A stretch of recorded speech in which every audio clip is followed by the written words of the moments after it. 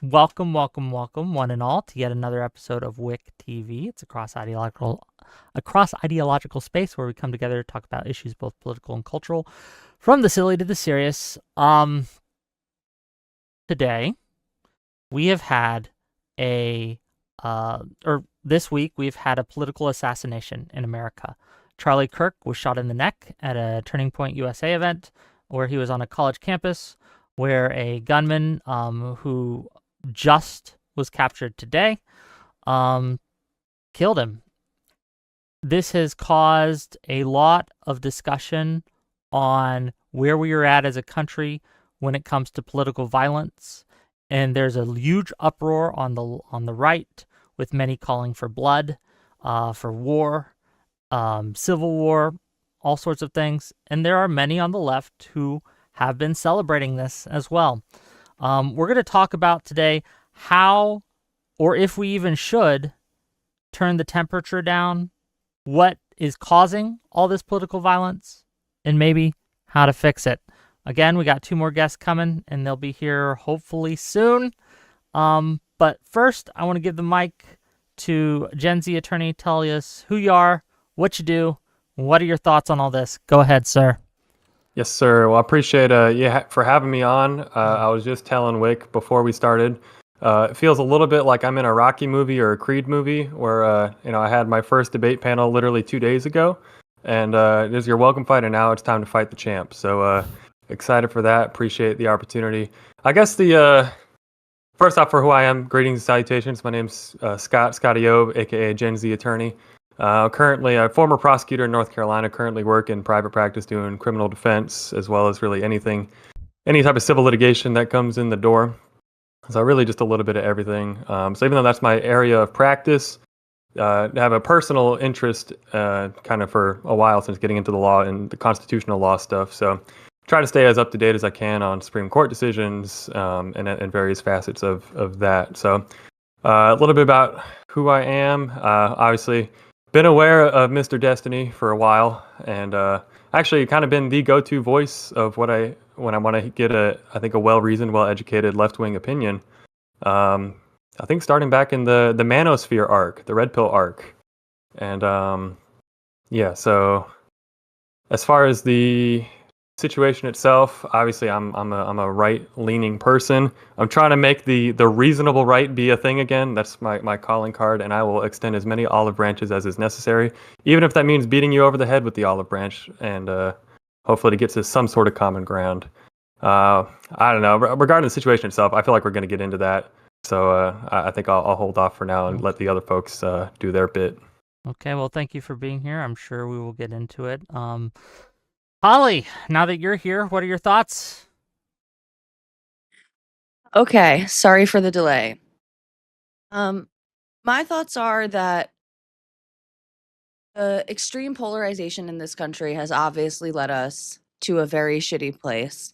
There's plenty of blame to go around, and lots of that blame should be deservedly directed at Donald Trump and plenty of Republican influencers and politicians who obviously stoke these flames and engage, I would say, in the type of stochastic terrorism that we're used to seeing from our favorite tanky Twitch user.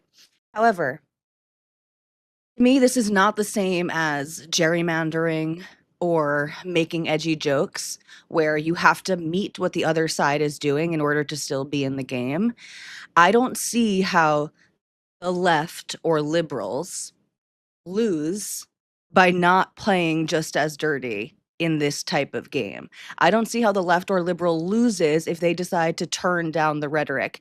Even if most of the responsibility for the rhetoric falls on the other side of the aisle, I don't see why this aspect also needs to be gamified when we're paying in human life for it. Those are my thoughts. Thank you. Dev, welcome to the stream. What are your thoughts? You're muted on your end, sir. It's time for the streets to run red with the blood of everyone. Let's go! Hi, how's it going, guys? I'm just fucking around. What are your thoughts here? My actual thoughts. Okay, so, jokes aside, I've noticed a pattern, okay? When you have a left-wing guy who attacks a right-wing guy, you'll see establishment Democrats offer condolences. Maybe they'll take the opportunity to shill for some new gun laws. Far-left communists over on Blue Sky, they'll cheer and clap and talk about how liberals deserve the bullet too. Right-wingers talk about wanting a civil war, and they want revenge. They want justice. But when a right-wing guy attacks a left-wing guy, you'll see establishment Democrats call for calm. They'll definitely shill for new gun laws. Far-left communists, they might be outraged, but they might also say, LOL, he was a lib, he was a traitor to the revolution. And then right-wingers, they invent these fucking conspiracy theories about how the attacker was not truly right-wing. He was a crypto-leftist, or he was a glowy or some shit. And there can be no real reconciliation unless the right deals with its own violence. And that's kind of weird to say when it was a right-winger who just got killed, but it is nonetheless the truth. And I guess we'll get into it as to Yeah, why. we will. And last but certainly not least, Destiny, what are your thoughts here? Political violence and what we do about it. Yeah, we have a leader right now, the United States of America. His name's Donald Trump. If anybody has the responsibility to turn down the violence, it probably should be him, especially given that he's the one that pushes a lot of it. Seeing Charlie Kirk get exploded on Streamable over and over again is exactly the type of stuff that Republicans push for. It's exactly the type of stuff they want. You can tell by the way they respond to it. It's not a call for peace. It's a call for more and more and more violence. That violence just always seems more acceptable when it's not happening directly to you.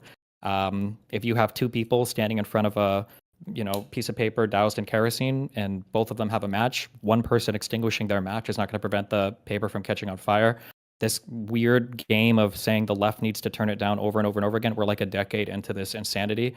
And Donald Trump, even today, like people on Fox and Friends are begging him to call off the civil war that the other side keeps screaming for, and he refuses to do it. Matt Walsh from the Daily Wire and a ton of other large right-wing figures are literally calling for revenge, for retribution, for some type of war. The idea that the left shouldn't say anything or that the left needs to take the lead on this, civility is achieved when both sides agree to be civil. And if the right isn't agreeing to be civil, then the left is being amoral or immoral by trying to be civil. You shouldn't subject yourself to extinction when the right is calling for, a total destruction of your side and keeps saying you're at war. Okay, and with that, I open up the floor. If anyone feels they're being talked over or needs to get a word in edgewise, just let me know. But other than that, let's get to the conversation. Yeah, I'll go first. My first question for Destiny would be, if we had a clip of Trump today saying that it needs to be nonviolence and kind of honoring and lifting the spirit of Charlie Kirk and following it in his footsteps, would that change any of the analysis we're doing here? If Donald Trump was making strong disavowals of violence and saying everybody needs to turn it down, that would be very good. It would start to change things, yes. Okay, so I don't want to do the clip game back and forth, but I just, you want to take my word for it, great. If not, we can do the clip game. Saw a clip of him today. I don't know if it was on the White House lawn, and I heard him explicitly saying, basically, I've already seen the clip that you're talking about, and literally 5 seconds before the edited clip you've seen, he blames radical left Democrats. So no. So then, in that spirit, then I seem to recall back to the Biden Independence Day speech, which I agree was not as bad as people make it out to be, because he puts this caveat in there where he's saying, oh, it's not the whole Republicans, it's not the whole conservative movement, it's just those MAGA Republicans. And seemingly putting that caveat in there was enough to kind of quell people, or I guess get folks on the left to think, oh, look, he's not calling for violence. It's just those crazy MAGA Republicans. I watched the entire speech and I've read the transcript and I can link it to you. He's explicitly talking about people who deny the results of the 2020 election, a belief that over 80% of conservatives hold today. It is fucking insane, and he was 100% correct in his analysis. And so you're saying there's a world of difference there then between Biden when he clarifies and says, oh, I'm just talking about MAGA Republicans, but then when Trump says, I'm just talking about radical left Democrats, they're saying that's different. Those clarifications? Biden was talking about people that were denying the outcome of the election. When Donald Trump says radical left Democrats, he's talking about every Democrat in the United States of America. Biden explicitly said afterwards, I don't even think the majority of Republicans are MAGA Republicans. But he was explicitly talking about people that denied the results of the election, which is a view that most conservatives, a huge majority, hold today. That's absolutely corrosive to our democracy. This morning, when Donald Trump was asked, what can we do? What should we do? Donald Trump says, take vengeance. And then the guy's like, at the ballot box? And he's like, well, yeah, voting, but that doesn't work anymore because it's all rigged. And that was what he said. It's like, oh, okay, so I guess we're just gearing up for a civil war. Okay. Go ahead, Tali, please. I guess I just like, so what comes next then? So Destiny, I really am with you that this is like, to both sides, this is not an accurate portrayal of what's going on. I find myself very frustrated that so many people on the right can't bring themselves to also just de-escalate. And overwhelmingly, Democratic politicians and Democratic center lib whatever influencers have been calling this out and have seemed justifiably horrified. It really only, it kind of seems like it's only a certain segment of the left even that is really feeding this ugly machine, but why not denounce? I mean, as I think maybe Dev pointed out on Twitter earlier, I don't know if he said it in his opening, but these are people who are like barely voting with the Democrats anyway. They want violence against the libs as much as they want violence against, you know, the evil Who fascists. cares about them? We can talk about them later. The problem we have right now is the president of the United States is pushing us to civil war. Why the fuck would I talk about a bunch of irrelevant things that don't even vote? Sure, and I agree. I agree the president is a problem too, but what I hear you saying is that essentially like the people like you, left of center people, libs also can't back down from this fight because the other side isn't taking their lighter away. But then so where is that going to get us? Then there's still a fire. We go to civil war. We fight. What do you mean? So then okay, so we're going to go ahead towards civil war? Like what Sure. kind of civil war is better better than extinction, right? What do you mean? What kind of a solution is that? It's up You to the say other side. You extinction, can't but- choose to have both people go to civility. That's not a choice that one person can make. One person can choose to either fight or be made extinct. And right now, that's what, if the other side chooses to fight, those are your only options. So that's all you can do, right?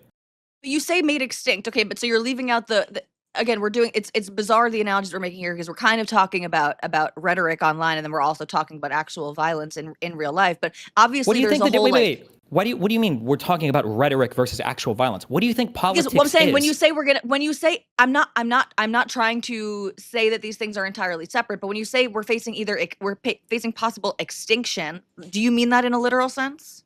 Eventually it'll get there. Yeah, we're getting closer and closer. But yeah, if that we've played this game over and over again. I'm sure most of you on this panel watch me go on Piers and have the same argument a year ago, where every time something happens, the right either makes a conspiracy theory, doesn't own their side, or they blame the left, or they want civil war. The left denounces and cucks out. Fucking Dodd just got fired for saying that Charlie Kirk's, rhetoric played into this. He got fired from MSNBC. Give me a fucking break, right? And we're just gonna keep doing this over and over again. Well, Donald Trump is literally encouraging violence like over and over again. It's insane. It's insanity. Like, yeah, people should fight back until the other side stops. I mean, like, what else? Yeah, what else are you gonna do? Just sit there and just keep getting killed over and over and over again, figuratively, metaphorically, literally? I mean, But I guess what just confuses me the most is, like, I feel like the most recent arc we just went down was the liberals need to kick out the crazy lefties because they don't help electorally, and they go out and do crazy stuff, and then they cheer each other on. And I know you can try and denounce it as, oh, it's 6-follower blue sky accounts, but I mean, are we do not? need to denounce it, but that's not what this conversation is about. The only reason why those people have so much like say or sway is because of how dominant they are on social media, because the right likes to point them out all the time.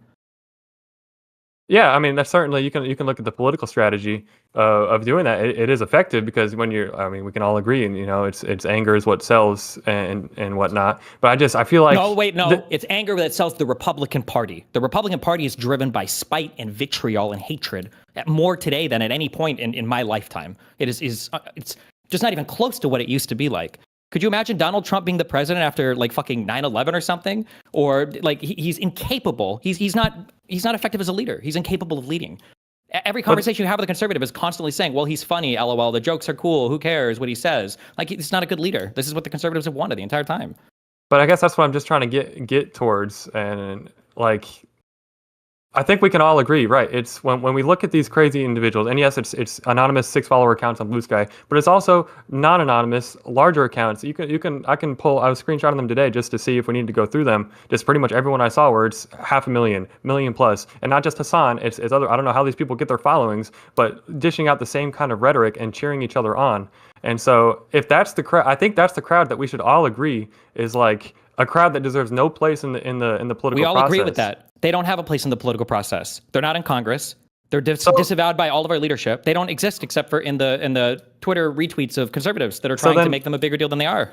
So then explain to me how in the day after the election, when you're on there with Brian Tyler Cohen and all the other folks that were in that call, and you're specifically talking about we need to jettison these pro-pallies that threw the election for Trump, which, by the way, if I was on the left, that would piss me off. I'd probably kill myself if that was the case. If we're losing elections because these crazies think do what they're going to do. But if that's not the fight that the internal fight the left is trying to go through right now, is we need to kick out these pro-Pally, crazy far left, just whatever term you want to use for it. But now it's like and of course we have more to learn about the shooter, but from what it seems, it's going to be someone who is obviously not a fan, and which presumably puts them onto the left and puts them into this category. Why are we like focusing on it's the right? You said, did you vote for Donald Trump on all 3 times? Yeah. Okay. Did you watch Charlie Kirk's neck explode when the fucking blood came gushing out after he got shot? Yeah. Do you accept that you voted for that? No.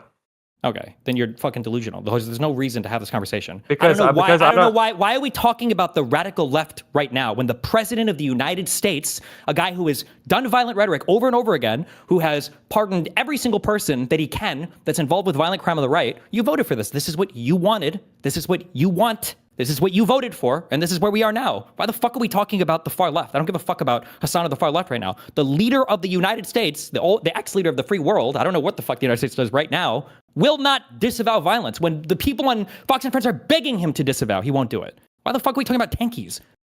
I guess I just reject that we're pinning this exclusively on one person. I think you can understand this is a much broader problem. No, we can agree. We can agree. No, hold on. I'll say You're just we lying. can agree Trump may have the biggest impact as being the president. I'll agree with you there. But this is just such a bigger problem than any one individual person. The problem is Donald Trump. That's the problem. He's signing off the violence on the right. There's a reason why 7 out of 10 of the largest protests in U.S. history have happened on his watch over the past 5 years of his presidency.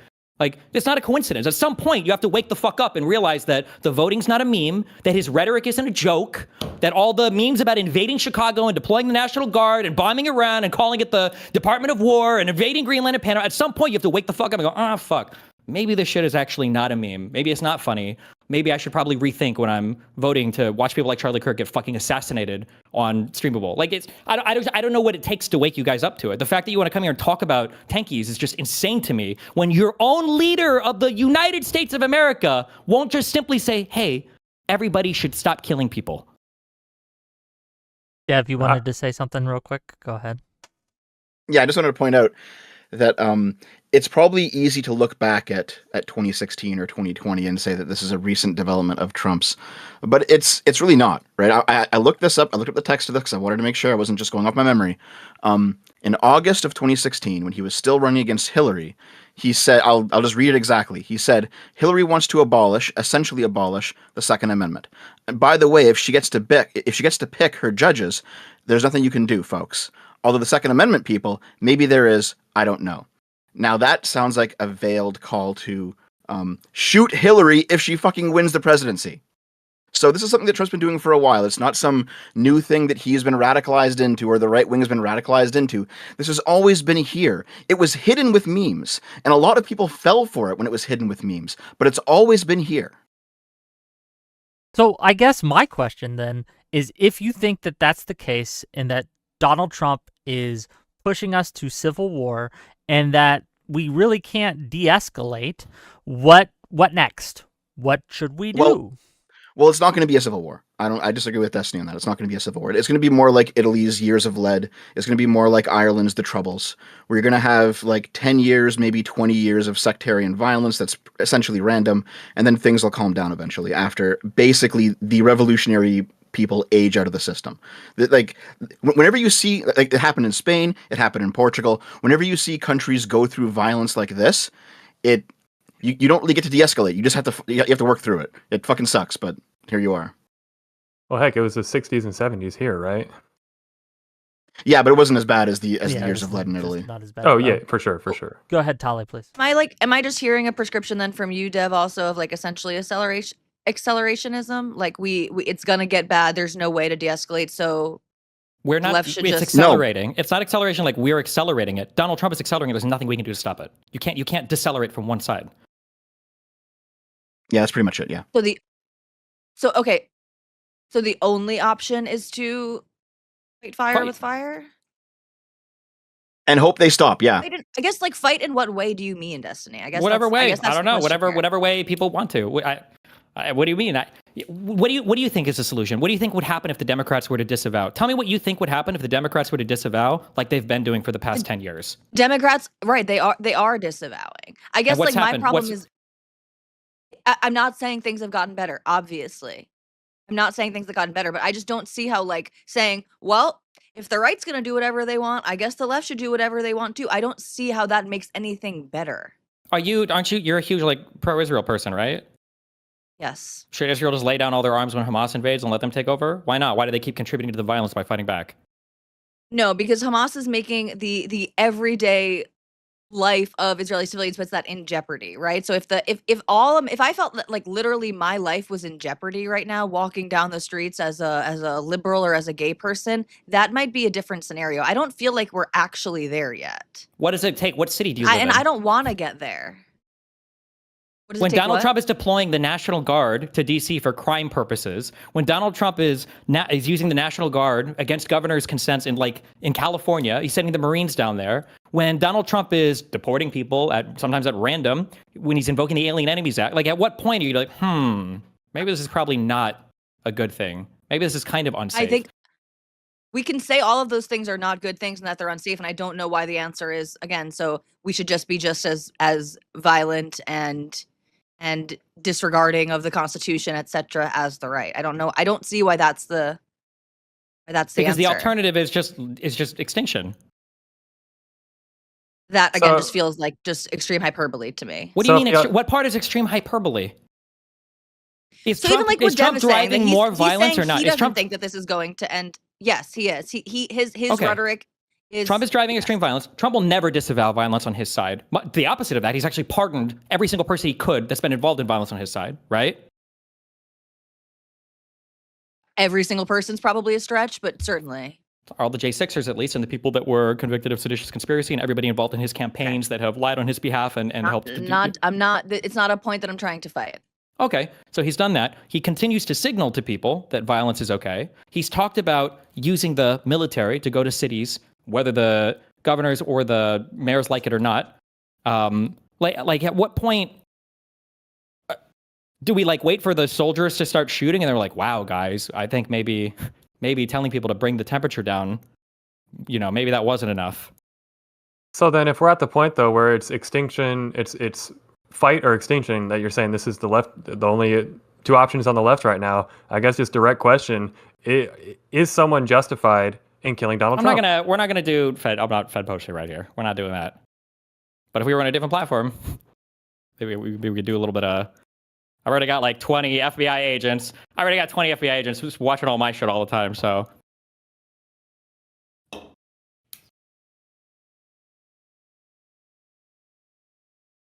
It's hard to have this conversation without at least in a video game or hyperbolically or something discussing this. And I understand we don't want to Fed post stop here. But doesn't this, hold on, just real quick. Wait. Can I ask a question? Real question. Hold on. For Gen Z attorney and Tali, do you recognize that Donald Trump's statements today increase the chances of me getting fucking murdered at the next event that I do?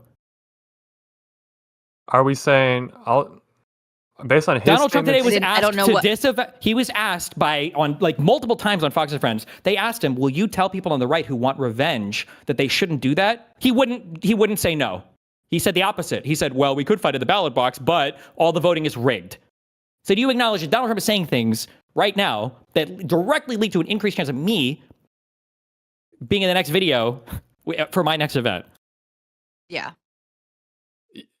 I would probably agree too, but is it more so of an impact than a guy picking up a gun and going and killing Charlie Kirk at a public event?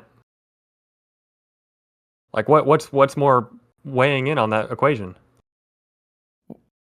I don't know how that's relevant. I don't know if we can control every single individual person necessarily, but the president of the United States is the one driving the rhetoric right now for political assassinations.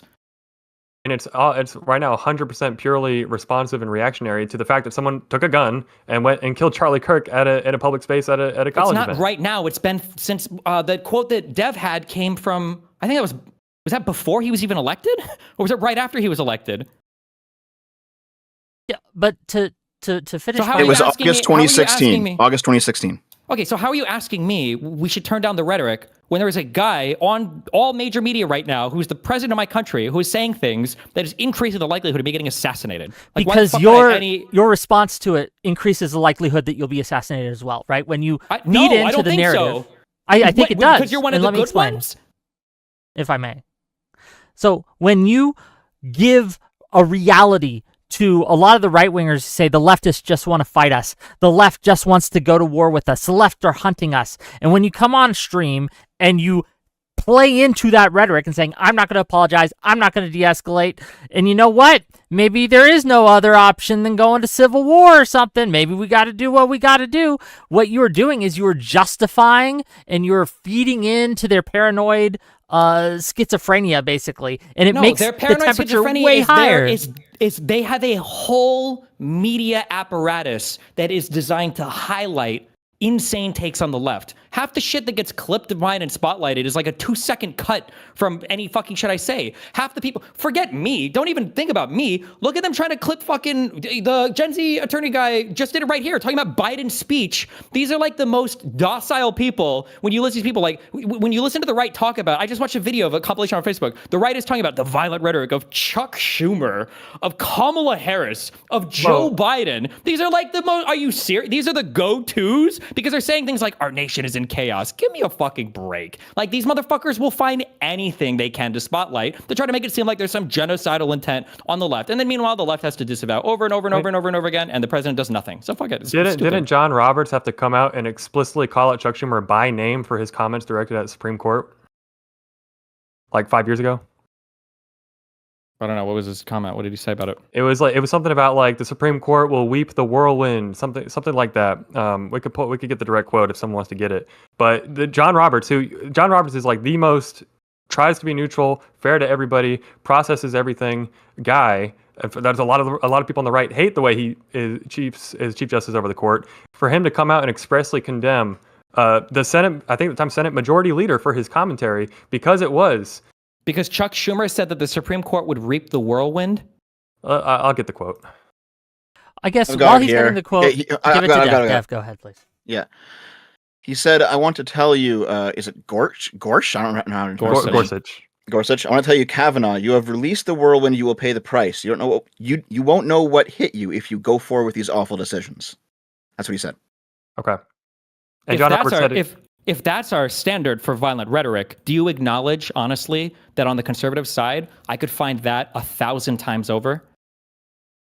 Yeah, no, I'm not going to die. Here's the thing. I'm not going to... Well, if you say yes to that, then I'm not even going to... I can't even hear Chuck Schumer then. It's noise at that point. It's the overwhelming amount is coming from the conservative side. Why would I even say anything about that comment by Schumer if that's the standard that we're going to go by? So it's just the left and Democrats are just infinitely shielded then, because you can always find a counterexample on the right.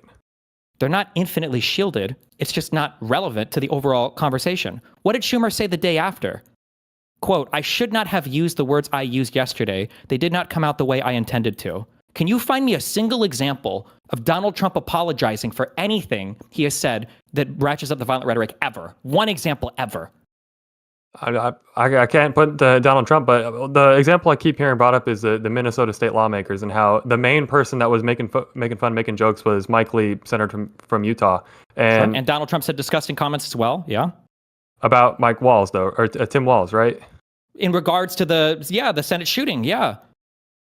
When I was looking up, all I could see was basically him saying he didn't call Tim Walls, but with that keeps being, the reason I'm bringing this up is because that keeps getting brought up as basically Exhibit A of recent politically targeted violence, which certainly, again, I'm not going to dispute. The guy was a right winger and he attacked left winger. But the only evidence example that we're pointing to of like elected official that was making a joke was a senator, which is bad. I'm not going to agree with it. But then he walked it back the next day. So just by the standard you just laid out, if someone walks it back the next day, then it's all hunky dory. We're cool then. Did Mike Lee walk that comment back? He did. I think he did actually. Yeah.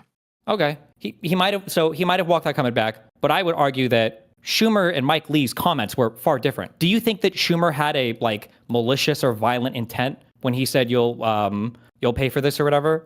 Probably not, no. Do you think that Mike Lee's intent was a little bit more sinister or jokey when he's doing a nightmare on Wall Street when a senator just got killed?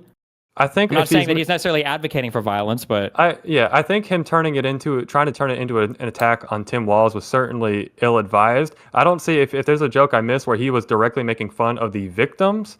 he had Then that was in quote. The quote was a picture of the shooter in the mask. with saying what, Nightmare on Wall Street? Yeah. Okay, so it's an attack. It's not an attack on the people and the victims. It's trying to make a political attack, an ill-advised, ill-timed political attack. But you can still see it's still a difference in kind there, though, right? I want to quote. Did Mike Lee walk it back, or did he just delete his post? He deleted it and he put out an official statement through his office saying, I could find the official quote, but it was a denunciation of what I said was wrong. Okay, while they find that though, my concern here, Destiny, with the things that you've said, at least on this panel, which is I feel are far more extreme than what even you were tweeting about. Let me ask you this: do you think that telling people that, hey, gang, there's really nothing we can do, we can't de-escalate, the right and Trump are out to get you, and they want to bring us to civil war? And then let's say tomorrow someone picks up a gun and goes out and tries to assassinate Trump again. Do you not feel at least somewhat that you have been responsible for that, or you would feel responsible for someone doing that? Maybe, but let's back up for 1 second, okay, and not be the I don't even want to say optics cucked, because you're not even being optics cucked. We're being delusional. What is anything that you just said leading up to that last statement? Were any of those statements incorrect? Is Trump basically coming after people? Is Trump basically advocating? Not basically. I'm sorry. No, advocating for his. What is incorrect? What is incorrect is the idea that if we de-escalate, that we're going to be led to extinction. Okay, so you think that is incorrect. That is not true. You think that the left can de-escalate right now? Yes, absolutely. I think the left can, at least from their part, turn the temperature down in such a way that we are more likely to take Do you think that the left control. Has been... Hold on, let me finish. To take control back of the House and the Senate in 2026, and also win in 2028 electorally. Because remember, there's more than just two players to this prisoner's dilemmas game. There are other factors involved, including a whole host of people who are watching what we do and judging accordingly. And I feel that if we do de-escalate and the right does not, that those other players, the electorate, will give us the W. Really? Did that happen last year? No, but it happened in 2022. It happened in 2020. Yeah. It happened in 2018. I agree with that. Yeah, sure. And in 2020, first of all, also, you don't agree with that because Donald Trump tried to literally coup the government and you still voted for him. So I don't know why you're saying I agree with that, okay? The fact that Donald Trump engaged in the behavior that he did in 2020, didn't make a single adjustment or tweak whatsoever to his electoral strategy through 2024, and then won the election, shows that something is fundamentally broken in our media or political apparatus or in the way we're communicating with each other. This idea that one side can de-escalate, I just don't think that's ever been true at any point in human history. I don't think it's been true in our recent history. I don't understand where this idea that if one, I feel like the left has largely been de-escalating, right? The peak bad was probably, I guess, the BLM riots, which Biden and Kamala had to disavow in order to run. It was the Chaz stuff that was peak bad. Chaz was pretty fucking bad. Chaz was bad, but I'd say the BLM riots altogether is larger on the national stage or whatever. The Chaz stuff was cringe. But Donald Trump and the Republicans have just gone higher and higher and higher and higher and higher. They show no indication whatsoever of turning anything down.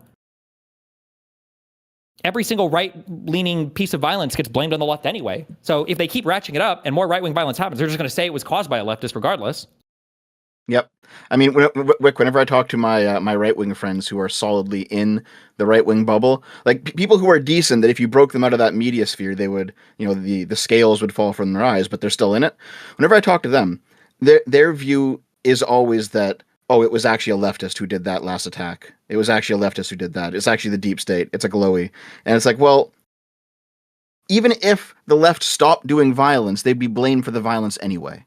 So you can't de-escalate in that media environment. It doesn't work. However, the reason that they say, and this has been done with the Charlie Kirk stuff, I think Shuan had said, right, even if it turns out that the killer was some kind of Groyper guy, right, and not really a leftist or some kind of schizo that had an incoherent political ideology, they will see the celebrations of many on the left, right, and it's a lot. Right, and people who were making memes, making jokes, going out, just saying crazy shit, and then they'll see Destiny come on and say, well, we can't de-escalate. We might as well prep for war, gang, because otherwise we're going to go extinct. And they're going to use that to justify to normies that we're right and they're wrong. And I think that if we take out as much as we can of that equation, right, I think that we have a much better chance at getting to a civil society. Works-cited crack pipe. Do you think Mike Walsh watched my stream before he made his call to arms decision that the Daily Wire retweeted? Do you think that Donald Trump watched my stream before he went on Fox and Friends this morning when they were begging him for a shred of humanity to call down the violence and he refused to do so? Do you not think you have any influence on these things? Because they don't hear from you directly, but they hear it indirectly. It's called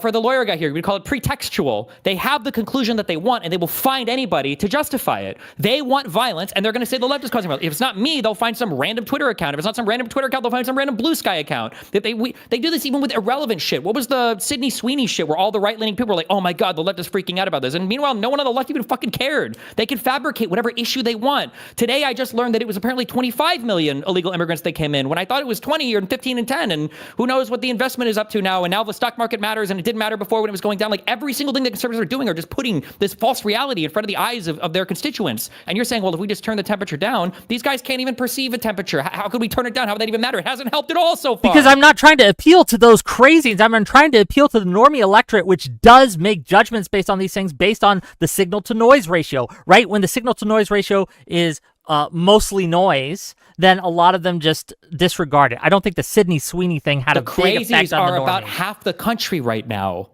I disagree. I do not You're just agree. Wrong. That Donald Trump won the popular vote in the last election after trying to insurrect the government. Not everyone who voted for Trump is part of this crazy cohort, though. There is a significant group within the Trump voters, the MAGA cultists, that you will never reach, and I agree with you, are these crazy cultists. But to say that is most or all of Trump voters in 2024, I just disagree. Then it's just as bad, but it's on the other end of the coin where they just don't care about it then. In which case it doesn't matter anyway.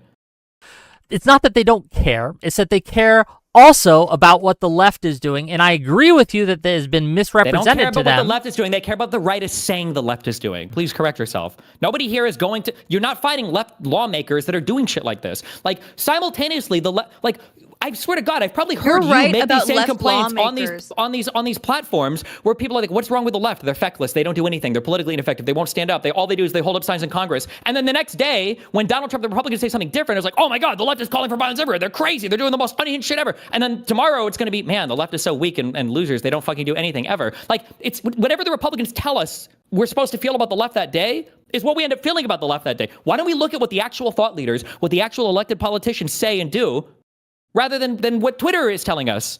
See, but I think this is the game that gets played, though, where it's like, okay, it's easy, and I'll give credit to all the Democrats who've come out and said, yes, political violence is bad. Okay, you get your props for that. But right now is about the easiest time for someone on the left to come out and say that, because guess what? If you don't say that, you're seen as the one that's fostering and probably getting this type of violence. It'd be like taking any sort of attack that the left may do, or the right may do on the left, and now all of a sudden the entire discourse is about how the left needs to tone down their rhetoric so less right-wingers go after hunting lefties. If the environment right now has so many huge figures on the right calling for civil war, why the fuck would I look to the left to disavow people on Twitter? So, I mean, and I guess I disagree with this framing too, as far as like, yes, I see the calls for war. It's time to fight back. But honestly, I don't even know what that means. I'd love for someone to explain to me, war against who? What does war even look like? Are these genuine calls for violence, calls for war? Or is this just more LARPing, cosplaying, saying it's time to fight? Fight, fight, fight. Was Trump saying fight, fight, fight after getting shot? Was that him saying, okay, now it's time to go to war? It's time to literally fight?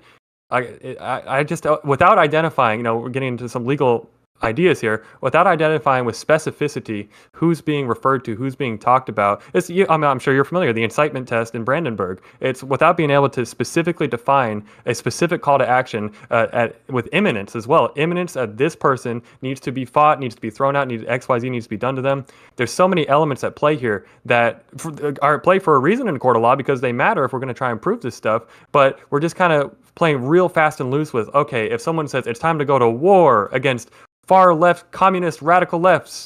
And then it's like, I've not seen enough specificity or outcomes. Yeah, this is the game in real time. I don't think you even believe anything you just said. I think you know that you're playing a game right now, because we have no problem trying to parse through the statements of every random word that Joe Biden says, or we can remember these specific quotes about "you'll reap the whirlwind" that Schumer says and apologizes for the next day.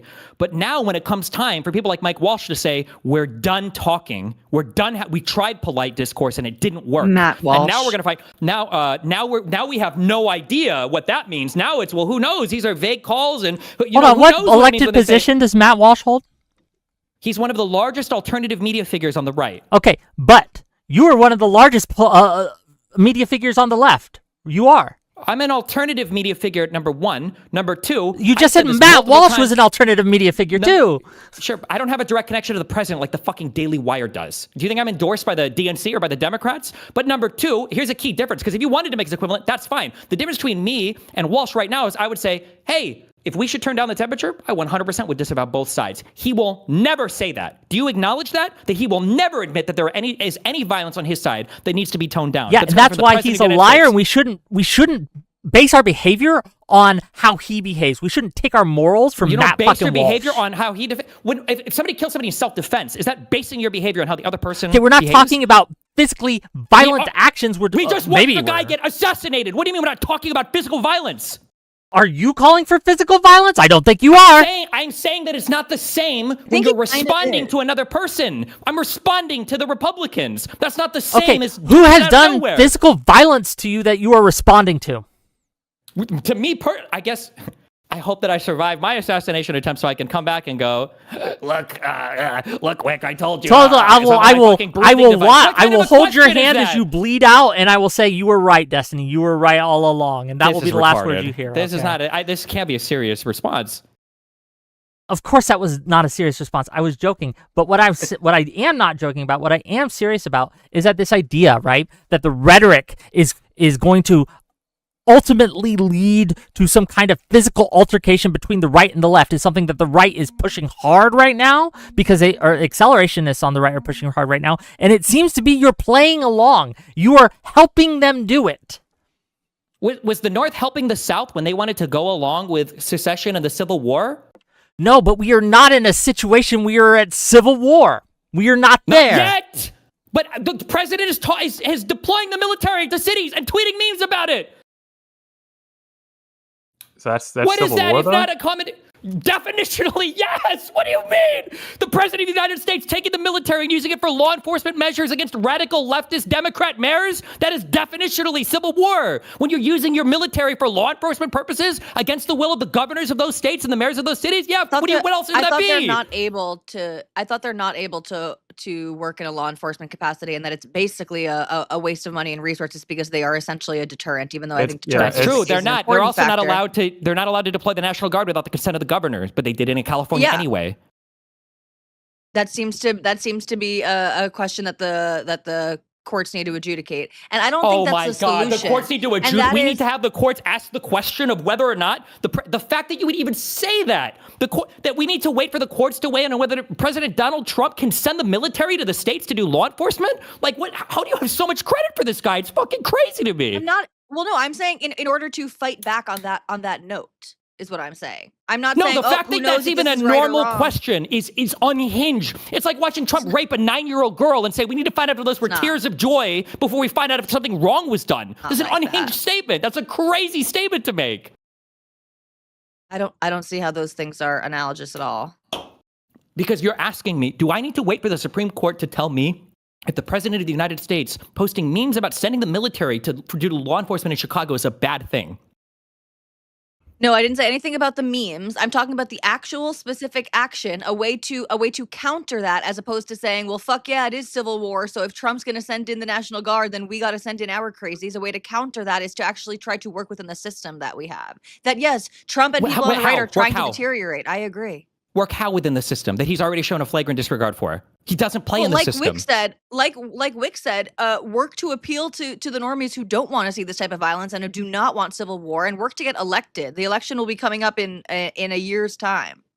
Okay. Yeah, So I guess- hopefully we can edge out another 50-member Senate where Biden passed a record amount of legislation. Doesn't matter. No one gave a fuck. Where Biden had to come in after another Biden's destroyed Republican legislation economy. is obviously separate to the severe cultural rot in our society, and That's caused by conservatives. They are rotting the culture and showing you the cultural rot they want to talk about. That's why prior to the election, every American in the country, people in fucking Michigan and Pennsylvania are worried about illegal immigrants, and now the problem is magically gone. No one cares about it anymore. What we are seeing in real time is what's called reciprocal radicalization, where each side's extreme points to the other side's extreme to justify their extreme actions. And when you are helping them do that, you are an active ally and participant. No, you're so wrong, and it's such a retarded thing to say. The extreme people on the left are people like Hassan Piker. The extreme people on the right are people like Donald Bro, you're Trump. calling for fucking civil war. I'm not. It's a one-sided saying it's thing. the only option. If one side wants to push for war, then what do? You're saying the two options are civil war or extinction. If the other side won't de-escalate, yes, right now, do you think that right now, if the Democrats said, hey, Trump, we're willing to disavow all violence if you do, who do you think is the roadblock there? Okay, well, it's a hard hypothetical. You're saying the Democrats, are you talking about like a thought leader of the Democrats? Is it a... That's the problem. We're also, we're conflating a lot of these things. So like, I haven't conflated them at all. You guys are, to be clear. I'm talking about the elected people who represent the party on both sides. Sometimes you guys want to talk about the Twitter on the left, but I'm talking about like the elected lawmakers. Okay, so we are all conflating these things though, right? Because the problem does not seem to be Democratic elected officials. By and large, they are not part of this problem of stoking violent rhetoric and cheering on violence and anything like this. It is obviously a problem online in the media sphere, and a lot of young people, maybe the people who are getting radicalized right now, they are not really listening to. They're not listening to They know your name before they know the name of their elected official locally, and the same is true on the right. And you're right. The alt media space on the right is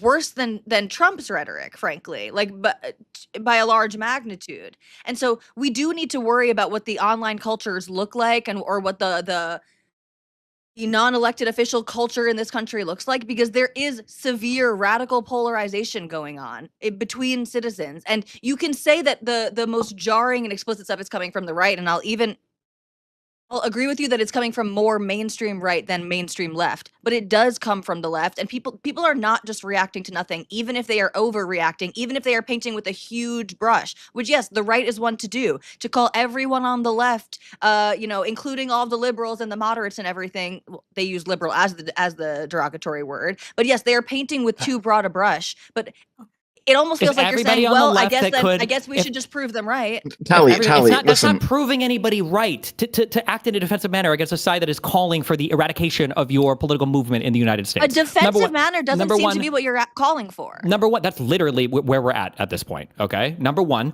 Number two, if all of the left mainstream people disavowed as hard as they fucking could, then the temperature would go from 0 to 100, it would go from 100 to 98. If Donald Trump just on his own were to bring it down.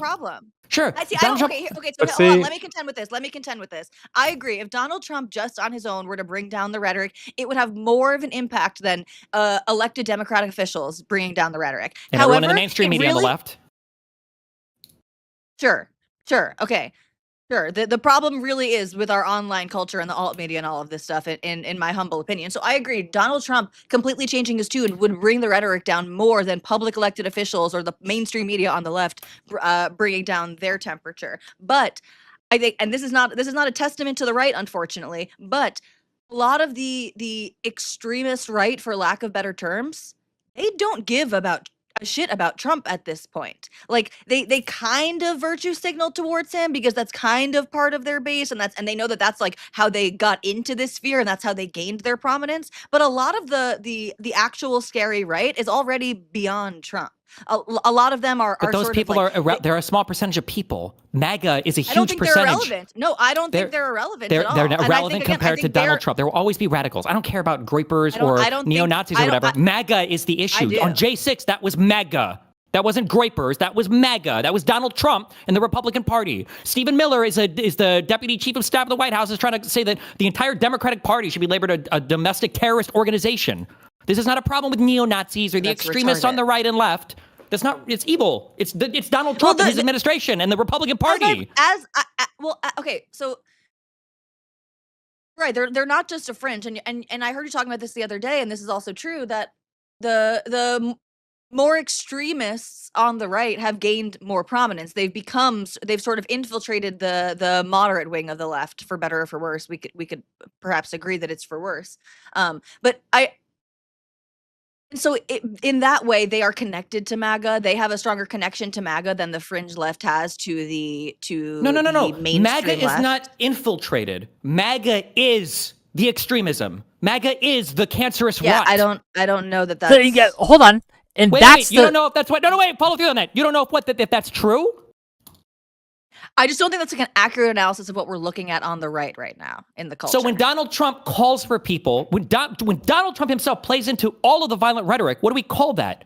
Stephen Miller is like literally fucking Goebbels over here on fucking Twitter. What are you talking? Like every single person that's surrounding this guy is an extremist lunatic. Steve Bannon was in the White House picking out senators like Roy Moore to run for election, or fucking Roger Stone is one of the crazy motherfuckers online is working this guy's election campaign. Or like, how many examples do you want? These are people that are close to Trump, that are part of the fucking White House.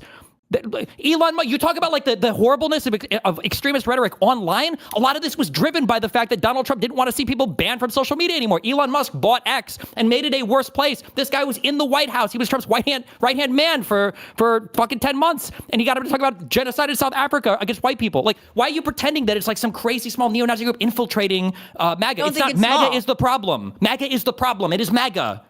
But also, too, if I could just make one observation, I'll be quick. Go ahead real quick, and then Dev, and then I have things to say because this has gone way further than I thought it would, but go ahead, please. So we're in this conversation here, and obviously me and Tali here are supposed to be the champions for the right wing. And I feel like we've been trying as hard as we possibly can to make the concessions where appropriate, to say, yes, this is rhetoric that's going too far on the right, which, correct me if I'm wrong, this is the exact prescription that's being made right now by you, Destiny, that the right is the ones that need to come together and tone down their side. And granted, I'm not the president, I'm not Stephen Miller, so I can only do what I can with the people around me. And I'm doing my damnedest by coming against spaces like these and the people around me in my circle. I feel like Tali's doing the same thing. But it's difficult to make the case when the clips that will come out of this very conversation, where we're trying to build the bridge there and say, yes, it is a both sides need to de-escalate type thing, and all we're getting back is no, it's 100% on the right, it's all on the right. And there's just it's so hard to make this argument to try and bring us back to sanity when the argument concessions, we need concessions from the president of the United States. Your concessions don't matter. That's what I get. But when I see on Piers Morgan, you made it was a correct point that if Dave Rubin and that other chick were not going to denounce J6, then you're like, then I don't care what they have to say, even though Piers was saying it. But Piers asked you if they were to denounce it, would you denounce the shooting on Trump? You said sure. I think you said I'll think about it. And then Dave Rubin came out and said, well, we don't know exactly what happened there. And then you're like, okay, yeah, F these guys. I'm not conceding anything. So here you have two people that actually are the ones willing to make these concessions, and it's not getting us anywhere. They just said they weren't making any concessions. You just quoted it back at me. They didn't make concessions. Dave Rubin saying made it really bad there. In front of you. In that conversation, right? I'm talking about the people in this conversation. Well, those guys were larger. This was on Piers. It was a larger media thing. Dave Rubin is a larger media figure. For sure, yeah. Dave Rubin has bought into the conservative messaging apparatus, though. This is another guy who's connected, to Trump on a fucking direct mental line or whatever. Like, I guess all of the mega media sphere is. And we can certainly identify that, the incentive structure is to say the crazy stuff, because that's what gets you the likes, gets you the clicks. That's just a problem that everyone's going to have to contend with. Why do you keep saying that? Why doesn't it happen on the left then, in the lawmaker and in the mainstream media segment? So you don't think there are large voices on the left that are saying, basically advocating, maybe not expressly for violence, but they're doing the, political violence is bad, but he was a fascist and a Zionist, and I'll just leave it at that. On the mainstream media and for elected officials, this is not happening on the left. It is happening on the right. Why is it one and not the other? If it's just things I agree, get clicks. but mainstream media and elected officials have such little influence on the. What are you talking about? That's not true at all. Mainstream media is massively consumed by a ton of people. Maybe not in our space particularly, but Fox News is the most popular cable news network. We're talking about on the left. We're talking about on the left. We were specifically talking about the influence within the Democratic Party and people on the left. Real quick, Tali, I can think of exactly one elected Democratic official who engages in the same type of rhetoric, and that's Maxine Waters. That's it. All right? On the right, it's every single fucking person. And if you want to talk about alternative media on the left, all the alternative media on the right is also doing the exact same as the left, probably worse. I agree. I completely agree. Yes, literally, definitely worse. I agree. So then Or why at would you? least What is the in incentive? larger numbers. So on the left, you can't. If you disavow, all The you're doing incentive is I don't want us all to die, and I don't want the further polarization of this country, because I do think, which is something that you don't seem ready to acknowledge right now, even though I know you feel this way about the extreme left. The extremes in this country are fueling each other. It is not just one side completely making It's things one up. side. Even if one side is, It's one it's side. not. It's just It not. is. It is. It just is. It just is. Not. It is. It's not. It's and like you know it's 80% not, one because you side, spent Tally. It's like years- 80% one side. 80%, meaning, what do you mean by that, Tev? It's 80% right wingers and like 20% left wingers at this point, because all the left 80% of wingers, right wingers fanning the flames or being crazy. yeah, they're fueling what's going on. I would put the responsibility I agree with 80-20 right left. Well, hold on. In terms If of, it's like, 80%, if it's 80% the right's fault, then there's only so much damage control you can do by handling the left. You must also handle the right. Especially when you can't even control all of the left. Like, how many times have we disavowed tankies and everybody in the mainstream media has had to disavow the left and fight with the left? Like, fuck, there's a huge fight in the Democratic Party right now over whether they even want to endorse Mamdani. But that's not enough. It's never enough. At You're this point, acting we're like not. these- Hold on, just real quick. We're not asking for a disavowal at this point. At this point, we've accelerated, and now we aren't just. I'm not disavowing it. It's like they're coming to kill us all, and we need to get ready for war. Is what you're saying on my panel. They're coming to make us extinct. That's what the right is saying, and I'm saying we should be ready for it. There are other What ways. I'm saying incorrect. Wait. Is what I'm saying incorrect? Yes. Oh, wait, so the right is not. I couldn't show you tweet after tweet after tweet. I can show you tweet, but if you think that is the majority of the right, you're wrong. That is not representative of the majority of the right wing in America. It is representative of a crazy few that are online that have loud voices and a lot more influence than they should in the Trump administration. But in that case, I will concede my entire point if you can show me a single alternative or mainstream large media figure on the right who's saying the right needs to bring down the rhetoric as well. What do you count as It can't large? be somebody like Massey who's being excoriated by the right now for fighting Trump on this, because now they all hate him for saying that. Sir, well, you're putting me in an impossible position, because everyone who does that is large on the right in these spaces, is going to be excoriated by those That's the loud whole few point. voices. But listen, just but like wait, wait, people wait, on the I've got left. one. Listen to what No, you're hold saying. on, Listen to what you're just like saying. just like the You're telling me that we Vanguard have to- is excoriating Pete Buttigieg, right? Doesn't mean Pete Buttigieg isn't trying to turn down the temperature or do these things where you have Vanguard and other fucking crazy lefties are always going to excoriate them. Yes, so obviously. But the difference is every single mainstream Democrat is disavowing them. And on the right, not only can we not get them to disavow Trump, they're disavowing the people that are disavowing Trump. So you're saying that on the left, we have a problem with disavowing extremists. We don't, by the way. We all disavow them, and we've done it over and over again. The mainstream and the alternative left like me do it over and over and over again. And you've seen this from top to bottom. On the right, it's not even that they won't disavow Trump. It's that they will disavow people that are disavowing Trump. Donald Trump made a joke about putting Liz Cheney in front of a firing squad because she was on the J6 committee. Trump is shit-talked this guy more than any other elected official in the United States because he hates how much. Do you see the disparity and the problem there? And you're like, but Steven, you guys need to disavow just a little bit harder. How do we fix it is the thing, and You can't. seem to We be. can't fix it. Yes, You can't fix it. that's the problem I have with your rhetoric. I disagree with you, and I think that if you are telling people that there's nothing to do, there's no way to fix it, there's no way we're going to, then you are inevitably feeding.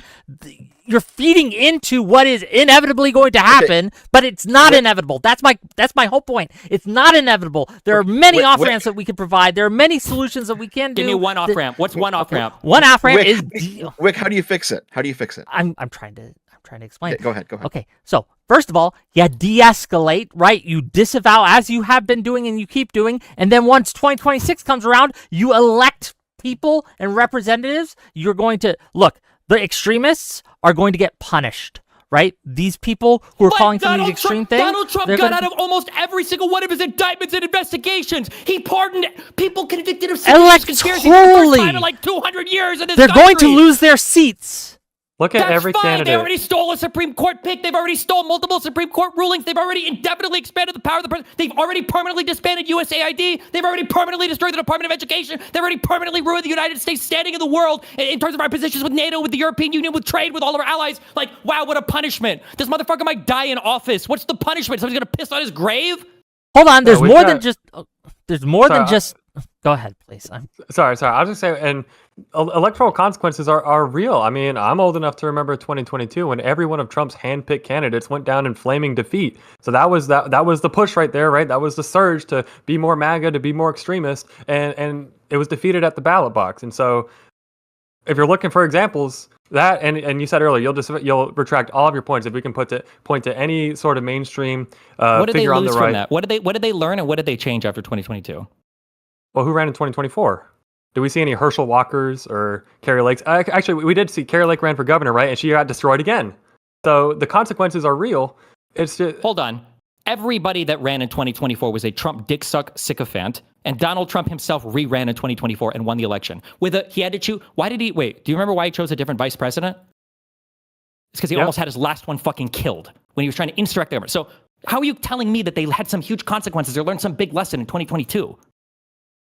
Because they lost. And then you get to 2024 and you can look at Trump and the platform that he was putting together. And I've heard it said before, when you've got these 80-20 issues like crime, issues like immigration, and Trump is planting himself in the 80% side and is riling up the Democrats to take the 20% side every single time, then yeah, he's making the broad appeal. And there's a lot more factors too when you're talking about Joe Biden, what happened to him, how he has to now step out. You're inserting a candidate who seems to have zero authenticity or ability to articulate a consistent worldview that she's held throughout her political career. It just Do you felt think like Donald Trump, I'm curious, can you articulate anything that Donald Trump says about literally any fucking issue ever? What do you think Donald Trump's grand vision is for the Middle East? How do you think Donald Trump wants to end the Ukraine-Russia war? He doesn't have a What do you think Donald Trump's domestic economic policy looks like? Are tariffs here so that we can make deals with other countries or so that we can protect our manufacturing? What do you think Donald Trump's position is on Canada and Mexico?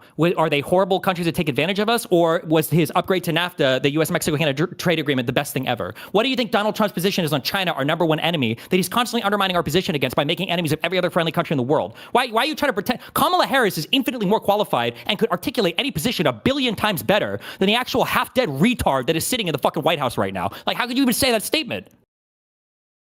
I would just disagree as far as if you want specific, detailed, pointed plans as to how any individual issue is going to get addressed. Of course, you're not going to get that from the figurehead of the movement. You're going to get it from the advisors, the people that come in under the experts. You could get it from Kamala Harris.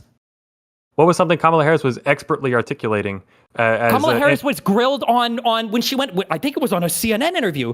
Her and Waltz got grilled on their economic plans or whatever, and she had to go into her, the 3 big credits that she was offering was an expansion of the child tax credit. She was talking about deductions for businesses where the first, $20,000 of income would get some kind of tax deduction. They talked about housing plans, about how they wanted to give like a first-time buyer a home credit or whatever, and do like, you can walk through and listen to her detailed plans on anything she talked about, as opposed to Trump, who literally can't name a single specific thing on anything.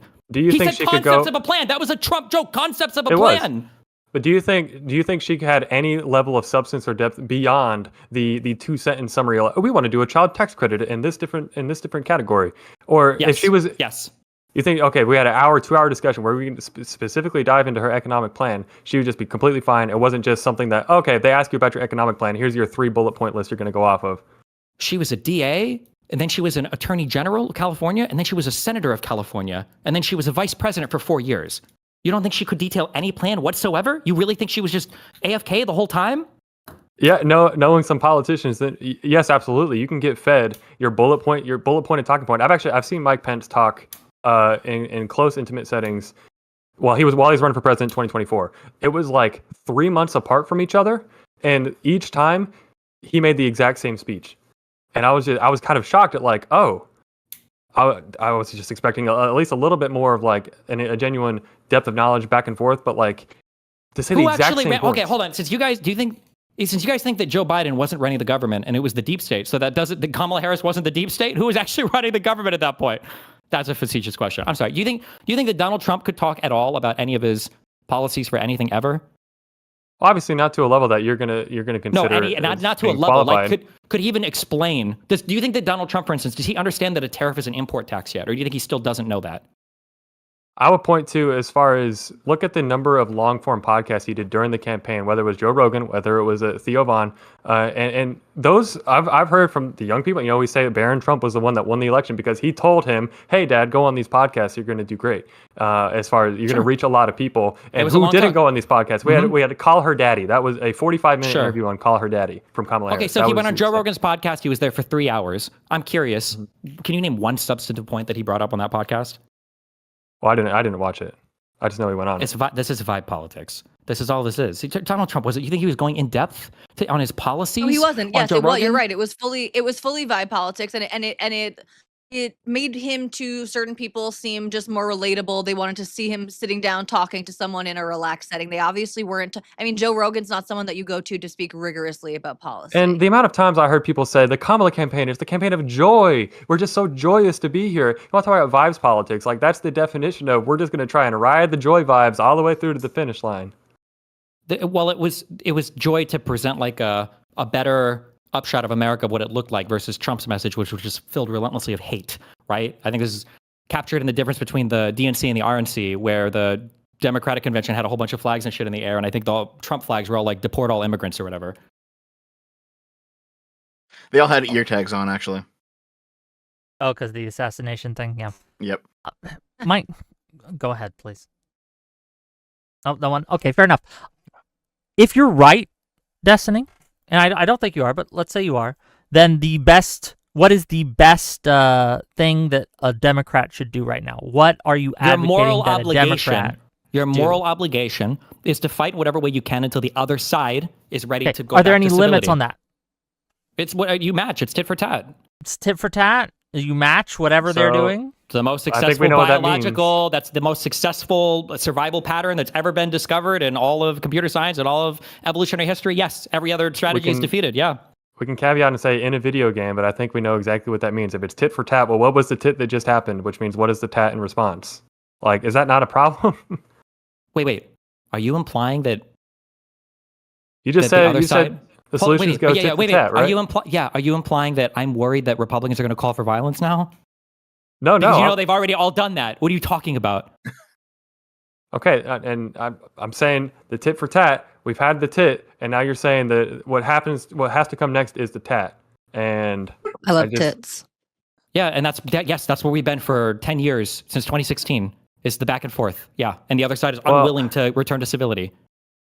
So yeah, I would look though at who have been the most effective political leaders as far as actually effectuating real change in the country, really throughout its history. Is it the people? Just to take one example, was it MLK? Was it Malcolm X? Was it the one who said, let's actively practice civil disobedience as we're being hosed down, as we're getting dogs set on us?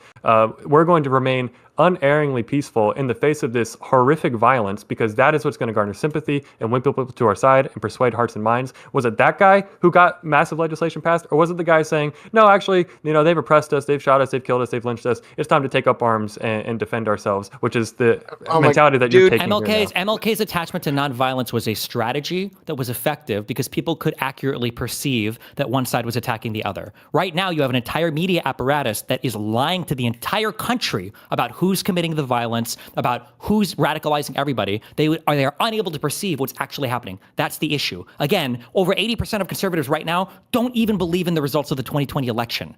MLK's strategy only worked because people actually saw what was happening, and you didn't have a whole AI system of fucking Russian bots and all this other crazy conservative shit who have all decided, I guess we can fucking lie as long as we, spread our message. That's the difference. If people couldn't actually perceive MLK, the children and everything getting attacked by dogs and shit, then it would have been a dog shit strategy.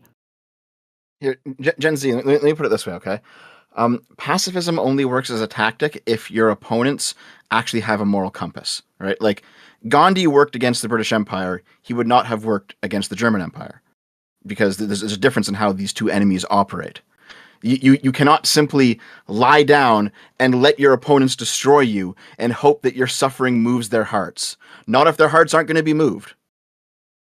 Then to both, to Dev and to Destiny, then what the Charlie Kirk shooter did was justified in your mind then? I don't know if I would say justified, but I mean, it's a natural consequence of what's happening. And there will be more killings too. They will happen. Yeah, for sure. And right now, Donald Trump is providing the justification for both sides, I would say. You act as if this is inevitable. I very much disagree that it is inevitable. I think that we have places where we can get much less political violence. You are correct that it is happening at a greater and greater rate. Again, we had about 150 political violent activities in the last 6 months or so, and last year it was half that. So there is more, but if your only solution here is that we have to match energies, it's going to get worse, and they want that. You understand that. The Republicans want it. They don't want it. The crazies, I should say. The crazies. Hold on. The Republicans desperately don't want it. Oh, they absolutely do. They don't. You're wrong. Oh, they are going to use it to basically kneel on your neck, to step on your neck and say, this is justified, and so that the public just lets them. Because the loss of Charlie Kirk is damaging to the conservative movement. That's going to hurt a lot. He was a big figure in the movement. He was super young. He had a huge future ahead of him. Turning Point USA is an incredibly successful organization. That is a huge damage to the Republican movement. They don't want. Okay, they do you want think to be able to his say death shit is happening, removes the organization? The infrastructure is still in place. There will be another Charlie Kirk. They're just going to replace him as a figurehead, but their martyrdom they are going to use to justify so many degradations of our civil liberties and civil rights, and they're going to use it to oppress liberals and leftists. They've absolutely are. They are giddy. We have the Lake and Riley bill. We already have like this legislation written off of these. Do you think it's as bad as it could get? Do you not think it can get worse? It can, but it's because they're driving it. It can't get better if one side wants it to get better. Both sides have to play into it in order to have civility.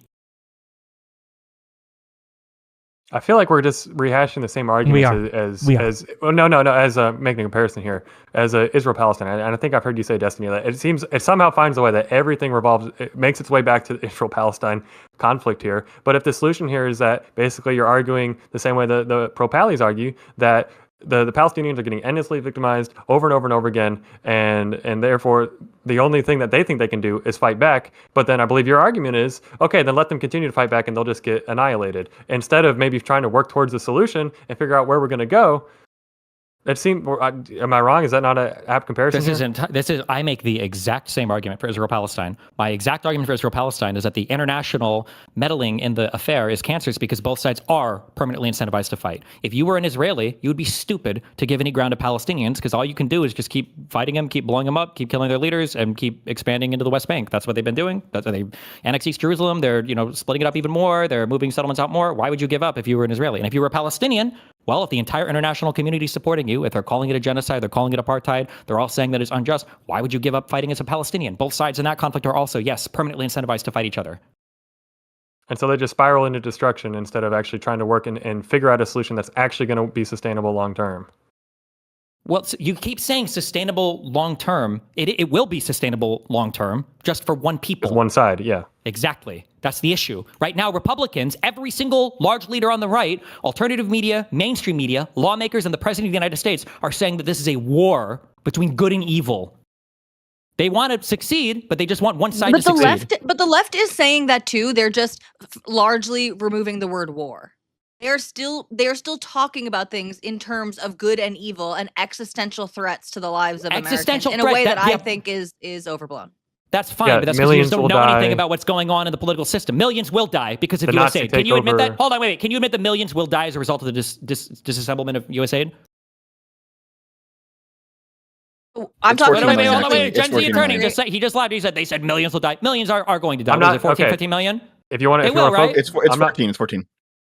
I'm not going to focus in on international aid as our evidence of millions will die. How about hundreds of thousands of people that died as a result of the people not getting vaccinated because they didn't believe in the COVID shots?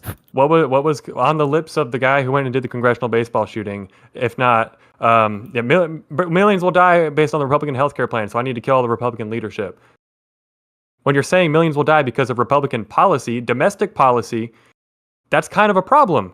But millions have died. Don't you think there's a difference if one side is being truthful and the other side is lying about things? Don't you think there's like a difference there? If there's a truth value and one side is being honest and the other side is fucking lying, don't you think that matters? But you were not only just saying that this is true, you were saying this is true and there's nothing we can do about it other than civil war.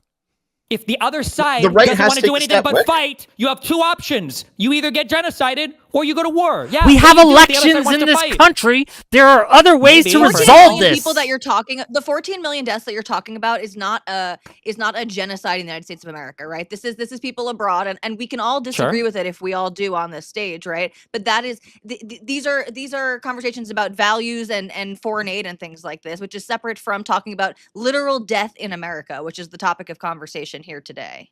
Sure. I mean, Yes, we're defunding all of our healthcare shit right now. We're like crazy. We just did cuts to Medicaid, which the conservatives in the past have said they promised they'd never touch. You've got people that are not vaccinating their children against. So if defunding healthcare is going to potentially lead to deaths of Americans, then is it justified to murder Republicans for that? If our greedy healthcare system is responsible for death of Americans, then is it justified to murder I never said CEOs that of healthcare? I'm not saying that it's justified in doing it. I'm just saying there's a difference in the truth value between what both sides are saying. We can talk about prescriptions. You're not saying it's justified, but you're basically we saying can if talk they're about not going to let you're their foot off the skipping gas, over. then Do you then acknowledge then there's a it's gonna- difference? it's a natural consequence. Wait, no, wait. Do you Tali, acknowledge there's a difference in the truth value between both sides saying these things? That when the right says the left are all communists and the left says the right are fascists, you understand that one of these statements is kind of true and the other one is totally fucking false, right? Or do you think they're the same thing? They're not the same thing, but there's truth to both of those statements. There are actual fascists on the right, and there are actual communists on the left, both vying for name power. a communist on the left. I'm gonna name one on the. I'm gonna name a fascist on the right. But let me start. Donald Trump. Name a communist on the left now. Like I said, on the right, they are more successfully vying for power than they are because they're the president of the United States. And I've already acknowledged that this is not an issue that we have among elected officials in the Democrats. Then why did you say it's an issue on both sides? Sorry, go ahead. Why didn't you just say the New York guy? Like he's a socialist. He counts. Well, because then we're going to get into a semantic difference over. Well, he's not actually calling for a cashless, stateless society. He just wants to do, free grocery stores and expand the social safety. Because that's going to be the distinction that gets played. Because it's a dumb distinction. But again, it goes back to. Sorry, real quick. It just goes back to the 5-hour explosion between Destiny and Pisco about use of the term socialist. And what are we meaning by when we say socialist? No, it has nothing to you keep wanting to skip past the truth values to have like the fun meanie arguments or whatever, okay, while people's brains are getting exploded. The reality is look at the difference in treatment between the Democratic Party when it comes to Mamdani. They don't even know if they should endorse him. On the right, you've got Mike Johnson and everybody else covering for child rapists, potentially. Do you see the difference there? How lockstep everybody is on the right in the mainstream media, most of the alternative media, and the lawmakers and the president are all saying, oh, the Epstein stuff, who cares, LOL. And on the left, they're like, oh, I don't even know if we should endorse the next mayor of New York City. Do you see the difference there? It seems highly likely that the only child rapist was Jeffrey Epstein, to be clear. Nice just fanning the flames of that. Pivot and dodge. I'm not even trying to dodge. You're trying to. I hope you guys have big old vibrators. You jerk off to the next assassination. It's a fucking good meme. Good meme. Tali, well memed. Going around and calling everyone pedophiles. Well memed, guys. Calling everyone pedophiles. I've got a question for you, Tali. That environment, which is something, by the way, that the left used to readily acknowledge, that calling people groomers and pedophiles can actually put them in danger when it's unfounded. And so I do think that there's a lot of that going on both sides there right now. That is just both sides. QAnon was literally built around a secret pedophile ring. I agree, and that's why it's so disturbing that the left has decided to take up this mantle. I agree. When did the left take up this mantle? The left. Wait. You know what? I almost agree with you. Stuff? Yeah. Wait. Where did the Epstein stuff come from? Who drove that harder than anyone else in the country? Yes, the right, obviously. So look at that. So even there, where you're giving me a problem with the left, it comes from the right. That was my exact argument earlier. All of this is stemming from the right. Bongino and Patel and Bondi were inviting people to the White House for new Epstein files. It was all bullshit. So even the problems we have on the left sometimes are literally caused by amplification on the right. And you're saying both sides need to tone it down. The left doesn't need to participate in it. Correct. So the leftists need to be bigger in every single way. We have to disavow the bad people on our side. We have to point out that the right is falsely magnifying things on our side. That's effective, have to and fire it wins. Everybody. What? Yes, that's effective, it doesn't. and it wins long term. Absolutely. Long term? We don't even know long term where we're going to be at. So the populists on the right took over the right. The populists on the left have not taken over the left. That's why it's happening. There's a substantive difference between these two things. Right? Like the communists don't control the Democratic Party. The communists aren't in control of anything right now. I think. Okay, Tali. Here, Tali, just real quick. Okay, go ahead. I want to go back to one thing you mentioned earlier, because you were talking about USAID and the 14 million deaths, and they're obviously bad. The argument you were making is that there is a. This is kind of a meme question, but I don't mind. there's the argument you were making, I think, was something like there's a difference between people who die as a result of like poor policy or laws being passed or bills being passed, and then directly killing people. And you said that these two things are different, right?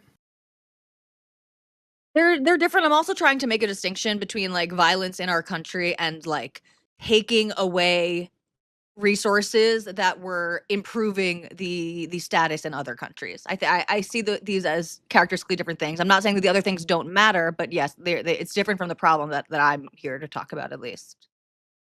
Right.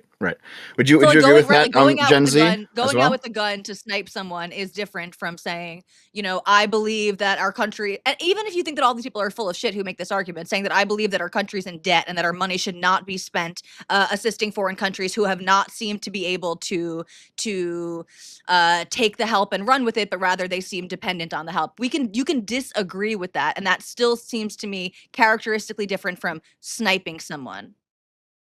Yeah, sure. And I agree with you. It's just that whenever I look over into right-wing spaces and I see them talk about, for example, the Holodomor in the Soviet Union, they talk about that in the same breath as the Holocaust, but the Holodomor was a mass death based on policy, while the Holocaust was actually directly killing people. So I do think that we understand that these deaths are actually, they're pretty similar in the end. I don't think it really matters that much if you start to nitpick over how they died. Well, I just want to be clear. I'm not saying that you can have disagreements on funding international aid and all that. That's fine. I'm just saying that people will do this thing like, oh, both sides are making harsh statements about the other side while pretending that both sides are making the same level of true claims about the other side. Donald Trump, in practice, operates as a fascist as much as he can. Does anybody disagree with that? I kind of do, but I don't know that I think it's a semantic distinction. Okay, do you think that Donald Trump operates as a fascist as much as Joe Biden or Kamala Harris would have acted as a socialist? For Tali or Gen Z or Dev, do you think that Trump was more fascist than Biden or Kamala would be socialist? Yeah, probably. I think Trump is more so. open to the fascist influence on his side of the aisle than Biden or Kamala would have been to literal socialist. Trump is fascist. Influence. Trump is more fascist, not open to fascist influence. He operates as a fascist. Sure, I'm sure. Not sure. Yes, he does. If you say sure, where's your doubt? And we can dispel it right now. I just think that I don't agree with that, but go word ahead. gets. I mean, Deb, do you want to jump in? Why I don't think Trump's a fascist? You agree or don't agree with that? Well, fascist is it is a political ideology like socialist is, and Trump, he doesn't operate under the rules of an ideology. He's just self-interested, and self-interest is not a political ideology. I agree with that, and that's why I said that I think Trump is more open to that type of influence. I'm not saying open to type. No, you're obfuscating. This is the biggest equivocation in the universe. Not open to that type of. He's acting in this way. He's acting as we can say authoritarian dictator, if you prefer that over fascist, more than Biden or Kamala. He is absolutely a tyrant. He would be more of a tyrant if he could. Right? Do we disagree with that? I would agree. I think I'd probably stem it on, when you're coming from the business world and you're just used to getting things done in business sense, and then you enter government and now it's all the rules and regulations in place, which are good. I agree. Checks and balances, due process, all good things. Lawyer man here. I don't know, hot take, but wait, yeah, in what world, in the business world, does the CEO just go and do everything? You don't have to jump through as many hoops. You disagree with that? Absolutely, I disagree with that. What are you talking about? Depending on the size of the business, you think the Google CEO can just spin up a new product in a day, or that the CEO of Amazon, Bezos, can just walk into some team meeting and skip their whole sprint and decide to just implement a bunch of new features? Like, what do you mean? There's a ton of bureaucratic hurdles that you have to jump over every massive corporation. Same thing with the United States. The United States is a massive company if you want to compare it to such. A CEO can't walk through anything and just single-handedly do stuff. Of course, there's a whole bunch of bureaucracy from top to bottom. I don't know. I'm not going to disagree that there's a lot of regulatory hoops to jump through in business. No, not regulatory hoops, business hoops. Why are you trying to blame it on the government? You don't think corporations have their own internal systems for getting things done? How do you coordinate a company of thousands or tens of thousands of employees? Yeah, there's a lot of internal processes and systems and structures in place. The only point I'm making is that if you want to wake up in the morning and say, I want to start this project. Let's get it on.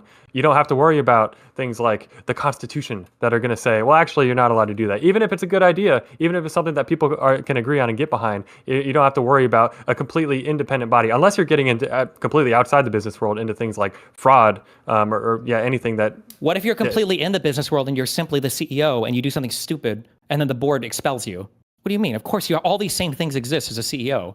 And if in a company, if you don't have over 51% of the equity or whatever, or voting shares. I don't know. We see a lot of CEOs doing a lot of stupid stuff that they're able to ride the roller coaster, and it is what it is. They just Donald Trump does not operate like an effective CEO. He operates like a fucking retard. I'm just saying that cover for him, he wasn't a good businessman. He didn't operate his businesses effectively, and he doesn't operate the U.S. government effectively as a politician or a businessman. But we've also pivoted away from the topic. Donald Trump acts as a fascist or an authoritarian dictator, what do you want to say? Way, way, way more, not influenced, but he acts as one more than Biden or Kamala ever acted as a socialist. So, actually, this is a good point. Yes, that's true. That's just true. Okay, let me bring it up in this way then. When there are large calls on the left in 2020 if Biden wins the election, we're putting pressure on him as the left to pack the Supreme Court, abolish the Electoral College, add D.C. and Puerto Rico as states. There was one more. There was four. I'm blanking on the fourth. And but the filibuster? The filibuster. Get rid of the filibuster. Where we're talking about key American institutions that it is leftward pressure that we're focused and trying to undermine and dissolve entirely. I've seen you answer this question before. Your answer is, well, that will never happen, so I'm not worried about it. Can we not say the same thing about Trump when he says something crazy, like I'm going to tariff the entire world? And then the Supreme Court says, actually, no. Well, there's a difference between these two things, man. Wait, hold on. There is a difference. Wait, what's the difference, Dev? The difference is that Trump doesn't listen to any of his advisors, and all of his advisors just suck his dick constantly. Close. The difference, but also the difference is Biden didn't do any of that, and he was president for 4 years. Donald Trump is doing all of that. He has tariffed the entire fucking world. Biden explicitly said he would not pack the Supreme Court, and he didn't. Biden specifically said that they weren't going to kill the filibuster. They didn't. He said he was going to create a fact-finding commission to decide whether or not to pack the Supreme Court. I don't even remember this statement. I'm pretty sure Biden said multiple times. Also, by the way, I looked this up. Mike Lee never made a statement walking back his unhinged tweet about the Nightmare on Wall Street either. But no, I don't remember Biden saying he would make a fact-finding. Hold on, wait. Oh my God, wait. Are you mixing this up with when they tried to pass legislation saying that there should be like a standard of behavior for people in the Supreme Court? No. I know exactly what you're talking about. That came later. That came during the presidency. I'm talking about during he was asked expressly in the debate with Trump in 2020, are you going to pack the Supreme Court? And he waffled on it and said, well, I'll form a commission to look into it, which that's as I remember it. If anyone can fact check me and something being wrong about that. I've got the fact check. I've got Biden's quote right here. He said this, me. and I think this was on the campaign trail. He said, if elected, what I will do is I'll put together a bipartisan commission of scholars, constitutional scholars, Democrats, Republicans, liberal, conservative, and I will ask them to come back to me with recommendations as to how to reform the court system because it's getting out of whack, the way in which it's being handled. And it's not about court packing. That's what he said. Okay, you can say that, but what does getting out of whack mean? And before I know where we're going to jump into, I also agree. I think what the Senate Republicans did was pure politics in 2018, blocking Merrick Garland from the court. I can disagree with it on the moral level. They had the right to do it, absolutely. And I believe the historical record shows that anytime a majority in the Senate, or the majority in the Senate has an opportunity to put a member on the court, when it was cross sides, that I think it's happened like 7 times where the majority Senate was opposite the president and the majority Senate did not fill the Supreme Court seat. Sure. So Biden put together this commission. They did a study. Nothing came from this. He didn't do anything. They didn't even recommend or take a position on court packing. It lasted from April to December, and at the end, they basically recommended that nothing changed because it was all fine. But here's the thing, because I can play the same game though, and we can say, well, how many times did Donald Trump say he wanted to lock Hillary Clinton up on the campaign trail? And then he gets office, and then what happens? He says, they're doing investigations into every single person that was involved with Hillary Clinton and with Barack Obama. That's what's happening right now, right? So we need to I'm talking about, where is the prosecution of Hillary Clinton? Where was even the indictment of Hillary Clinton? We don't have that yet, but there was the whole email investigation that lasted for however fucking long now. That wasn't that pre-Trump though? That was pre-Trump. Yeah, but some things pre-Trump were apparently biased towards Trump, and some things pre-Trump were apparently biased against Trump. I don't know how you make sense of that. It was Hillary's. But also, Trump right now is doing investigations on all of his political opponents, right? Like Give me some examples. Well, right now, the whole reason, why are they bringing up the auto pen stuff? It's because they want to try to roll back all of the pardons they can so they can continue to go after Hunter Biden and everybody on the J6 Select Committee. Number one. Number two, Tulsi Gabbard just released all of this bullshit Russia stuff, a whole bunch of documents that she hopes nobody ever read so that they can start issuing subpoenas to, what was it, Barack Obama, the Clintons. They tried to even bring back in Mueller, but I think he's got Parkinson's now, so they couldn't. Was Barr involved in this? For anybody who was even remotely involved with this. They're literally trying to do it right now. He's writing executive orders targeting law firms that worked with the DNC or Hillary Clinton for no reason, just targeting law firms. And so I just have to bring it back to, though, if the promise here is lock her up, right? That's the big chant everyone wants to point to. And then he gets in office and expressly says, I can find the quotes, but when asked specifically about it, is there any plans of prosecution of Hillary Clinton? He has repeatedly denounced it and said it's not going to happen. And I understand we're doing the whole Biden investigation stuff. No, forget. Do you acknowledge that Donald Trump has written executive orders targeting individual law firms because they worked with Hillary Clinton? I've heard you say this. I have not read the orders themselves. I would need to see just for myself. I mean, wait, I just want to be clear, just for the record. You're not familiar, as an attorney, as a practicing attorney, you're not familiar with the President of the United States writing executive orders that is targeting individual law firms in the United States, and the whole drama that arose about that, with them cutting huge deals with the administration to do pro bono work, with other law firms dropping clients and adding clients, with him rescinding security clearances from these huge law firms so they couldn't do work for anything related to the government. You're not aware of any of that. You haven't heard of anything. No. Let me clarify. I am aware. As far as I've heard you say before, that this is something that's happening. I'm saying I have not looked into it. I've not read the EOs themselves. I've not read any of the rationale justification behind it. Hate to do the classic lawyer answer, but it depends, and facts really do matter. Circumstances matter. So I just don't want to speak on it and weigh on it. Then why would you so confidently say that they're not targeting Hillary Clinton or anything else if you're not even aware of the extent of his targeting law firms through executive order and through the DOJ? But because now you're going to disagree. I feel like this is a pivot, though. I'm talking about the prosecution of Hillary Clinton for her emails. We're talking about 2016 right now, when he was campaigning on lock her up, right? Because her emails, WikiLeaks, and all this stuff, and he kept promising it's going to happen, and then we get in office, and then it's actually we're going to leave that behind because we got a country to run. We're not going to focus on that kind of stuff. Because isn't this stuff recent? Isn't this a new EO? No, this was like almost right when he came into office. But of this term, right? 2024. Yes. This wasn't 2016 we're talking about, right? No, it wasn't. That's what I'm saying. But one of the big differences back then is Trump didn't realize that all the stuff that he wanted to do was illegal. So a lot of his administration was pushing back on him. Now he has an administration that will go along with anything. Like, for instance, the fact that Barr literally quit weeks before the election because Donald Trump kept asking him to do illegal shit. He would ask Barr to do illegal shit, and Barr would say, you can't do this, and then it would kind of stop. It wasn't because Trump didn't want to. It's because he didn't realize how illegal all the shit that he wanted to do was. He doesn't have those same roadblocks in front of him this time. That's why this admin is so much more unhinged than he was in 2016. Okay. So, wait, do you acknowledge that, or do you agree with that, or disagree with that? I was literally going to say, I feel like we can keep going back and forth on this point, but I don't know if Whick had any. I'm trying to wait, go back and forth. Wait, do you acknowledge that he is way more unhinged this time because he realizes he needs sycophants versus from 2016 to 2020 or 17 to 21, he didn't know that he needed actual people who are willing to break the law? So, yeah, I'll be honest. As far as I thought Trump was done for after 2020 because I felt like he had burned so many bridges with kind of the main Republican folks. I think Bill Barr, Mike Pompeo, folks that I think got pretty good reputation. Wait, why did he burn the bridge with them?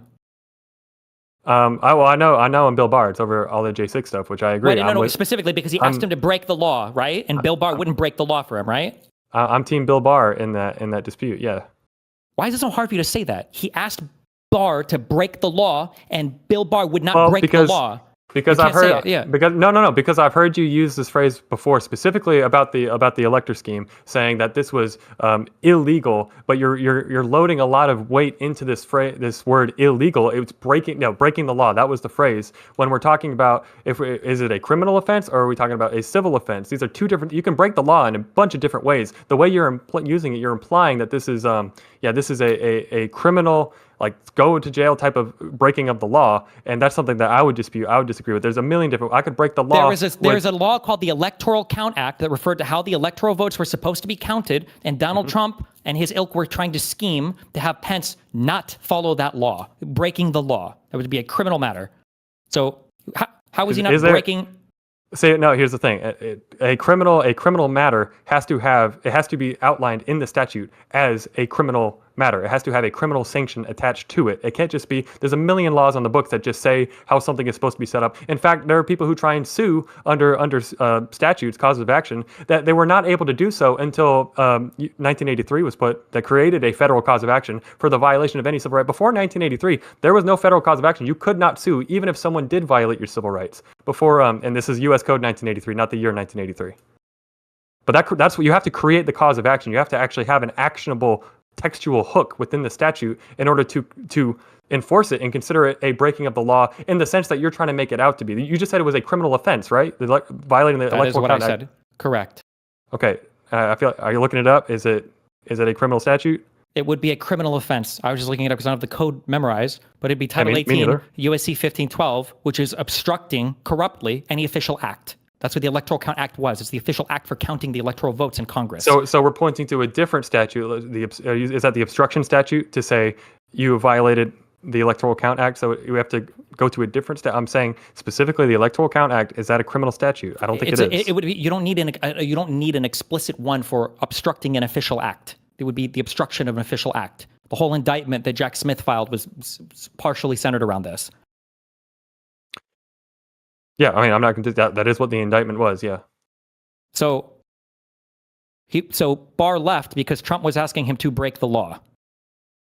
Was he asking him to? Well, no. We just got on a different topic. We were going down the Electoral Count Act. I'm assuming through the Eastman memo and everything that happened with that, right?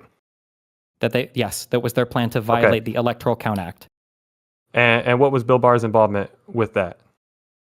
I think Donald Trump was asking him to send fake letters to the states claiming that the DOJ had found evidence of voter fraud in the 7 target states.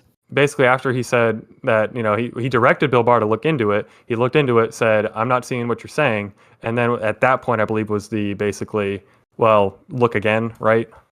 And then he wanted him to send fraudulent letters to the 7 target states to say that they had found evidence and they needed to suspend their election. So he was asking him to commit crimes. Barr said, "I'm not going to commit a crime. I'm not going to commit perjury. I'm not going to obstruct an official proceeding. I'm not going to be a part of this." And then he left. Okay. We can go back. We can't even agree on that simple fact. I mean, what are we even talking about? This is all part of the problem, right? How can you get right wingers to agree on, violence in any part of the country or whatever else when we can't even agree on this is the simplest fact of the matter thing. There was a law called the Electoral Count Act. Even what you just said here to try to bring up civil or criminal liability, that really doesn't even matter. You can break a law. That doesn't necessarily mean that you have to be convicted of a particular thing. It doesn't mean you need a civil cause of action to somebody to sue you and win on a thing. You can still break a law with no penalty. So if he wants to violate the ECA, that was the goal, even with no criminal civil liability attached, he was asking Barr to help him do it. Barr said no, and he left. That should be the easiest give in the world.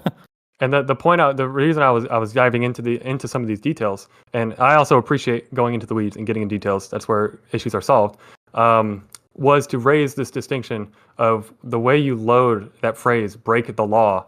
I just think the real discussion is on whether or not there was conspiracy, whether or not there was obstruction, and what were the 2 other counts that were in the Jack Smith. That's where the the distinction here doesn't matter. Even if there is no criminal or civil thing attached, you're still breaking the law by violating the process, right? Yeah, as far as if you are violating the process. We need to. So there's a distinction with no difference. So it doesn't matter. You're breaking the law. So he's No, asking Barr to break the law. We do need to kind of get off this for a little bit. But right No, let's continue. This is actually great. I don't know why it's so hard to just say that Donald Trump wanted him to break the law. That's such an easy thing. That's why you said the only reason we're talking about this is because earlier you're like, well, I can't believe he burned all these bridges. Like he made a Destiny tweet. That wasn't why he burned the bridges. He burned the bridges because he was asking people in his administration to break the law for him. He didn't say, "I can't believe he burned all these bridges." He said, "I didn't think that he was going to." No, he didn't. No, he didn't. He said, "I did not think he was going to be politically viable in 2024 because he burned all those bridges." Yeah, but he didn't just burn bridges. I can't believe all. No, but he didn't just burn bridges. He asked them to. And Gen Z is acknowledging these things, even if he's not doing it with the precise language that you were asking for. He's not acknowledging. Yes, that's like saying Hitler burned the bridges with the Jews. He didn't just burn the bridges. He set them on fire until they were ashes. There's a difference here. No, that's actually not an apt analogy. Okay, I do want to. He didn't just burn the bridge with Bill Barr because he said something mean to him. He asked Bill Barr to break the law, and Bill Barr said no. Here, how about this? Gen Z. Do you know that on December 21st, Trump and a whole bunch of other people, like a dozen Republicans in the Senate and in the House, they met in the White House along with Pence, and along with Eastman and Giuliani, and also, what's his name? Is it Pat Sippa something? The actual White House lawyer was not allowed to be in this meeting. And this was the meeting where they planned what they were going to do. And they were in this meeting, everyone there was pressuring Mike Pence to go along with it, and he refused. Like, is there not something that's legally culpable here? No, I think, well, okay, legally culpable. I think that's where we're getting potentially over the line. If you want to talk morally culpable, I think absolutely we're getting to that area. Okay, I'll give you a second example, okay? On the day of January 6th, Jim Jordan directed several of his staffers to deliver actual papers of the false electors to intercept Mike Pence in the hallway in the Senate building to deliver the papers. Is that not something? To intercept Mike Pence to give him what again? What was it? The false electors. They had the papers in their hands, and Jim Jordan's staffers were sent out to try and intercept Mike Pence as he was moving towards the Senate chamber, and Mike Pence's security stopped them. Is that attempt not something? So it never got to him. Just to be clear. It never got to him, but they tried. But they tried. Your point is that they tried. Okay. No, I mean, I really wasn't planning getting too deep in the weeds on January 6th. I guess just my broad take on the entire situation was the plan was bad. Was it illegal? Potentially, yeah. However, I think once it gets up to the Supreme Court, so let's assume Mike Pence does go along with it completely, 100%. He's all aboard, which let's remember, he was not. He stood in the gap and he said no. And it cost him his political career, and I think that's bad. It should not have, but it just is what happened. It's a fact. It's what happened. Let's assume though he does go along with it, and then it makes its way up to the Supreme Court. Are we saying, and y'all might say yes to this, but are we saying the Supreme Court would have said, yes, actually, well, this is a contested election. The evidence is there for voter fraud, and we're just going to throw it back to the Congress and let them decide and just install Trump as a president. Would the Supreme Court have done that? Who knows? They got rid of Section 3 of the 14th Amendment for Trump, didn't they? They gave him criminal immunity, didn't they? Oh, okay. I'm glad you brought up criminal immunity. We can go deep in the details. Before we do that, let's keep going. Let's keep going. This is fun. No, there's more to this. Yes. We might have to do real quick. Right. We might have to do criminal immunity another time. I would love to go back and forth on that one, but I think it would take us too far off topic today. Also, keep in mind the Supreme Court also might just not touch it because they might say it's a major questions doctrine. That's too political for them to touch. Well, we're talking about that's what they for the election stuff. No, but if we're talking about the interpretation of the Electoral Count Act, the Supreme Court would absolutely touch that.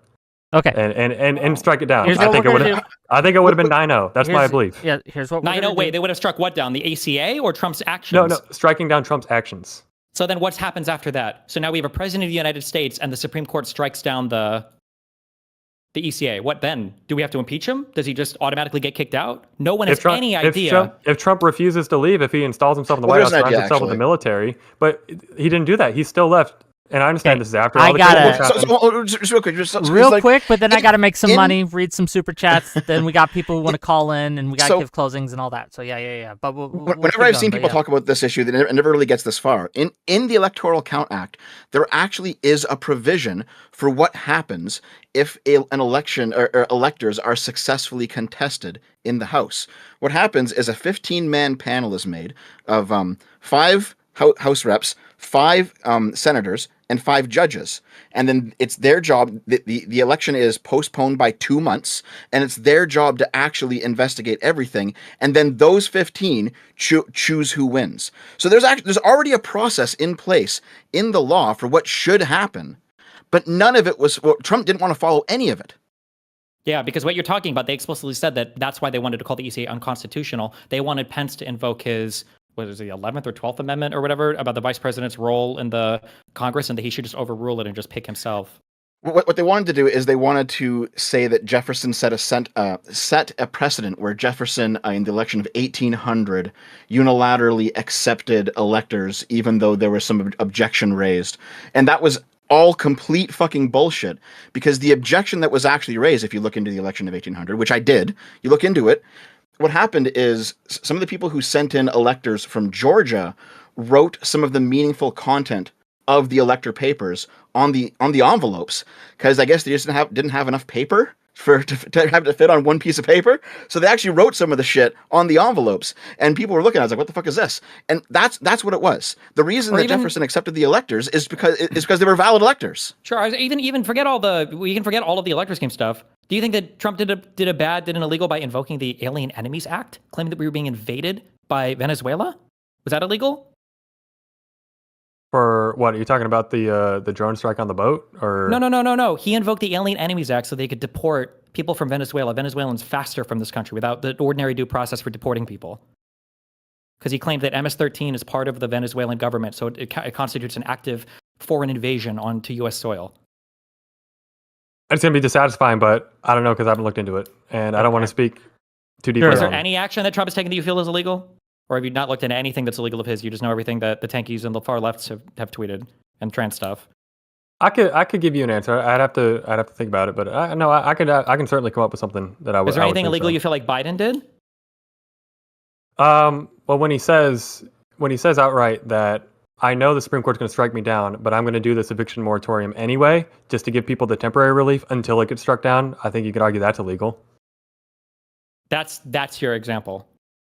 I mean, we can come up with more. That's the one that immediately pops to mind when you expressly, we're talking. Well, this whole last 15 minutes was all about respect for the Supreme Court and what's going to happen when the Supreme Court rules in a way that you don't like, and how you respect their rulings, and how you conduct yourself in a way knowing that the Supreme Court might get to ruling on it. So when you're expressly saying, I know they're going to strike me down as unconstitutional, but I'm going to do it anyway because in the time it takes for them to do that, we're going to get the temporary relief that the intended effect I'm looking for. Yeah, that's kind of a big deal when we talk about norms and institutions. And that's more of a big deal than Donald Trump wanting to install himself as the president of the United States after a violent insurrection, and you were hoping that the Supreme Court will overrule, even though they knew they were breaking the law the whole time. I think the Supreme Court has stood as the last bastion against many I'm not asking crazy... about what the Supreme Court do. I'm saying Donald Trump's intention was to break the law to install himself as the president and to circumvent the 7 states' electoral votes. And there's been many times through American history where people have tried to do things that are very bad for the country, and the Supreme Court Name one time where somebody's tried to do something like that. This has never happened in American history. It hasn't. You can't even call that. You can't even call that illegal. But Biden saying, and my guess is, I'll look up this quote, see if he even said that. But Biden saying that he's going to do the moratorium on rents or whatever, and even though that's breaking the law, that's clear in your mind. But all the stuff that Trump's done, we either don't know about it, haven't looked into it, or it probably wasn't that bad, or we don't believe it. Okay. You can answer that question, but before you do, I do want to get through my super chats. I got to make a little money today.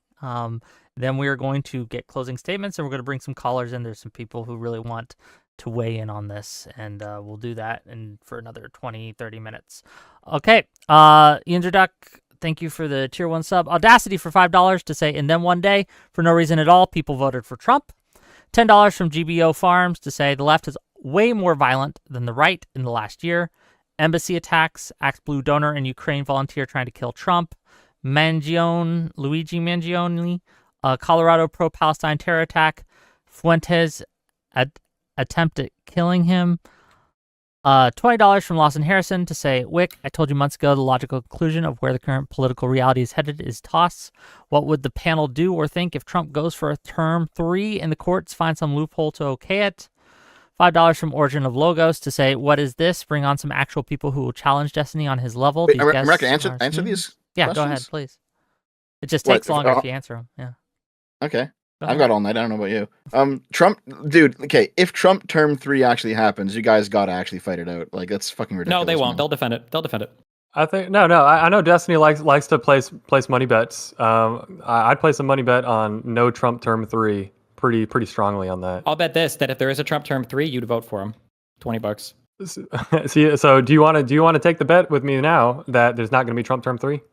Well, I don't know, because Yeah, he might die of a stroke or whatever the fuck before. Okay, but if there is a Trump term 3, you will vote for him. And this is why it's great. You were so right when you said if you think people don't believe what they're saying, bet money on it and they'll run away from it. And you just ran away from it. So that's fine. Well, hold on. Wait, shut the fuck up, Dev. The big point is not whether or not he would survive to run term 3. It's that he would circumvent the law and the Republican Party would support him in doing it. That's the whole point of it. Not whether or not he'll live that long. That's the central part of that argument. Why are you acting like the big deal is whether or not we think he'd live long enough to make it there? I'm not. Whoa. See, no. When did I ever say I don't think Trump's going to live long enough to see term 3? I said Trump term 3 is not going to happen. Meaning, I've seen all the jokes. I've seen all the people saying, "Yeah, Trump 2028, it's going to be great." And I'm saying, and I'm calling it for what it is. It's jokes. I'm willing to put money on that Donald Trump is not going to run for re-election in 2028. Why? You don't want to put money on it. He's not going to run though. Wait, why do you think he's not going to run for 2028? Well, answer me yes or no. Are you going to put money on it? Are you going to bet on it? Or are you just going to? Does it count if he dies or not? Assume he survives. Yeah. If he dies, the bet is null and void. It's void. Yeah, it's void. Okay, it's null and void. Trump is We're alive. assuming health, good health, and they're survived, right? Like, so they didn't. He's have gonna a stroke try. or I anything, think right? I think he'll try if he's still alive. Yeah. What if? Okay. Wait. The only other possibility is if he has like an actual like a full-on stroke or whatever the fuck, the full So- version of whatever he's had so far. Yeah, we're and he's assuming like cognitively impaired. Yeah, And he's like yeah, in I a get fucking you. wheelchair or whatever. Yeah, we're assuming health comparable to what he has now. He can at least in theory fulfill his next term, right? There's no stroke, there's no paralysis, there's no nothing of that, right? Cognitive Yeah, decline. if he is etc. healthy enough to be president again, yes. Okay, so I think you do it. Yeah, I'll put $20 on it. $20? Oh man, Yep. you're bleeding me dry. okay, $20. You heard it here first. We can nail that in. $50 from Alexander. Just to be Rin. clear, I accept. Lawyers here offer acceptance consideration, valid contract. Let me officially just say I accept the offer. Boom, we're on for $20. Okay, great. We can look at 2028. We'll pull this stream up again, assuming we're all still alive. $50 from Alexander Rin to say the point. Many people on the right have abandoned the idea of coexistence entirely. They don't just want to win elections. They want to eliminate. If Trump ran again, would you vote for him? No, If it was Trump versus No, Kamala not. Harris, no, 100% no. I don't care who the candidate on the other side is. You are a classic Trump versus Hassan. okay, I no, would've- okay, all right, just curious. All right, we'll see. I wouldn't vote for Hassan, but I just want to vote. Would not vote for either. I no. definitely wouldn't vote for Hassan. Ban books, ban votes, redraw history, jail opponents, target enemies. Thank you for the $50, Alexander Rin. $5 from Exoteric Dichotomy to say, ask Destiny, what is the solution? Are we going to play chicken and actually crash? Civil war? Secession? Collapse? Civility? We have to be better. You want to respond to that real quick? Or are you good? People have bullshit themselves into thinking, largely because of the Republicans who have mind raped everybody, that civil war is the worst outcome. Civil war is not the worst outcome. The one-sided extinction is the worst outcome. Okay. $20 from Festiva. Destiny should grow a pair instead of sucking a pair. Own it. You are sad the PA guy blasted the firefighter, not Trump. You know it's a tit for tat world now. Arguing is too late, and what you say will rile up more than Trump. $20 from the Goodman JS. Would you agree that there are more adults who act like children and go to violence instantly rather than talk it out in a mature way? Many people in videos laugh at people dying on the right or attacking people on both sides. $20 from Alexander Rin. Perhaps the first step isn't winning the argument, it's eliminating the foreign interference that's poisoning the conversation. Until then, we may never have a chance at a shared reality, let alone a shared future. $5 from GBO Farms to say Destiny can't distance the left from Hassan when they invited him to the DNC. Mamdani meeting with him. The left is literally terrorism adjacent. $5 from Wit to say, I'm going to be honest, I don't know who any of you are, but Destiny, and I think most of this leftist versus Democrat narrative, etc., is just streamer bait. $50 from Vincent Davino. This is so crazy. The mainstream media do nothing but mislabel the right as Nazis and fascists and dangerous 24 hours a day, 7 days a week. Why do you think Charlie was murdered? Because the mentally ill left thought he was evil. $5 from Audacity. He really can't help himself. It's so funny. $15 from Vincent. All the people doing the shooting and the stabbing are on the left. There's no right-wing violence. It's all the left. Trump, Kirk, Reagan, Lincoln, all the violent riots, 99% of them are left in violence. Any responses to this? Sure, that sounds absolutely true. Yep, 100%. Definitely not proving my point. Also, I'm curious, where's this quote from Biden saying he knows the Supreme Court will shut him down, but he's going to do a thing anyway? I'll look for it Okay. while we do super chats. Sure. $10 from Trey Jones to say, Destiny says, why would the left need to tone down and not the right? Oh, I don't know. A loony left just shot the most prominent voice on the right. Why the fuck would you advocate for the left? Fight after that, idiot. $5 from Megalag to say Destiny is a divisive agent. He is literally contributing to this cultural rot. He needs to log off. $10 from Vincent to say even if they both or the right core of the left are more violent rhetoric, it's the left being physically violent. That's just a fact.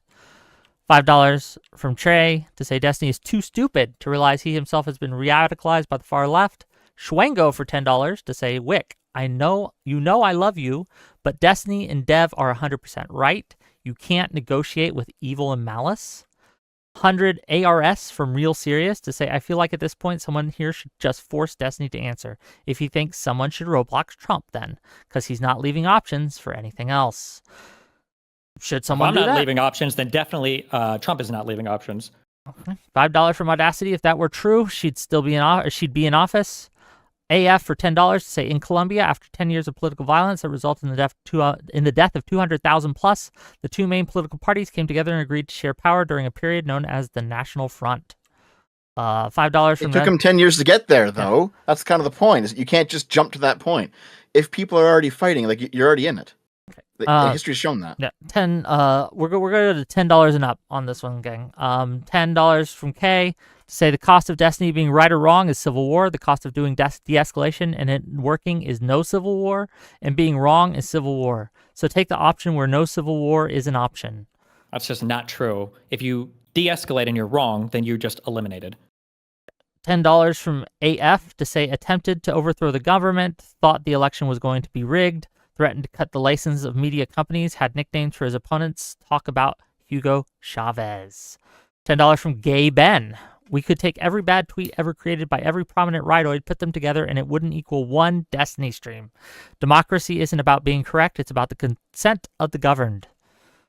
$10 from Trey Jones. There's a reason cities aren't boarding up businesses and preparing for mass riots after what happened to Kirk. Same can't be said for Destiny's side.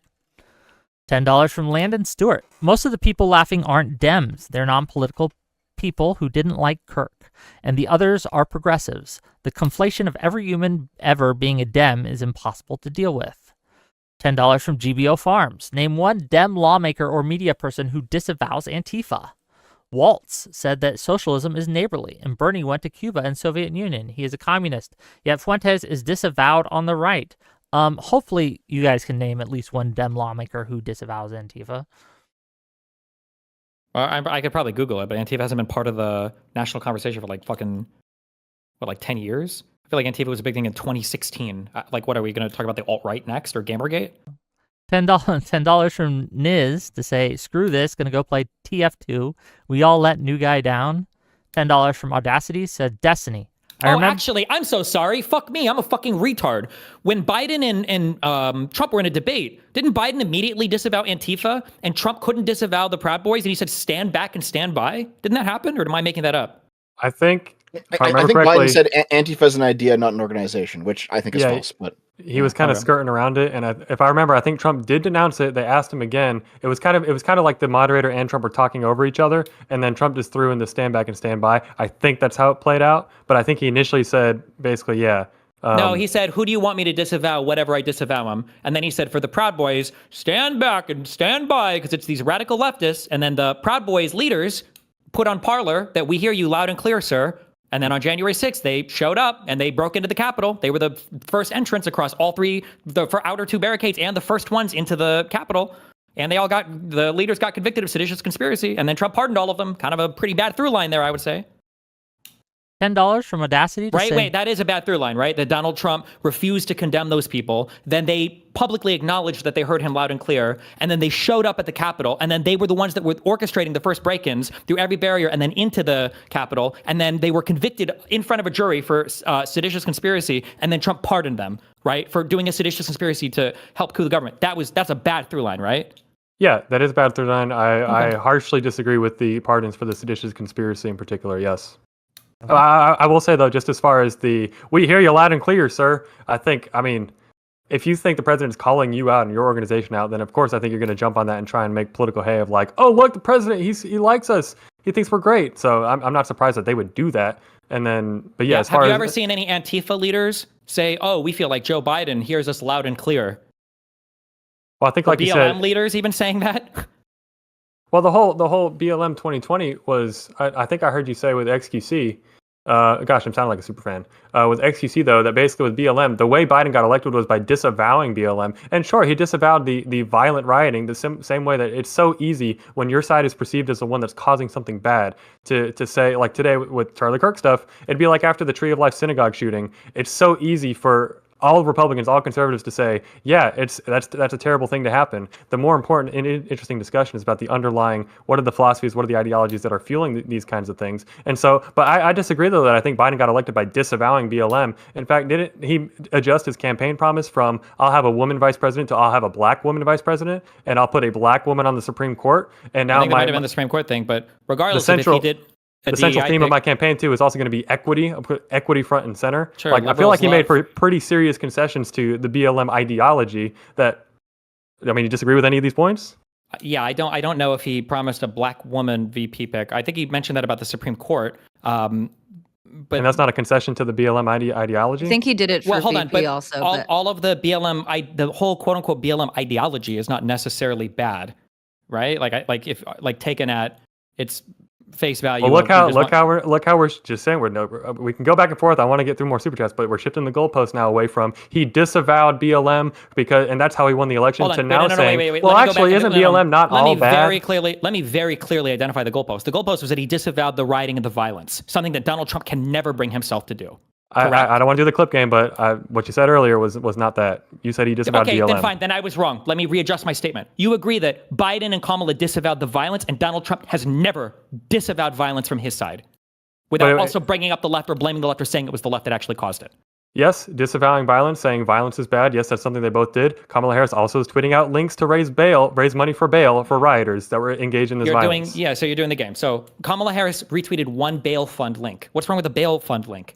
And I'm saying the point I'm trying to make is words are one thing, actions are another. This is the whole point of this entire discussion. The reason we're here today is to talk about, do the words match up with the actions? And the concern and the frustration that the right has with the left is that, yes, they will come out and say violence is bad when they're not also making this about the scourge of gun violence, which is what I saw a lot of leaders making the point about that too, making the political point about gun violence, which I hope we can agree this is cringe to make this anything about gun violence when we're talking about a hunting rifle and not any sort of these other contested weapons. But that point aside, the point of this entire discussion, the reason we're all here today, is when words don't match up with the actions. And the right is frustrated because, yes, when the flashpoints happen and people get killed, the left will come out and say, oh, well, we condemn violence. Violence is bad. Political violence is bad, which is right. That is the right and accurate thing to say. But what are we doing to adjust the behavior that then leads to the violence? I understand your take is it's all on Trump. It's all on the right. We just have to agree to disagree.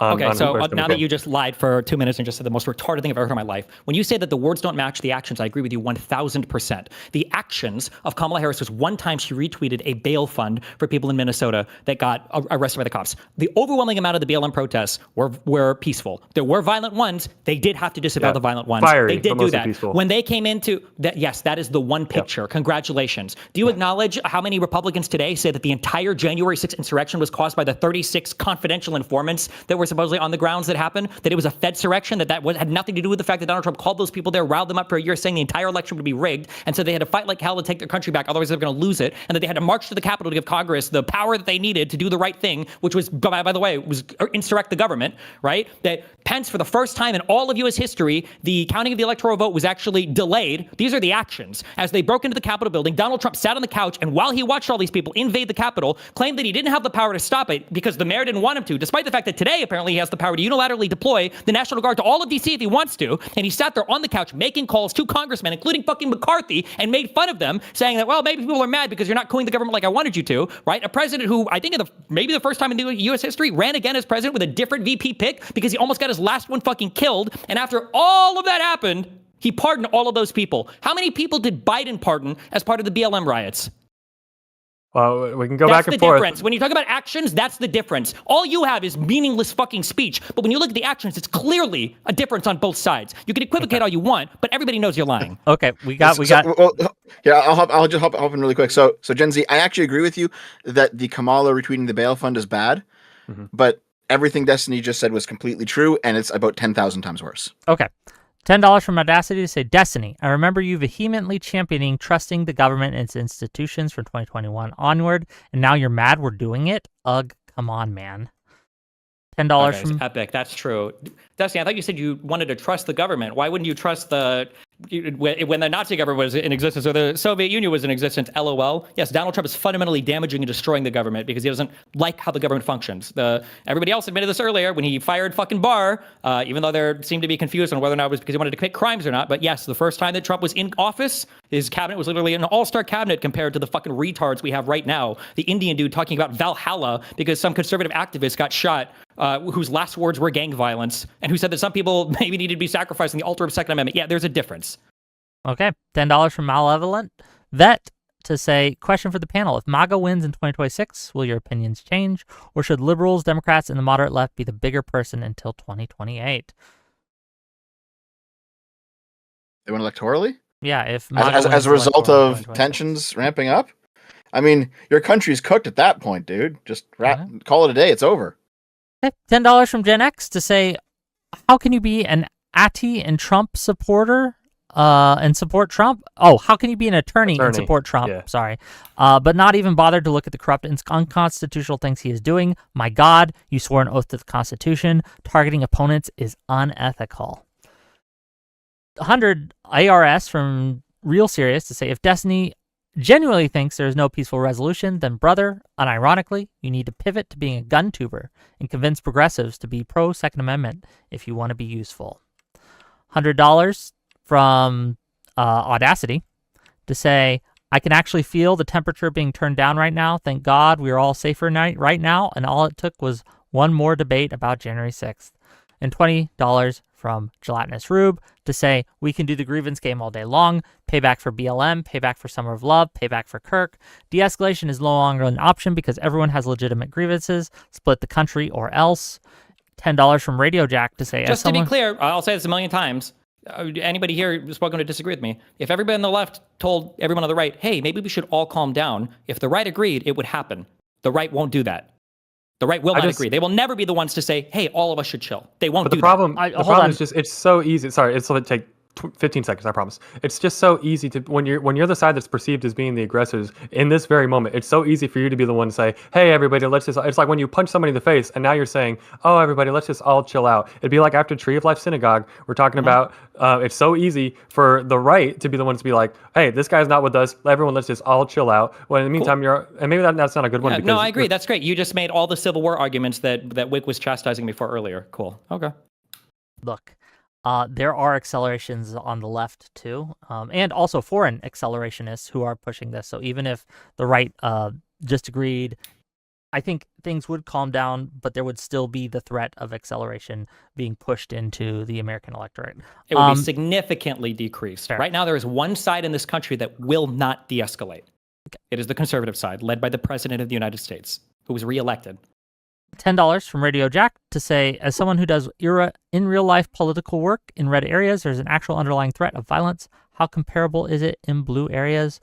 I'm not sure. Okay, with that said, I do want to get. Sorry, can I make just one point? Yeah, we're gonna have closing statements right now, and then we're gonna bring in some callers for about 20 minutes, and then we'll call it a day. Okay, but before closing statements, Whick, I'm sorry. There's one super chat. It's $5, but he's from one of my viewers. I want to answer him directly. Okay. I already have it. It's Bill Skinner, and he says the left has engaged in large scale political violence since the Summer of Love. The right is talking about self defense. These are not equatable. I'm gonna talk to you, Bill Skinner, because I know that you watch my content and you like me. I want you to understand something. Okay, you know I'm a history guy. If you look at stuff like Italy's Years of Lead, if you look at the red and white purges in Spain and Portugal and Argentina and all these places, there's something that you'll see, okay? The left has more individual instances. So the left will riot more. There'll be like more days of rioting. But when the right commits violence, it kills way more people. Like the left will like shoot one or two people here and there. And, maybe a few dozen will die. The right sets off car bombs, okay? The right commits mass shootings. The left's violence is spread out over months, so you think it's happening all the time. When the right gets violent during these events, it's like one day and a bunch of people die. And ultimately, the right kills more people. So I just want to explain to you, Bill Skinner, because I know that you're a reasonable guy. This is why you think the left does more violence, but why they actually don't, okay? Okay. Closing statements, and we'll get some callers. There's some callers that I really want to get in here, and we're going to do it one at a time, gang. So I'm not going to bring you all at once, right? But we'll do it. Tali, why don't you start us off, and then we'll just go around the room, and we'll be good. Sure. Listen, I don't know how far we got in this conversation. I am extremely disturbed and concerned about the state of our country and the increase in political violence. Yes, what we saw with Charlie Kirk, people are using as an example of this sort of left versus right violence. I don't know. I was not paying attention to the news the several hours before this stream, so I'm not sure if we have more information about the shooter and if he was definitely an anti-fascist or if he was definitely a groyper or something like this. But the problem of political violence seems to extend beyond just these lines, right? We have people murdering healthcare CEOs and BlackRock CEOs and people who happen to work in their offices in broad daylight. We have people murdering embassy workers, I guess not in broad daylight, I guess in the at I don't know, something in the early evening or something like this. This is a real problem, and I think we all should be pushing to de-escalate the violence. I understand the tactic when we're talking about rules of engagement and rules that you can use in government, like fighting back on gerrymandering and things like this, and fighting back on the filibuster and not allowing the other side to just have all of the tools and refusing to use them on principle. But when the tools we're talking about are guns and knives and car bombs and murdering each other, I do think it's incumbent on everyone to try to tamp that down and to vocally stand against these things. I agree with Wick. I think the people that you're looking to convince is the voters, the people who are disgusted and scared about the violence that they're seeing in the streets, not necessarily the talking heads on the other side of the aisle. But I agree with Kay's super chat earlier. If the possibility of if there is a possibility, if there is a route we can take that ends not in civil war, I think it's incumbent on all of us to push for that route before just doubling down on the violence. Okay, thank you for being here. Gen Z. Yeah, no. Once again, I appreciate the opportunity for being here. I agree with a lot of what Tali said about. Obviously, this is unsustainable. I disagree in thinking that not with you, Tali, just with our premise earlier about the only two options left are, I guess, extinction or civil war. I think we have more than those two ways out. We've had prior periods of bad times, both in this country and abroad, that we can look to as examples. So I think there is ways out of it. The real unfortunate part of this whole situation is Charlie Kirk was one of those people that was trying to push through in the name of free speech and open debate and trying to win hearts and minds and made himself into the most effective ground game organizer for the entire conservative movement. And the fact that he's the one that got targeted is just makes this whole situation so much worse. And it's going to lead to people who are basically, we've already seen them say, it's like, we tried with Charlie, and we see what you did. Now it's our turn. And then the cool epic pose with the gun. And so I still think a lot of it is LARPing and cosplaying. I don't think we're on the path to civil war. But something certainly has to change. I think it's a mutual de-escalation that has to happen between the right and the left. It's unfortunate. I disagree with people on the right saying it is all the left. Someone made a question earlier about that. I think that's wrong. I disagree with people on the left saying it is all the right. I think we all play a part in this, and yeah, we just have to recognize that we play a part. I think the call or the idea that this is just fringe left that we're talking about that says this stuff. This is what I want to get into earlier, but we kind of got off the point, was this fire poll of 75,000 college students that said that 70% of college students are okay with shouting down speakers, 50% of college students are okay with physically blocking people from going to see speakers, and 30% of college students are okay with physical force and violence to shut down a speaker from speaking. This is not insignificant. This is not 6 follower accounts on Blue Sky that we're talking about. This is broad swath, huge amounts of people that are creating permission structures for violence. And then it culminates and metastasizes into these situations like we find ourselves in now. And I think it's wrong to just hand wave it away as, well, when one side, it's just purely relegated to the fringe, while it's the entire other side, every elected official, every pundit and whatnot. When we can go down the list, this last thing I'll say, the challenge was made earlier as to, if you can name me one mainstream conservative pundit, large pundit, that is actually saying it's time for everyone to de-escalate, it will take back all the points. I know you're not going to take back all the points, but whether we're looking at someone like Ben Shapiro, like Brad Palumbo, Coleman Hughes, these are, and there's plenty more that maybe are not mainstream conservative, but Nick they're these. Fuentes did recently as well. Okay, Nick Fuentes. And Palumbo and Hughes are not mainstream conservative figures. Sorry. Well, and maybe the point here is that there's tons of people that maybe used to be left. They call themselves in the center. I believe your take on that is that these are all fake centrists that are actually all on the right.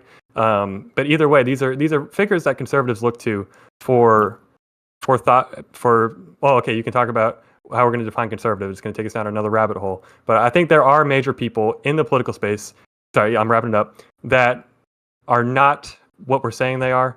There's lots of people calling for de-escalation all around. You heard it tonight from both of our right-wing champions here, and it seemed to have been met with basically we're either lying or don't mean it, and we're just on the path to civil war. So I'd love to talk more about some of the specific cases like presidential criminal immunity or the hush money case.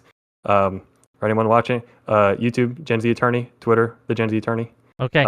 Just yeah. real quick, because I missed a $50 super chat, and this will be real quick. Hope for $50 says, question for Destiny. Do you think blue and moderate districts should start forming internal defense pacts and prep for possible escalations, or is that paranoid overkill? I Maps, think that'd be alternative base as fuck. institutions. I think that Newsom should have activated his whole National Guard before Trump came in and tried to steal some of it. Yeah, I think the states should be more serious about it and should prepare for an invasion that Donald Trump keeps saying is going to come to the Democratic cities and states. Yeah.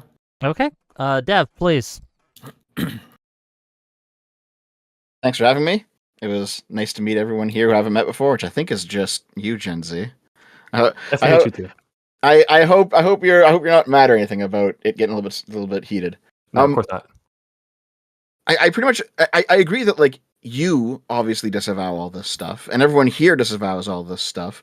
But the complaint isn't really towards you; it's toward everyone right now who is calling for civil war and wanting to escalate things further. And I understand that it was a right winger who got shot, but this didn't just start with Charlie Kirk getting killed, right? Like there's been a tit for tat ongoing now for quite a while.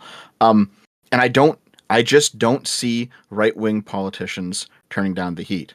I see Democrats doing it. I don't see Republicans doing it. I don't mean randoms on Blue Sky. I don't mean idiots on YouTube. I mean elected officials. The turning down is only coming from one side. That has to change. If it doesn't change, this will just continue. Okay. It's as simple as that. Thank you for being here. Destiny, last word, and then we can do a little open. Go ahead.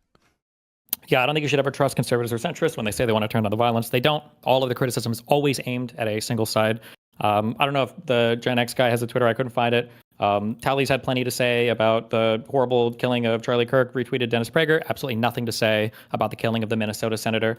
All of these people's criticism is always aimed at one side. You should view these people as ideologically opposed to you. The people who pretend that they would have voted for the left if they would have just conceded on one or two things, they're always lying about that. Anytime you've got somebody who's willing to vote for somebody while they'll concede thing after thing after thing after thing after thing about horrible stuff that Donald Trump has done, but they say there's just one thing the left needs to change, these are ideological enemies who are trying to poison your side. Don't believe it. They're lying about all of it. Nothing that you could do would ever win their vote. They're probably single issue voters on some retarded shit anyway.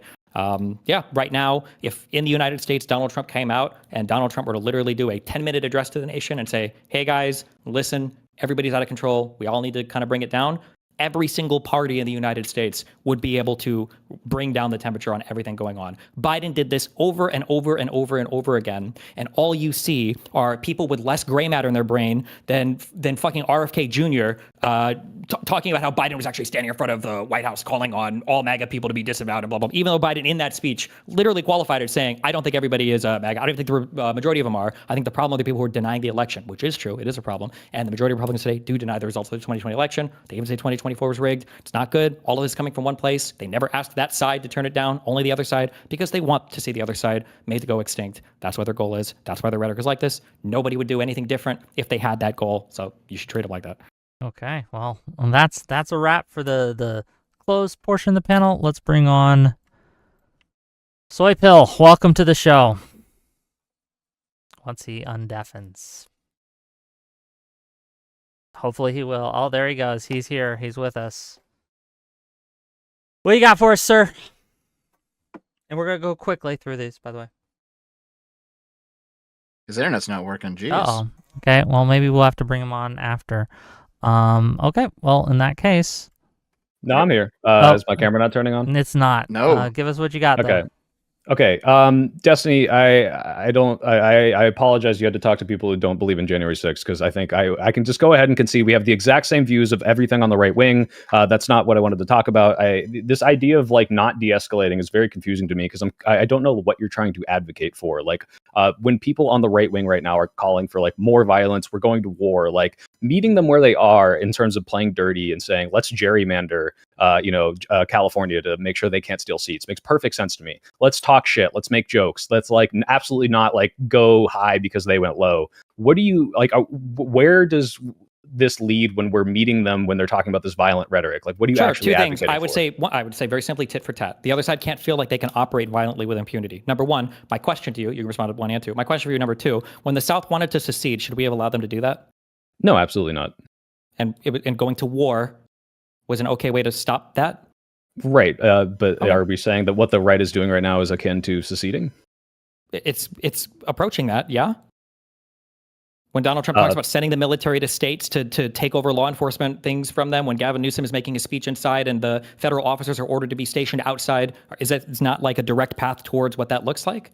Right. So if you're talking about like abusing power and authority to maybe like get some things done in certain ways, like I'm not opposed to Gavin Newsom. Hold on. I'm not talking about abusing power and authority. I'm talking about Donald Trump, the commander-in-chief of our armed forces, the president of the United States, stealing the National Guard from governors in states and then deploying them against those states in order to do things. Right. So, like okay. So for that exact thing, right? Like, how do you match people there? Like, what is the match? What is like? Because if you're talking about, let's not de-escalate, right? We can quote the not quoted part of the Second Amendment, which is state militias. All I'm saying is that you cannot lay down and die. Right? It has to be a tit for tat. I agree, obviously, but the difference between like, let's not de-escalate, as in if they're trying Donald Trump to lower the temperature. I call for Donald Trump. Should say, hey, chill. Right, but you and I both know he's never going to do that. So what are you actually advocating for the left wing to do in this case? I advocate for everyone on the left to say, say that the temperature needs to go down when Donald Trump does. That's what we should. Well, what's the point if you know Donald Trump's not going to do that? Like, what are you actually saying? When you say meet them where they are, this is the prisoner's dilemma. We have to do exactly what they're doing. What are we doing? Like when I say that, I say, okay, yeah, absolutely. If Gavin Newsom is going to be like carving up redistricting, that's fine. But in prisoner's dilemma, what's the worst outcome for you? That you go to jail for like a life because you didn't agree for the 5 years that you would both get, right? Yeah. Prisoner's dilemma, worst outcome is not the Civil War part. It's not where both of you betray each other. The worst outcome in the prisoner's dilemma is when they defect and you cooperate, right? Right. Again, so this is why I'm trying to get this out of you is like, what are you actually advocating for to meet something on the right? Like if Matt Walsh is saying, let's commit violence, let's crack down, let's do some insane shit. Are you saying the left should also be saying this? I mean, I don't know. It seems like everybody's getting violent now, so I don't know if the left has to say anything like that. I'm just saying what I would say. That's right what I'm now, saying. So that's not meeting them where they are, right? You should say what Elizabeth Warren is saying, which is I'm not going to say shit about turning down the temperature until Donald Trump says shit about turning down the temperature. That's it. Okay, but to me that's a meaningless statement because you're not saying what I'm. How is it a meaningless statement? Because no, prescriptively, like what do you actually have? Because when I hear this, when I hear you saying this, it's the prisoner's dilemma, and I'm looking at how bad the right wing is right now. It's like, oh shit, are you saying we should take up arms and prepare for the actual civil fucking war right now? Which is very different. Take up arms to defend yourself. I think you should be ready to do that for sure. But what are you actually advocating for in terms of meeting some of these crazy fucking like Laura Loomer, Valentina Gomez people on the right wing? Like, I don't think that we should be saying like, yep, we should start executing these people. Yeah, we should start rounding them up. And like, I get the education camps. Like, this seems like a total deviation from what I would advocate for, which is we're not going to back down. We are not going to stop fighting. But that doesn't mean we necessarily have to match every single thing that they're doing. Toning down the rhetoric is one thing. Like, hey, yeah, let's not cause for violence. That doesn't mean you have to, all right, yeah, like step on my fucking back and do whatever you want. Like I'm trying to get you to clarify what you're actually prescriptively asking the left wing to do. Because if it's already what they're doing, Gavin Newsom, Elizabeth Warren, that does not seem that crazy. But that's not what is coming out of your mouth. That's not how a lot of people are reading it. Read it however you want then. If you don't like how you're reading it for me, then tell the right to chill it out. I mean, I don't want to have to be the silencer on the Destiny filter saying, hey, he doesn't mean be violent, guys. He just means what the left's already doing, which is, if that is what you mean, cool. But you don't have to mean anything. You can direct them to any video. I'll say the exact same thing. What should the left do? The left should say Donald Trump needs to turn it down. And until he does, then fuck it. You don't say anything about any violence or whatever. Whatever's happening is happening. I'm not telling people to take up arms and go kill him. I'm just saying whatever happens is happening. And that's the state of our country right now is what Donald Trump wants it to be. And right now, Donald Trump wants it to be violent. Would this be a prescription? Would this be a prescription? So the housekeeping thing, since your camera just isn't working, so you're going to have to give us your last thing, and then we're going to cycle out, okay? You're going to cycle me out in the middle of my role? Are you in the middle of your role? I'm in the middle of my role just because you can't see me. Finish the clip. No clip needed. You shouldn't even be here. You have nothing valuable to add to this conversation. Okay. So Destiny, you don't even believe in January 6th, dude. Just whatever. Anyway, Jesse, so are you advocating for it when someone on the left is to go, like, let's say this Charlie Kirk thing comes out. Turns out this guy was a hardcore lefty. He was like, yep, everyone, I was totally like invigorated by this and this and all these left-wing points. And this was the defend the trans community. You're saying we should not denounce that. All the people that you used and showed, look how much better the left wing is doing. President Obama, Joe Biden, all these people are denouncing this. Even George W. Bush, I think, did it. Donald Trump, I'm not trying to say we have to hold ourselves to the Donald Trump standard, but are you saying, oh no, we shouldn't denounce that? You queue up the denouncement and you say, I'm ready to denounce it. Let me hear Donald Trump denounce violence on his side first. What does that do?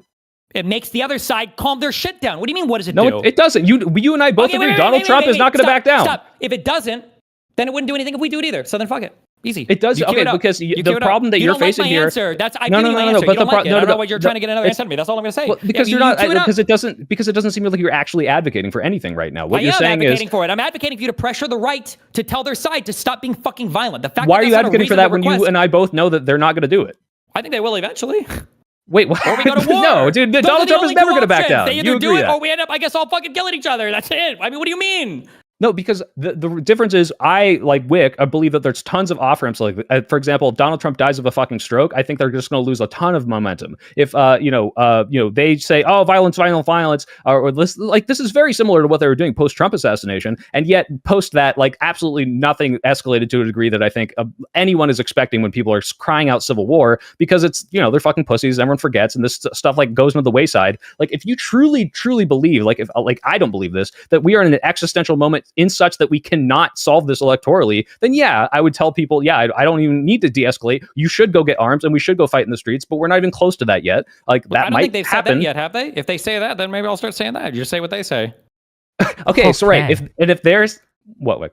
No, can continue. Yeah, just if quickly. they're saying things such as, "Hey, let us crack down. Let's throw these people in camps. Let's like take guns away from trans people." It's like, okay, are we going to start advocating for that, or are we just saying, "Hey, are we going to say I'm not doing stochastic terrorism, but I'm not going to denounce people that do a terrorism until you do it"? Like, what is this accomplishing if one, you and I both acknowledge this is not going to change their minds, and two, in your prisoner's dilemma, you've got people on the right who are calling for violence, and then people on the left who are meeting them there, but then all of these people in the middle who are not part of this prisoner's dilemma, who are like the 66% of people, I guess, according to Pew Research, who says politics is way too volatile right now and are screaming and begging for a fucking solution. And now an entire side of people are like, actually, no, there's nothing for you to look out for. Everyone is extreme. We're all calling for violence. We will refuse to denounce it. Like, then the democracy is dead. If that's how retarded people are, then the experiment has failed. People shouldn't be allowed to vote freely. And then we go to the next form of whatever fucking government is. Either the socialists are happy, we move to that, Christ. or we do some type of monarchy or Okay. authoritarian we're shit. nowhere close to that. We're nowhere close to that, right? You keep saying that. People keep saying that, but the situation is getting more and more fucking insane, no? Have you met No, Charlie it Kirk is before? absolutely. We just watched No, you that's the literally thing. get Is like you and assassinated I on are video you're- 2 days you're- ago. It's no, crazy. I acknowledge that you and I are not going to disagree on a single thing about how crazy the right wing is. What I'm asking you is like, what do you if you think the only way to like combat this right now is to pressure them into like imagine like shaming the right wing into like toning down violence when we both know that's not going to happen, and maybe it could happen if left wingers do enough violence and we say, well, we'll tone it down when you do. Like, what is this? Where does this get us? What is going to happen after this? Then eventually people either tone it down or we go to full on fucking conflict, I guess. And that seems like, why are these the two only options? Where does your situation get us if we constantly disavow and the right just keeps amping it up? If they get more violent and they lose the election, then it doesn't nearly matter nearly as much if we have the power. But they win the election, because what do people always say? I bet you've even said it. The left is feckless. The left doesn't do anything. The left is weak. Let's say that they keep amping it up and the left doesn't respond. Let's say that Donald Trump, which he's kind of geared up to do, I don't know if he'll actually fucking do it. If you would ask me a year ago, I'd say fuck no. Now I'm not sure. Let's say Donald Trump doesn't find a way to fuck with the election next year, right? And let's say they find a way to keep whatever majority they need. They really don't need fuck all with Congress, because it's not like Trump listens to fucking Congress anyway. And everything keeps ramping up on the right. What is the outcome there? Thank God. Like obviously, if we get to the point where it's like, oh, the fucking right wing is escalating, they're seizing power, Trump runs for a third term, he turns off the fucking elections. Like, yeah, at that point, there is power. Okay, so I'm not saying that we're not on the precipice. We just haven't gone far enough yet, right? We have the same position. We just haven't gone far enough yet. So what's the line for you? Yes.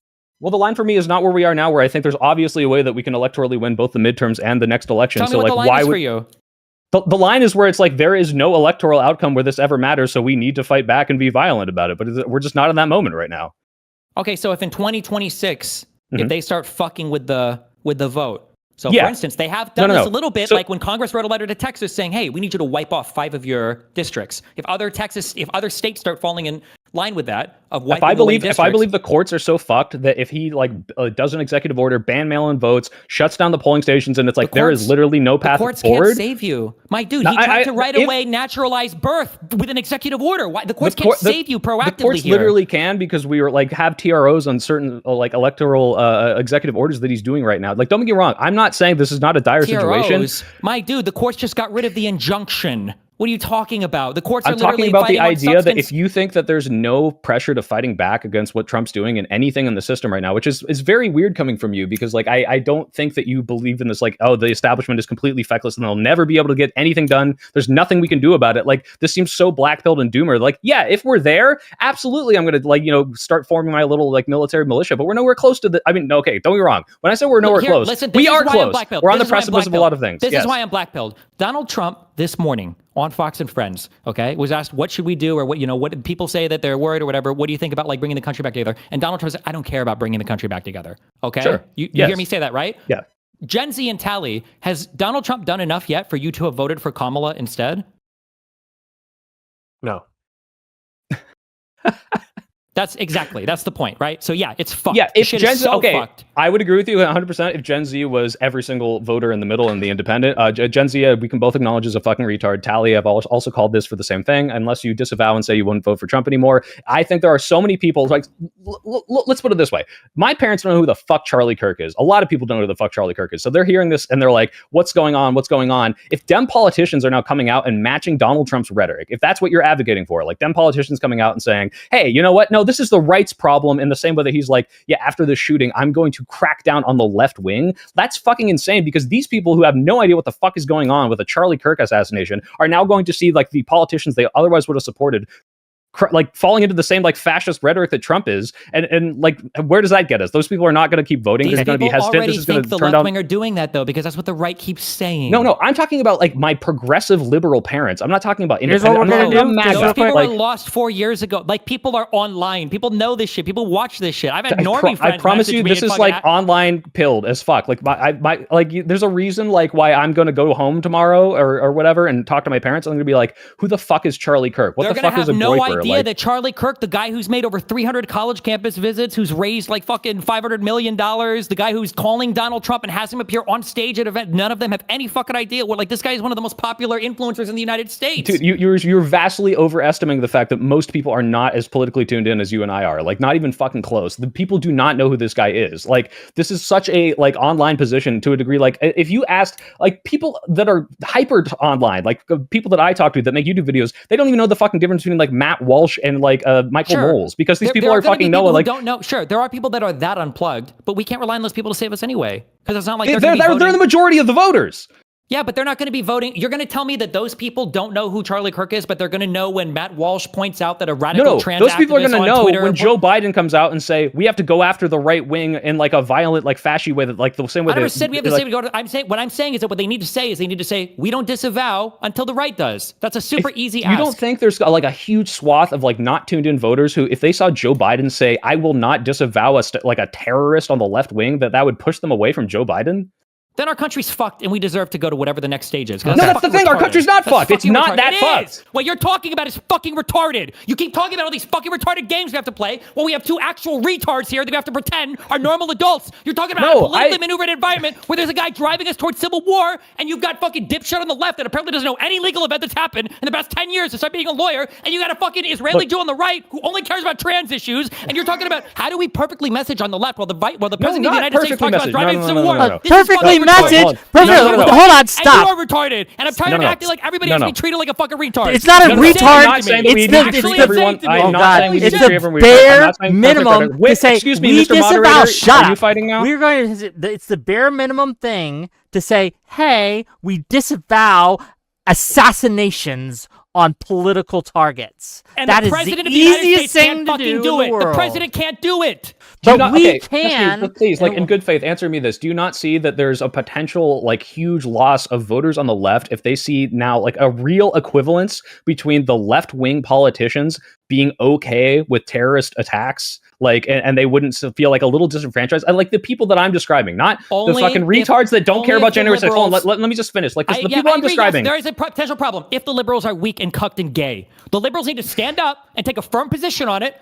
I think you could very easily say that. I think you should make the government shut down about that when the budget comes up. You should say, hey, we are not going to fund the government unless Trump makes one of our conditions. Trump needs to make a 5-minute speech saying all political violence in the country needs to end. And you know what? If that plays worse for the liberals, if liberals go, oh my God, Democrats are demanding the president. I completely agree with you, though. Violence? I need to go vote for a fucking conservative now. Then fuck it, bro. I completely agree with what you just said. Uniform, and I'll sign up for whatever guard tower, concentration camp, whatever. I don't care. All right, fuck it. But dude, understand this. What you just said, is a far cry from what I think you were saying like 5 minutes ago, right? If you're saying let's fight, no, but listen. The same Twitter shit saying, what do you want to do? What do you want to say? War? Say kill somebody. Say kill somebody. I said listen, okay, look. If you're saying let's play dirty, let's shut down. Easy. Yeah, but yeah, let's shut down the government until Trump disavows, like, stochastic terrorism is a perfectly good example of, like, this is the Not dirty, let's go low. Terrorism. Or terrorism, whatever, excuse me. Yes, thank you, because he's being the stochastic terrorist. But yes, if you're saying, let's shut down the government, let's play fucking dirty, let's withhold funding, like, yeah, all of these things are things I'm totally okay with. That is not, like, if we don't do this, we're de-escalating. In fact, if anything, this is at least, like, halfway as bad as they're doing. Like, when Gavin Newsom's redistricting, he's not doing it unilaterally. He's literally saying, hey, people, you should vote on this. What I'm saying is, that's a far cry away. In fact, that is what people want. I think that's what we need to do right now. I think that's going to invigorate the left wing. But if you're then saying, okay, and also we have to match them on the rhetoric, which is very different from let's fight them, let's go as hard as we can. That's very different from saying, yeah, we don't disavow terrorists. That's completely fucking different. You have, when one side wants to fight, you have two options. You can either meet it or you can exceed it. Okay? No, you that's cannot asymmetrical Why are those warfare. the only two options? De-escalate, because you can't de-escalate. If somebody comes up I didn't to rape say de-escalate. You, what you just said is an escalation. Yes, I'm just saying, I just want you to be clear that when you're talking about, what I'm talking about is not escalation. Tit for tat is not escalation,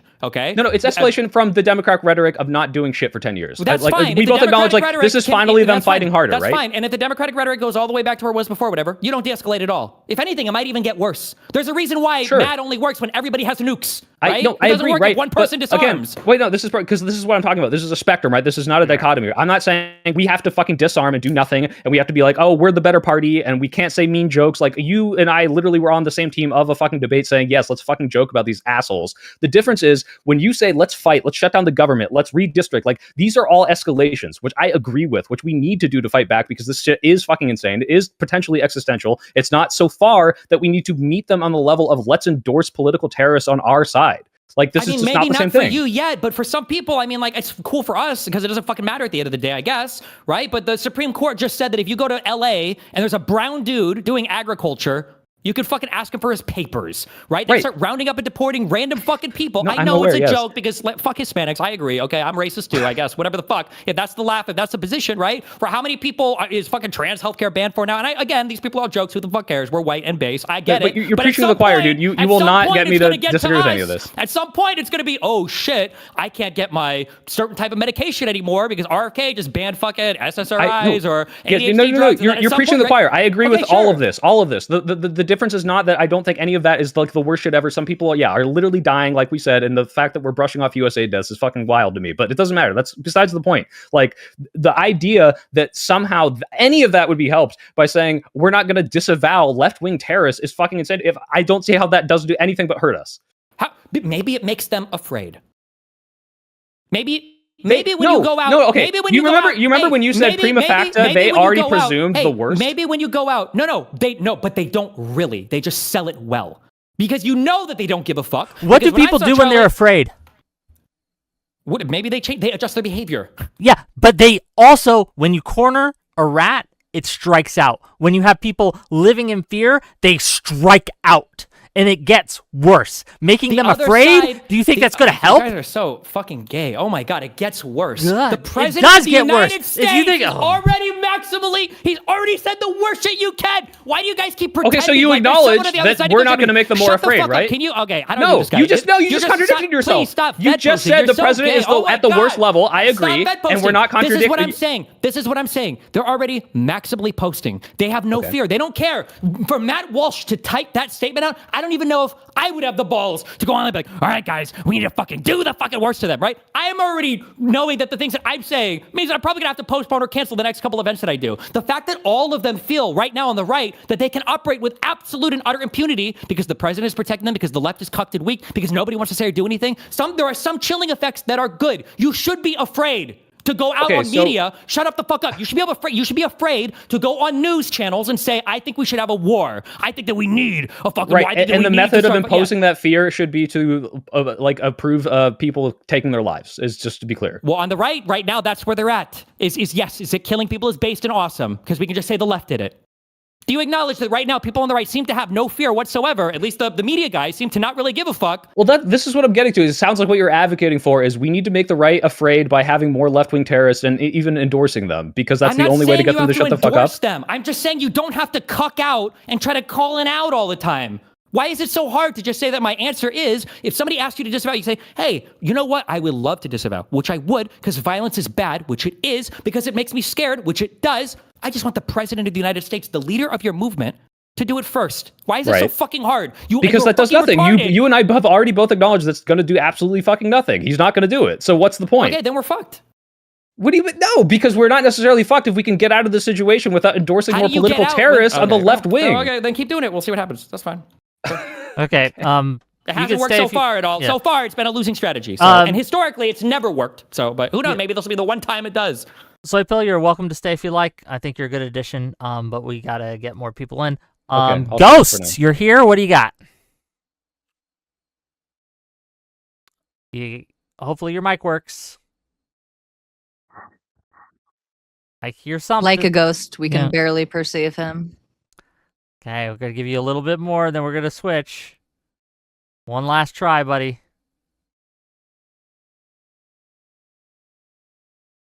Okay, well, next. RIP to Ghost. It wasn't political violence that took him out. Not this time. Okay. We're gonna get next.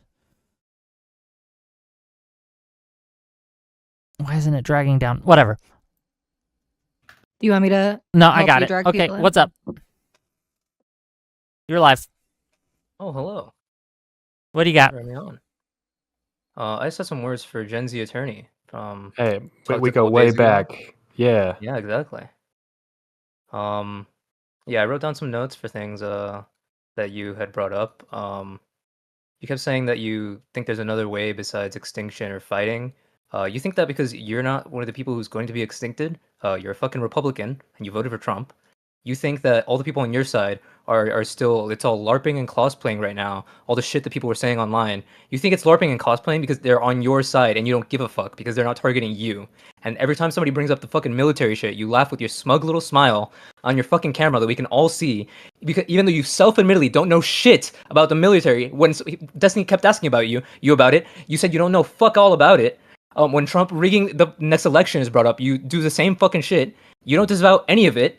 You can say, I condemn Jan 6. You still voted for Trump after it. I fucking talked to you about it after the last debate. You fucking kept going, oh, well, I don't know. The indictments, I don't understand what the fuck is going on in your brain. How you call yourself a lawyer and you just complained about Kamala Harris reposting a bail fund.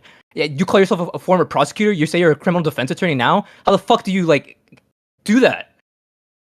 You don't know shit about Trump breaking the law. Every time Destiny brings up something about Trump breaking the fucking law, you don't know shit about it. You didn't know about the law firms being targeted specifically in different executive orders, about the mass exodus of lawyers leaving these different firms because they're upset that their firms capitulated to Trump? Anything else? Do you even regret your fucking vote for Trump after all this shit? The answer's gonna be no, because you don't know shit about it, because you don't give a fuck, because it doesn't affect you. I'm just waiting for him to be done. I think he's done. Go ahead. Respond, and then we can cycle. I mean, obviously, it's a lot to respond to. I'm probably going to be unsatisfied, but I'm not a terminally online person. I do my best to keep up. Is it terminally online to know what the fuck is happening in the industry that you work in? Yeah, if you want to dive down into the weeds on every single legal development, because guess what? Every single legal development? Any idea how many Supreme Court President of the United States each year? Signing executive orders targeting specific law firms? Some of the biggest law firms in the country? And so in the time I've had to sit here, I've been able to do a little bit of research, and even looking into that, I'm starting to feel like I'm probably going to start to agree more and more with it. If we're talking about specifically Perkins Coie, with the rationale being the Steele dossier, that they worked with Hillary, Fusion GPS. Yes, if we're talking about promulgating false information. Yeah, now you agree with it. You didn't know shit about it a few minutes ago. This is how it always works. Yes, because I said I'm not going to fuck. You don't care. I said I'm not going to comment. You don't care about your fucking country. I said I'm not going to comment. You don't give a fuck about the law. The Constitution. I said I'm not going to comment until I have more information. I can give a more informed opinion on it. And guess what? Because that's called having restraint and not just popping off and sounding off on every single thing under the sun. It's being a coward and a loser and being ignorant about shit going on in your country because none of it affects you. Okay, remember when we were talking after the stream last time, though, and I started asking you questions about presidential criminal immunity, about the hush money case, and you had no idea what we were talking about, and I walked all over you with it. What the fuck are you talking about? We're good, I think. I don't want to rehash another stream, but thank you. So we can do it again anytime. Yeah, for calling in, and I appreciate your words. Thanks, Wick. Appreciate it. Let's bring in. You're live. What do you got? Yeah, what's up, Destiny? How do you think we solve this problem? Like like dealing with like Republicans and stuff. The leftist has to stand on principle more and not be afraid and let the right mind fuck them so much on narratives, and especially don't let people on the right tell you what's happening on the left because they never act or operate in good faith on it. So, but I mean, I think Newsom's being a good example there. Hopefully, we get more of that. Sure. Yeah. Sure, Kevin, that's pretty cool. Okay. Anything else? That's about it. Well, that's it. No, that's quick. Oh, anything? Quickly. No, that's it. Okay. Peace out, guys. Bye-bye. Annihilated. You're here? Wick, really quickly. I have my like ultra libbed out Donald syndrome dad on speakerphone right now. Can we ask him, since we also asked the MAGA retards the question as to whether or not he'd be deterred at all from the Democratic Party? Are you okay with that? Okay, yeah. All right, hello. Dad, say something. Can you guys hear Soy this? Pills Dad, hello. Can you guys hear him? Hi. Sorry, I was deafened. Hold on, just No, real quick. quiet. Just real quick. Soy Pills Dad is talking. All right, Dad, if Joe Biden and Kamala Harris refused to denounce left-wing terrorists because they were trying to let's say that Donald Trump needs to be pressured into de-escalating, would that make you sway or deter your vote at all with the Democratic Party, knowing that they're refusing to denounce left-wing Democratic terrorists? Yeah. Okay. Yes, it would. Okay. Thanks. I denounce stupidity on any part. Okay, but if it was existential, you would say it's necessary. Phrase that question in a way that's not so horrendously biased. Wait, can I ask a question? Wait. Yeah, you can, but just to be clear, I just want to clear that because this is a concession to you, Destiny. He said if the only option was the existential threat of Donald Trump, absolutely he'd be for it. Just to be clear. No, but what's I don't your care. question? That's fine. I don't care. You phrase that in the most insane way possible. Can you hear me right now, Mr. Soypill? He can't hear. I will repeat it verbatim. Okay, my question is would you support Democrats when they're asked to disavow violence or whatever? Would you support Democrats saying, we will disavow as soon as Donald Trump calls for his side to be less violent? As soon as Donald Trump makes that statement, every single person on the left will say, yes, we should all bring down the violence. Okay, Dad, Destiny's question is, would you support Democrats if they said, we refuse to disavow left-wing terrorists until Donald Trump turns down the rhetoric? It's like brain broken.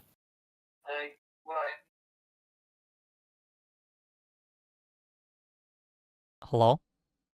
Still there? We broke Daddy. Yeah, I'm here. Yeah, so would you support Democrats saying, we refuse to disavow the violence or to turn down the rhetoric until Donald Trump does it?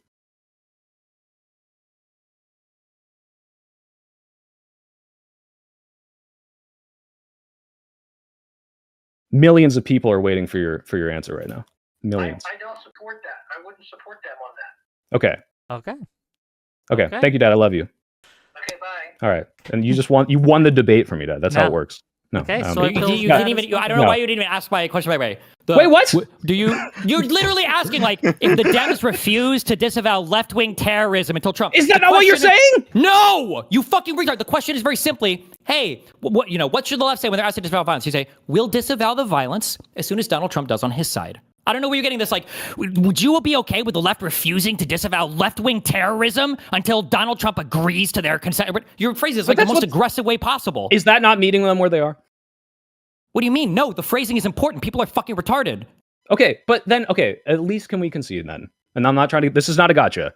We should not be as bad as the right wing right now. We should be somewhere a little less than the temperature that we're they're not currently as at. bad as the right wing because we're willing to bring it down if they do. The right wing is the one who is not capitulating. No. But even what you just said, that's not willing to bring it down if they do. That's we're not endorsing or refusing to endorse terrorists, right? We are already a level below before they've de-escalated, right? That's still not meeting them where they are.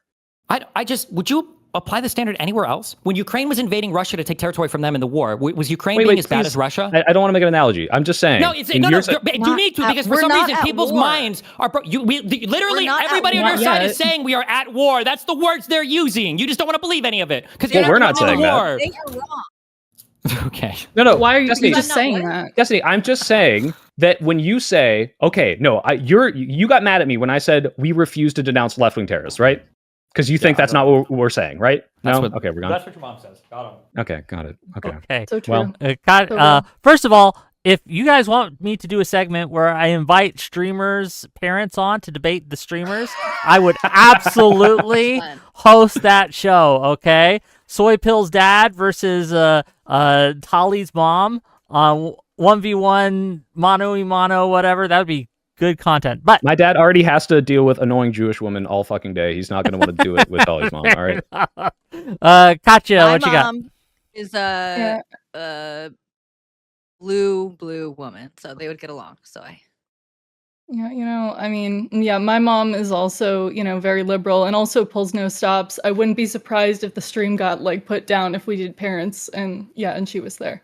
God my dad bless. says some pretty unhinged shit. I don't know if you want him on stream. He does not understand the concept of TOS. Okay, fair enough. Yeah, well, go ahead. Happens to the best of us. Go ahead, Katya. Yeah, I was just gonna say, I mean, it seems like individuals are okay voting for people that they admit will not turn down the rhetoric, like, no matter what. But then they say they don't want the consequences of the rhetoric not being toned down. Like, either you're being dishonest or, like, what? We're just pretending that it won't happen, or we think it won't and we're willing to hedge our bets. What are we doing? So can you I guess rephrase that? Right. Just So ask again.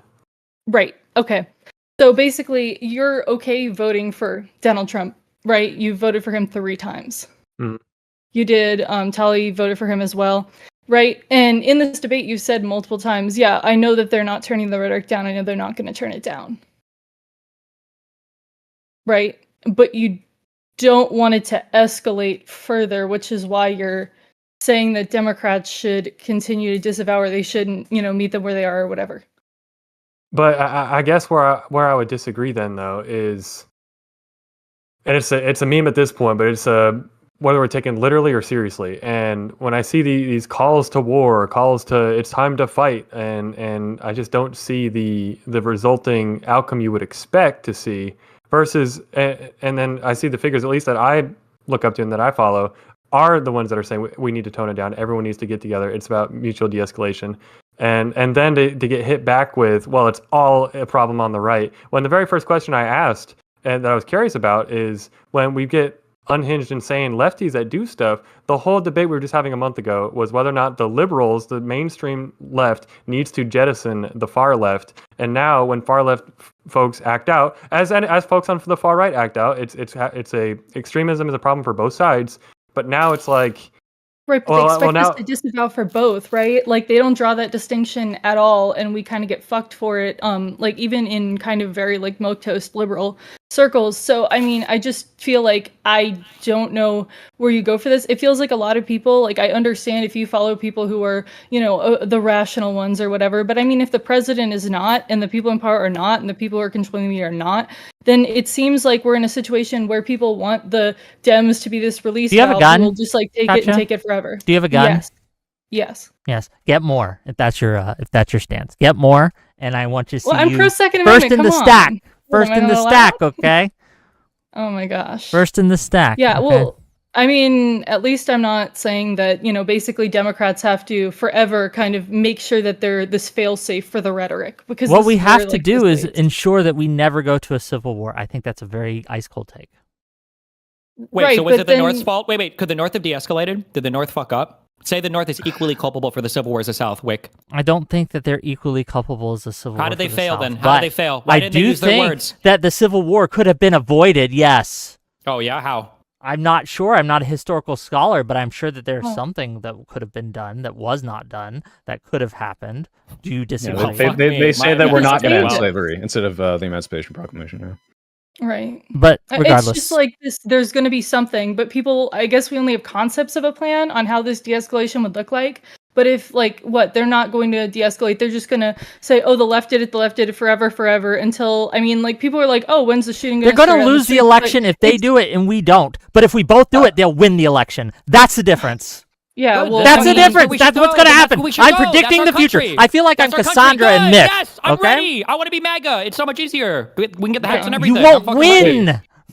No, Hey, I will win because I'll just become MAGA, and then I'll get along with my parents better, and apparently my son too. So it'll be great. Election. It'll be amazing. I'm the odd one out. Okay, let's go, neo-Nazis. I can vote for Fuentes in the next election. Hell yeah. If it's an unfair election, then how the fuck are we going to get to that point? Because, like, I mean, that's a big chance if we keep escalating. If they are messing with the votes and closing polling places, my position changes. But we aren't there yet. Okay. They are trying. They are doing that. To be clear. They literally tried to actually rig the fucking election. What are you talking about? January 6th, they tried, but they failed miserably. And they didn't try to rig the election. They tried to overthrow the election, which is a different thing. No one was stopped from voting. Just to be clear, Whick has literally the Ben Shapiro talking points implanted in his brain. The guardrails held. That's what he just gave you. This is insane to me. I feel like crazy. Am I incorrect? Listen. No, you're right. The guardrails held. You're right. You're 100% correct. Therefore, we don't have to meet them where they are and try to steal the election, right? Correct. So we don't have to replace the guardrails until we've already crashed through them and hurled off the fucking cliff. Okay, listen. By replacing the guardrails, I mean disavow political assassinations. That's what I mean. Disavow political assassinations. I think it's an ice cold take to take.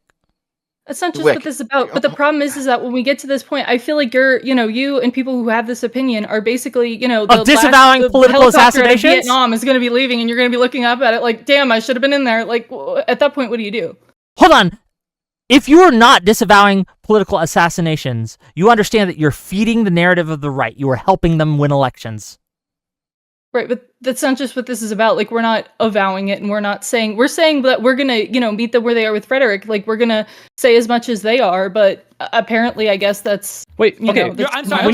This is the whole contention. No, this is the whole contention. No, shut the fuck up. Your contention is retarded. No, it is not because you're. What's happening is a group of people are showing up to dinner without putting on deodorant, and you're saying you guys are kind of stinky. Nobody's gonna want to eat with you if you guys don't put deodorant on before coming. Meanwhile, the other half of the table shits themselves and wears the same pair of fucking dookie-filled diapers for 2 days, and then shows up with their shit-filled things going, yeah, I don't know why you guys just won't put on some fucking deodorant. The BO is kind of bad. And you're like telling us that somehow it's like on us to be better than that. That's insane to me. I would rather just shit myself and join the fun side. Destiny, when Donald Trump said, Proud Boys, stand back, stand by, like this is pretty much an endorsement of terrorism. Do you think we should meet him there and that we should actually say those things? I'm not going to Fed post with you. I'm not Fed post with you. I'm not telling you to say that. I'm saying we shouldn't do that. And what I was trying to get you to say was, obviously, when you say, hey, we refuse to condemn this violence until you de-escalate, I don't need you to get me to say, already there. Why are you repeating what I already said to say? Because I think you don't understand my understanding of it. We just don't disavow anything until Trump does. Make him disavow first. I didn't say you have to support anything. I didn't say you have to be like, oh yeah, go kill everybody. I didn't say that. Right, but that's what the right's doing, right? So we're not meeting them where they are, right? Okay, if you want to say that, then sure. But I said what I said. Okay, that's all I'm saying. If you're saying it's a prisoner's dilemma, we have to match them exactly. No, because they're fucking insane. They're endorsing terrorists. They're saying, stand back and stand by. And if you're acknowledging we should not do that, you might have to, right? I you agree. Acknowledge that. Okay. Yes, and we don't have to do that now, right? Sure, but what is the point for you? Because you're not going to know it until it's way too fucking late if you wait on this type of attitude. Well, we can win in the next election or whatever. If you're completely black-pilled electorally, I understand. That's probably my line too. I don't think we're there yet. That's all I'm saying. Okay. Katya, anything else before we cycle through? Yeah, I just wanted to say to Soy Pill, like, what's your opinion on, for example, I mean, like earlier today on the Fox and Friends interview where Donald Trump said, when they were asking him to disavow like the violence or say that we shouldn't be asking for war, be like, they were gonna get revenge in the ballot box, but the election's rigged, but the voting by mail and Jimmy Carter and blah blah, all that stuff. Like, what do you say at that point? Because they're not willing to de-escalate. They're saying that voting isn't going to work. What now? Yeah, just to be clear on my position, I am a progressive. I think Donald Trump is an existential threat to this country. I think he's like accumulating power in ways that could potentially completely fuck our country for the rest of forever. We're already probably at points where there is irreparable damage, but that does not mean that I think we need to be exactly as bad as them. And it seems like we actually agree on that, which is fine. But that doesn't mean that anything that he has done is good. It's fucking insane, just to be clear. Okay. Gotcha. We're not. Hold on. Why do you keep saying we're as bad as them? Because that's my understanding. I'm not saying we're as bad as them. No. I'm saying even if when we you were say to go full violence, do you think that fighting for a liberal constitutional democratic government is the same thing as fighting against it? No. When we had the insurrection against the British, were both sides equally bad? In the Civil War, were both sides? Then stop doing false equivalent, saying that, well, we will be the just difference as bad is, as them if we're in that moment, I'm not saying, oh, we're so bad. Oh, how can we live with ourselves? Look in the mirror, libs. I'm saying, unless we're in that moment, we don't need to escalate that far, and it's going to hurt what would otherwise be the electoral possibility of us winning right now. But that doesn't mean we have to de-escalate rhetoric. That doesn't mean we don't have to fight back. It just means we don't have to be as bad. So when I interpreted what you said was, we have to be as bad at them as rhetoric. We have to meet them on the rhetoric. It seems like you don't necessarily have what my misconstrued idea of what you were saying was, which is, yeah, no, we don't have to say we endorse terrorism, but we do have to, escalate it. We have to be a little bit in between what the fucking maximum bullshit that Trump and Matt Walsh and all these insane people are doing. Okay, cool. As long as you're saying we don't have to meet them exactly there, then I think that's not nearly so insane as I thought you were being. Okay. I mean, especially not with gotcha. actions, but Gotcha. I feel like it's different to distinguish those, I guess. Thank you for calling in. All right, nice talking to you guys. Quick, just an Adios. administrative thing. I know there's a long line anyway backstage. We probably won't. There's no way we're gonna Yeah, get to not gonna everyone get to anyway. them all. But We're there gonna are get through- people who we'll are. do three more. We'll do three more, then we'll call it. Okay. So I'll let Okay, you. there are people in the server. I had a question I'm just for saying you, there are Wick, people in the actually, server about what you just aren't said. able to access the backstage. I don't Then know. If that's just a technical because they thing that haven't we done the figure out rules for the right, future. and they got to learn how to do the rules. Okay, they can accept the rules by clicking on my face emoji. Then they'll be able to see all the channels. Ask me your question, and I'll. Okay, just real quick. Yeah. So, let's say Trump tries to pull the Jan 6 Eastman shit again in 2028. In your opinion, what is his chances of actually pulling it off this time? It's higher because he has more people in places of decision-making power than he did before. I still don't think it's necessarily that high, though. I can't give you an exact percentage. I'm sorry, but it's less than 50. It's more like 10. Really? 10. Hold on. With Hold on, wait, Vance you're saying making that he Dev, would can I do ask you a it? quick question? Wait, Dev. Him trying that again with all of his cabinet that he or complete sycophants or whatever, he has more power than Hitler did when he tried to do the Enabling Act, no? I'm not sure, maybe. With Donald Trump controlling every part of the government and having already the populace or not every part of the government, every part of the executive power, for him to be able to fabricate whatever document he wants, that's more power, I believe, than when Hitler passed through Parliament the Enabling Act. But if he, which is what, hold on, I can skip all this. The ability to roll the whole If government. he does that and it's wouldn't stop successful, Hitler. then we strap up. Okay. If he does that and it's successful, then we strap up. So you want him to be successful in his revolution before you actually if he's take violent trying means. it in 2028, then we can strap up. How's that? Well, what does trying it look like? Like if he starts talking about how Man, I don't care if 2028 he is Yeah, I'm really actually- about well, it. we're already there. No, but Wick, we didn't know about the false electors till afterwards, okay? That we only knew about the instruction. So I'm actually totally against you on this thing. This is if we see him doing it, we're 3 months too late. Like that's like the stop him. Well, to be fair, what are we Well, going to hold do on, if we don't sorry, see Paul, him doing it, right? Just real quick, Soypal, we knew about the false electors beforehand. If you were in right-wing We did, circles, but nobody cared. They were talking all about it during November. I remember seeing it myself. Oh, okay. That's just my ignorance then, sorry. Okay. Caller, what do you got? Yeah, I just had a quick clarification I just wanted to get from Destiny, even though I feel like it's been re-clarified like 100 times. When it comes to like your stance on the rhetoric and the current escalation and de-escalation and where we kind of stand as a country, can you just you have said many times, you're just saying that if we're to ask the left to de-escalate and disavow all these things, it has to just be 100% reactionary, because we've kind of already laid out many a time that the left doesn't like endorse violence outwardly, at least not no one of like grand importance, other than maybe somebody like Hassan, who unfortunately is like this number 2 voice on Twitch politics. But everything that we do should be in reaction to Trump as the leader of the nation. So if he was to be the one that leads the call for de-escalation, you're saying that would lower the temperature from, you said 100 down to sub 50, but if we were to continue to do it, nothing would come from that, right? It goes to 98 maybe, or actually probably not. Actually, it probably goes to like 110. It gets worse because if one side is willing to lay down and the other doesn't, then the other side just dominates you. But and just for clarification, to anti-Fed posts, we are not saying that we should escalate until they de-escalate. No, but whenever somebody asks you, what do you think about the violence, whatever, then so if somebody else gets killed, right? Then the response is, oh, we would like to lower the temperature of the country. We'll call for it to be lowered as soon as Donald Trump does. All right, that's basically all I really wanted to hear. Okay. I just wanted to get clear clarification. Thanks for calling in, sir. If I can add on to that, just while we're getting a new caller, if Trump comes out and completely he says exactly what we all want him to say, is that really changing any of the minds of, like, I bring up the stat again, the 70% of college students who think it's okay to shout down speakers on campus, the 30% who say it's okay to use violence on campus. Is this changing the math on the ground at all?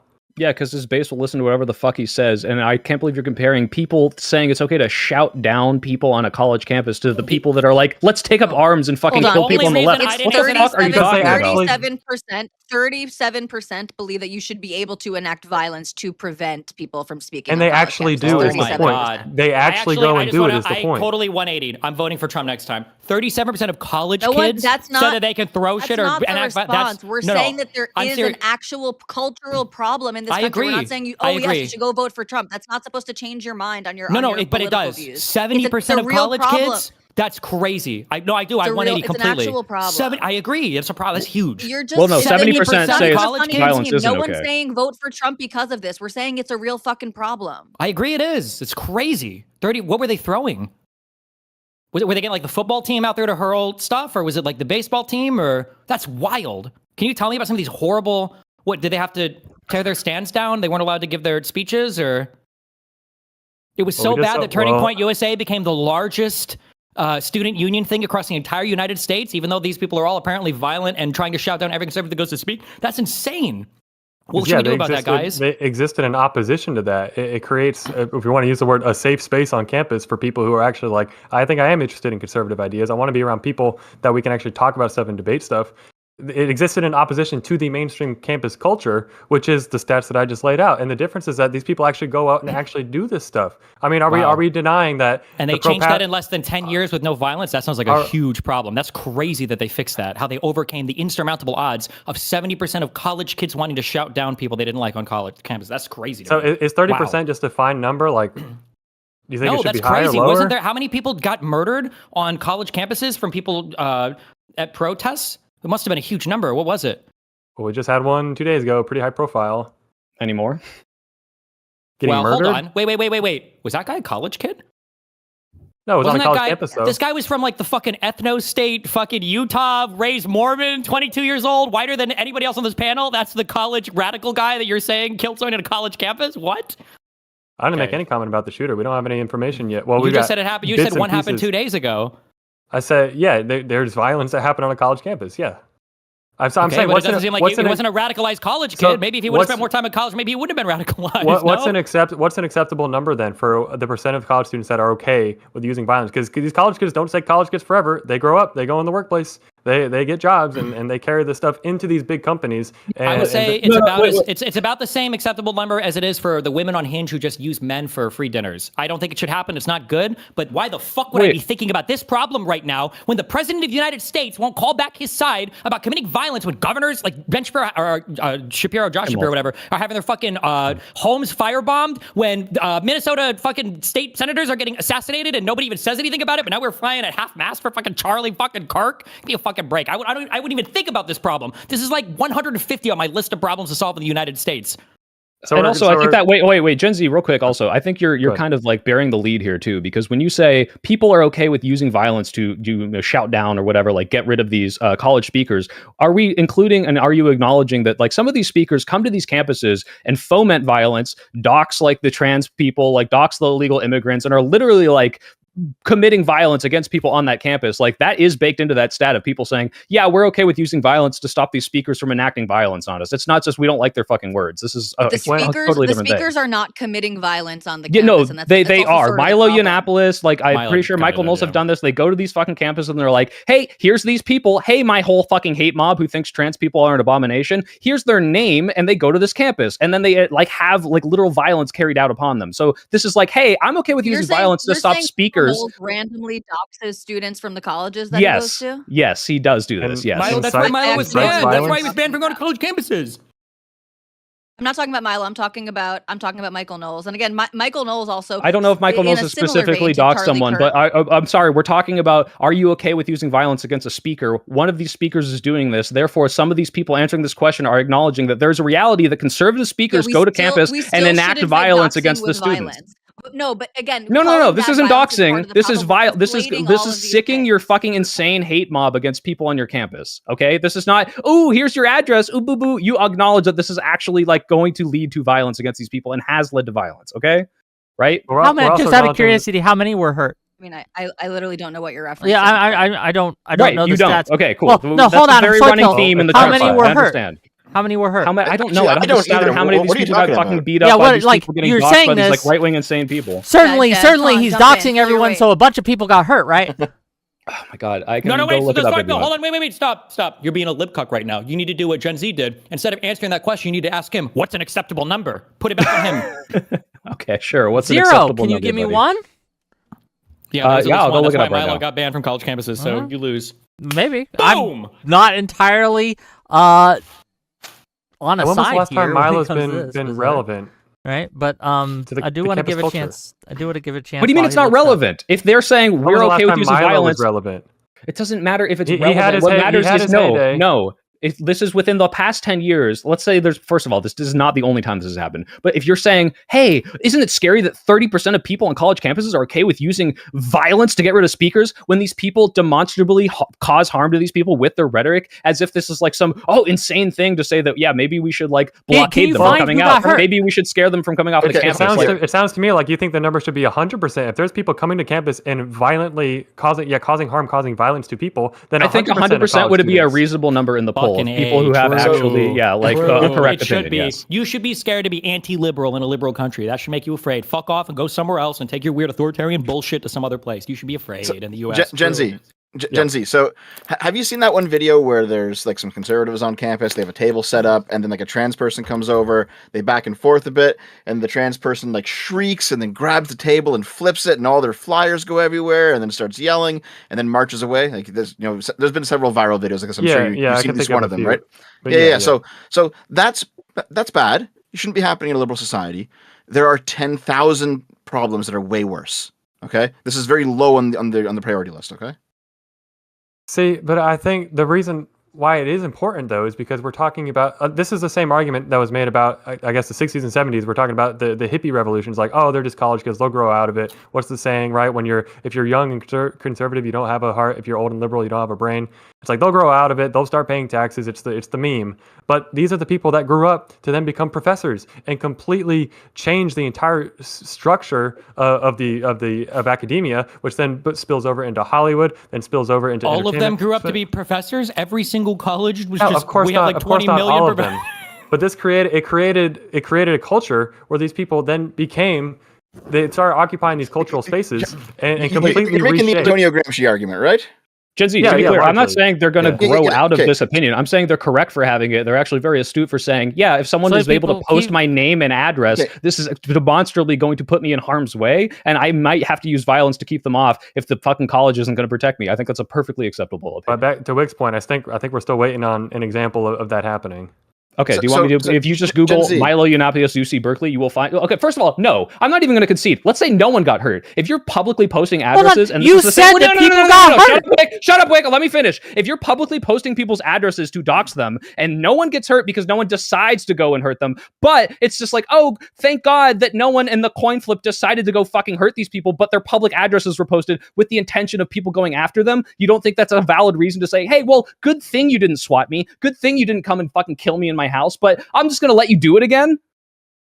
None of us think that conservative commentators should be going onto college campuses and doxing students. That is obviously. Do you think you should be able to use violence to stop them from doing it? Soypill, do you think you should be able to use violence to stop them from doing it? Your claim was that people got hurt because they did it, and I just want to know who got hurt. Now I'm making, before I even look it up, I'm making an even more conservative thing that I think is more defensible. Is I think you should be able to use violence to stop someone from doxing you, 100,000%, because I'm not going to put my potential harm on the line.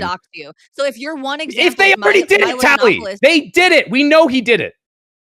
But is your example Milo Yiannopoulos? Then fine. Yes. Milo Yiannopoulos is a crazy person, and don't. So okay, and then if you pull a college student and say, "Hey, do you know?" Okay, what should you be able to do if you think? Hold on. If you think someone is going to dox you, Soypill, you think that someone's going to release your information. What should you be able to do to them physically? What should you be able to do to their body? If they're going to post my name and address and they're like, "I'm about to do this," they've got their finger on the button, right? Yeah. What should you be able to do to them? At the very least, you ever see Starship Troopers where he throws the knife and he sticks his hand against the wall and he says, "Yeah," and the the enemy stab them in cannot. the hand. Yeah, the enemy cannot to press stop the nuke if them they can't press the from- button. 100%, you should be able to stab their hand and not let them Jesus press the fucking Christ. spacebar button. In a okay? video game. No, not in a video game. In real life. Jesus Christ. Okay. Oh, you can have Jesus that. Christ! They're posting your address to a bunch of people who have a demonstrable history of hurting people. Is that Why not do you have fucking? wait, how old are you, Soy Pill? Why do you have a I'm more 29. radical position on random people going to schools to dox people than the president of the United States calling for fucking civil war? What the fuck is wrong with you? Wait, You're this telling me isn't more you use radical. preemptive violence against Michael Knowles going to do some fucking think you random could event use- at a you could college, use but you can't do preemptive- anything about the president of the United States? Okay, first and you of all, snuck in there that they have a No. history of hurting people, and you can't give me Yeah. one person they hurt. Milo, Indianapolis has a history of these doxing people. They're getting harassment. Now, if I show you the hurting thing, now are you going to agree that we can stab them in the hand to stop them from doxing them? Oh my god. Show me the hurt. No. Say yes or no. If I show you that Milo, Indianapolis doxed someone and they got hurt, you would agree that it's okay to stab Milo or anyone you know who's he's going already to. got a tweet loaded up. Don't let him Yeah? trick you like this. Would you be okay with this? Let's see what you got. No. Answer the question, Wick. It's a hypothetical. Okay. Make it a conditional Well, that I you see can it change anyway. what it means afterwards. So say like only if I think it's a serious threat or something, or only if I think it was caused by that, so that he can link you something and you say, well, I don't think that was caused by that. You can't draw a direct link. Well, Go. no, I'll just give you, if you can give me someone that got hurt, and From by a hurt I dox. mean physically, not their fifis, okay, not fired from their job, Yeah, but what about physically swatting? beat up. What about swatting where the potential of you dying is there? Did they get hurt? Can you answer the question? Do you understand No, that swatting has the I'm potential of being you very dying? clear. Would you it consider does. swatting a death threat potentially if you could, because there's always the chance that they're going to fucking shoot you. Especially, I think you own weapons, don't you, Wick? I own one weapon. And Mm-hmm. actually I own three, okay? I got these guns here, right? That's but right. other than There that, we go. right? Okay. So just to be, so you Right. think So doxing just to be clear, so that it would be okay to stab but you someone in the understand hand that right swatting before is they're about to press different. post. Swatting is Jesus, but you- different than someone going out and getting actually physically hurt. Swatting has a potential to hurt I them. would consider agree with swatting that. a It potentially increases the like chance that they get physically hurt. I'll agree with that. But can you give me a It's chance worse. where they Okay, got so actually it's physically worse. hurt? But the Supreme Court's already ruled on this in Brandenburg with the incitement test. There has to be specificity and imminence. Just posting someone's information, I agree, horrible thing to do, completely immoral, but not illegal. I mean, it sounds like you're saying I you're being didn't say it consistent, was saying it sounds like you're saying it should be illegal if you're going so far as to say you should. Depending be on allowed the to use- in some context. states, isn't it? Yeah, Isn't it and if illegal you- in some states? Well, I don't know on all 50 states. I mean, each state has their own criminal law, so I can look it up. But Okay, as but far- are you saying, just like let's remove legality, are you saying if someone posts addresses and they have a history of people whose addresses they're posted get hurt because they have an audience of people who might be more inclined to do that, it's just totally fine if they keep doing it because they're not the ones hurting them? I mean, I know you said take the law out of it. Unfortunately for you, I'm not going to do that. Do you have morals, or is that not? I do. I mean, I know you don't, but like, Okay, just to be Right. clear to the retards, the sub IQ motherfuckers in my chat that are saying I think swatting is okay. Absolutely not. I think that there Why are not? plenty of things that are not okay, even though they don't give physically harm. But Soy Pill made a very specific claim, and he loaded his argument on this Wait, why claim don't you think that swatting's Milo okay, Wick? Yiannopoulos Wait, had wait, gotten wait, people wait. physically hurt. Wick, why do you think swatting's not okay? Okay, swatting's not okay because it increases the chances of harm. Attempt murder. Do you think it's almost akin to attempted murder, or at least like halfway there? It's Even really bad, yes. okay, if you post someone's address and you know there's a very good chance they'll get swatted, would you say Okay, that can- maybe you're an accessory Sure, to said can you thing? can you draw a direct line between this person's Okay, Milo sorry. Maybe, Yiannopoulos- well, let me ask an easier question. Do you think Milo Yiannopoulos is so retarded he doesn't think that his audience goes after people when he posts their address? I think Milo Yiannopoulos Why do you is think he very posts retarded. their address, actually? What do you Okay, think to he intimidate. does when he It's does an that? intimidation tactic. Why would it intimidate them if they're not going Because to go it after them? There's no increases violence. the chances someone is going to use their address and cause them harm. Okay, do you think you should be able to use any sort of No, I don't physical think altercation doxing is to stop okay. them from Frankly, No, but you just made a stop someone specific from claim that doxing you're you. Just stop weaseling someone out from of. doxing you. I'm not weaseling. I'm going to show you, but I'm Okay, waiting for show you because me. it seems because it seems like even in the hypothetical of yes, this person might cause imminent death to you by swatting you, and he knows that his audience will do this. Well, I don't think you should use violence to stop him from causing people to go to your house or swat you or any of this stuff because I mean we don't know if it's going to happen, and he doesn't know for sure. He's just posting it because he wants to scare them, right? You said like, that- is it not okay? You said that Milo Yiannopoulos went onto campuses, don't ignore doxed everything I just people, said, please. and got them hurt. Show me where that happened. That's all I'm asking. I'm going to do that. Okay, but I'm do asking that. you. But it doesn't matter if when I show you, you're not going to hold to the principle that I I'm will establishing hold to right the now. principle. If they You got hurt, haven't said your principle. You said it doesn't. If they do that, I'm yeah, it asking might be you. imminent It's death just threat. yes or no. It's Wait. a binary thing. No, Did it happen because or did why it do not? I show you the evidence if you won't even concede in the hypothetical? I'm conceding. If they got hurt, I will concede the argument. Show me the where they got argument hurt. that it's okay to commit violence against someone for doxing you. or attempting to dox you? Oh, it's okay. It depends on we need more context. Dox you how? Okay, the context is dox you by history. releasing your face if you were a VTuber. That's doxing. No, here's releasing their your full home name address? and address, and here's their full name and address. Yeah, yes, you should be able to commit violence against someone for doxing you. Some form of violence. I don't think you could kill them, right? But I think you could kill them. I said throw a knife into their hand to stop them from posting. Sure, doing something violent towards them would be justified, at least morally. Thank you for joining the 30% Whick. Now I'll go find you the evidence. You guys can hash it out. You don't even have. Okay, you don't even know what's. God damn it. Okay, but I just want to be clear that this happens a lot of times. Well, they make claims. They'll come in, make claims, load those claims. Well, this happened. They got hurt. There was an untold number that were harmed by what this person was doing on campus, and therefore we need to shut them down. But when I asked, can you give me one example? We get, no, I have to go look. To be clear, the issue is that initially it was presented as a huge problem that 70% of college kids said it's okay to shout down people, or 30% said it's okay to use violence to stop people. 37% or something, yeah. It was 70% to shout down people. It was like 37% for violence. But without seeing the phrasing of that question, it was kind of dumb. Like, everybody would probably agree with that, depending upon what kind of speakers we're talking about shouting down, right?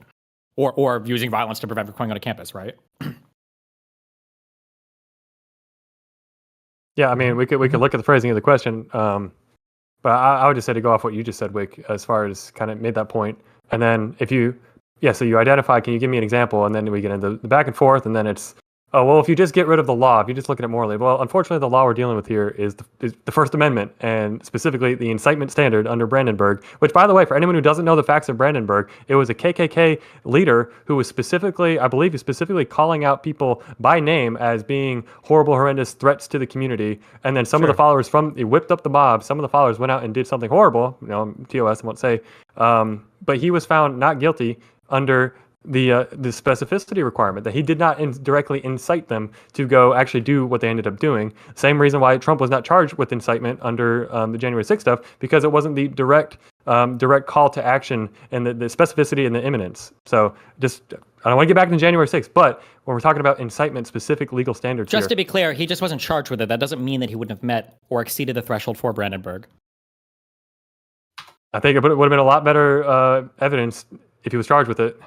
Absolutely not. The idea that you want the Supreme innocence Court, until proven the guilty idea as well. that you want, it has nothing to do with innocence before proven guilty. It's the idea that you would want to test the Brandenburg standard with regards to speech from the President of the United States. That would be an incredibly scary thing to try. And if you fuck that up, you're going to be remembered in history as the worst fucking Solicitor General or whoever is going to go and argue that case. That's an incredibly... People are very strategic about what cases they bring to the Supreme Court. They're very careful about the ones that they choose that they want to succeed on the merits on, right? There's a reason why there weren't any partially monetarily, but partially because they were worried about the SEC or whatever. There's a reason why companies didn't want to fight their First Amendment right to ban Trump or whatever in front of the Supreme Court as well, because who the fuck knows how they would have ruled on that. Like, you're strategic about the cases that you bring. And I don't know if you want to test Brandenburg in front of a conservative court with the President of the United States on the line. That could have far-reaching implications for a variety of different reasons. Actually, I agree with that. You do have to be strategic about the cases you bring. Because, just as much as you might set good precedent, you might set terrible precedent. So, okay, last caller. What's your name, Sean Solo? What do you got for us? Sean Solo. Look at that awesome game room. That's great. Thank you. Appreciate it. A lot of people call it GameStop. One thing I want to bring up is, like, no one's really seemed to have mentioned the facts, like from FBI data, from DHS data, from the ADL, etc., from independent colleges. 100% of extremist-related murders were committed by right-wing extremists in 2023. There's a waste of time. People on the right don't believe in stats. It's not. I know they don't, but we got to say it. We got to keep saying it. You got to keep asking Grok. When you see these people on Twitter, ask Grok who committed the most terrorism in these years. It's going to don't ask Grok. Give them the stats. Okay, right wingers. Give them whatever way you want to do it. Whatever they like to hear, give it to them. Give them these numbers. Okay, it's all right wingers.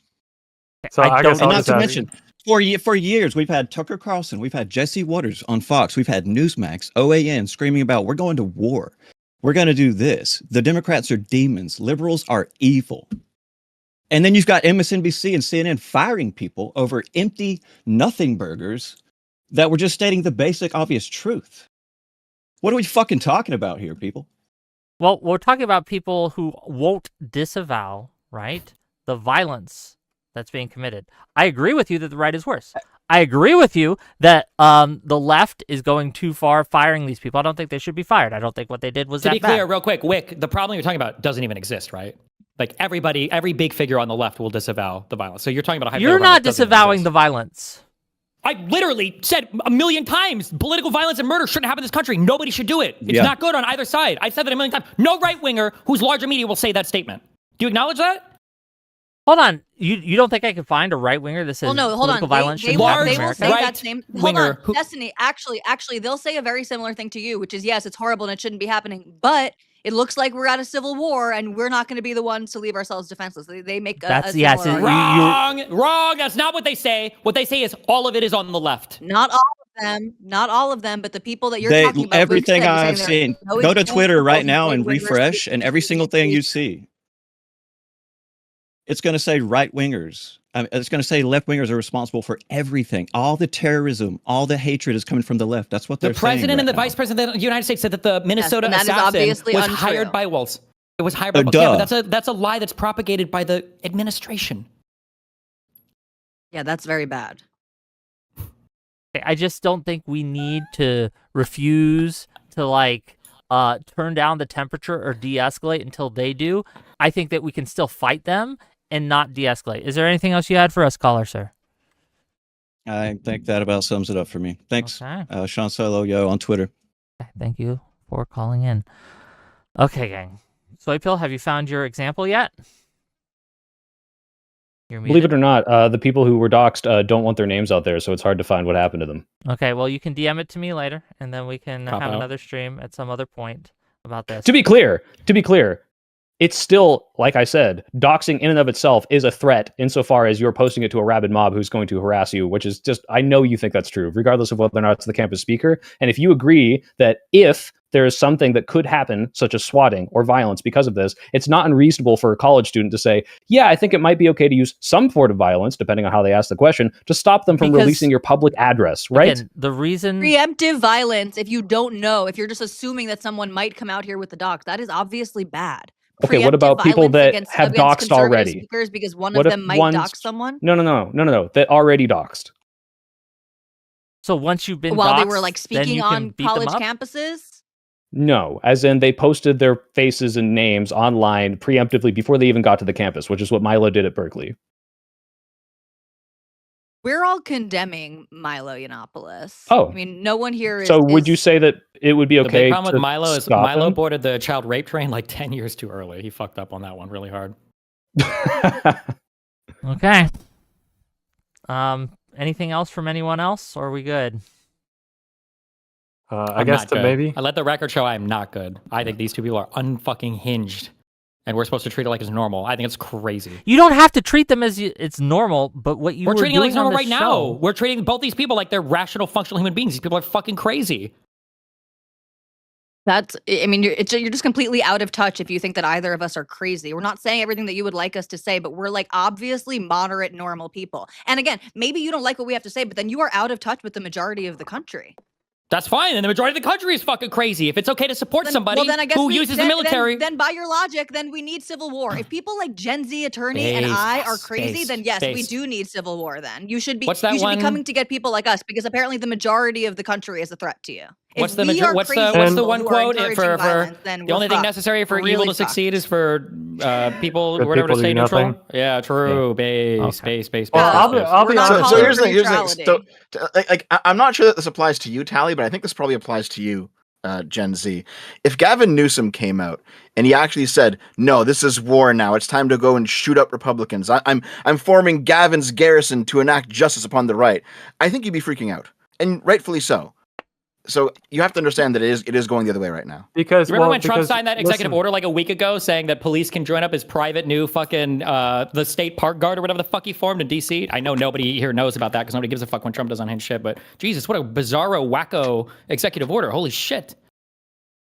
So to answer your question, Dave, but listen to the difference you just inserted in there, and I think I like to see the good in everybody. I think everyone's being honest and trying to get to a better solution. But basically what you just said, you phrased it as if Gavin Newsom said, it's time for war, let's form the militia to go shoot Republicans. I think obviously that is completely over the line, But is anyone on the right? I'm seeing a lot of these vague calls like this means war, enough is enough. But it's like I'm not seeing the here and now. Here's the people we need to go after.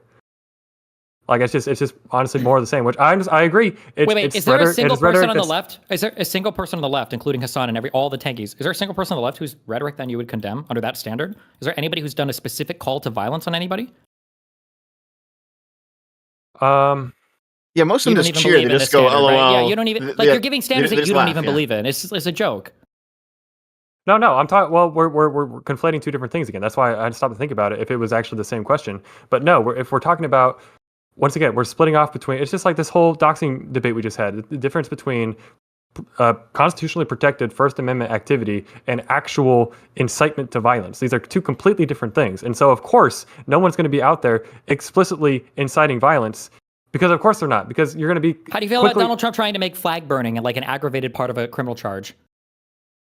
Yeah, I think I disagree with that. I think flag burning is it's expressive conduct that should be protected under the First Amendment. Obviously, huge disagree with doing it, but as far as whether or not it's protected under the First Amendment, I think it should be. So yeah. How do you feel about them making decisions about deporting people based on whether they support Israel or Palestine? Let's stop right there then, because look what just happened there. Okay, you asked the point, I bit the bullet, and now it's immediate pivot to the next point. Can we just stop and actually acknowledge that when there are points where we can actually maybe agree on something and then build this bridge back that we're trying to build, it's completely dismissed and out. It's immediately on to the next point. Like, why would I concede any point in that paradigm? You're not really conceding anything. These are minor things you don't agree on, and none of it would change your vote. At the end of the day, the only thing that matters is who you vote for. And so if none of it matters, why are you asking me? I guess because it's funny to see how hypocritical you guys will go. Well, hey, we can up our $20 bet. We can make it $1,000 on there not being a Trump 2028. But Whick, I have to say, I was totally wrong. I found the wrong thing. I thought that he was doxing the addresses of these transgender students. That's not what happened.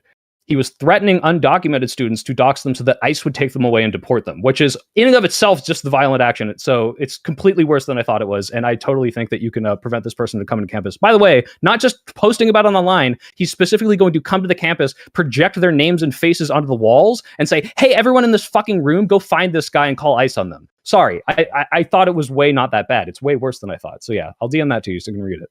Okay. But even then, I mean, I think that's still gross, but it's still failing under any sort of... The university should not allow for harassment of their students on their campus. Like that's completely reasonable. That is targeted harassment of students.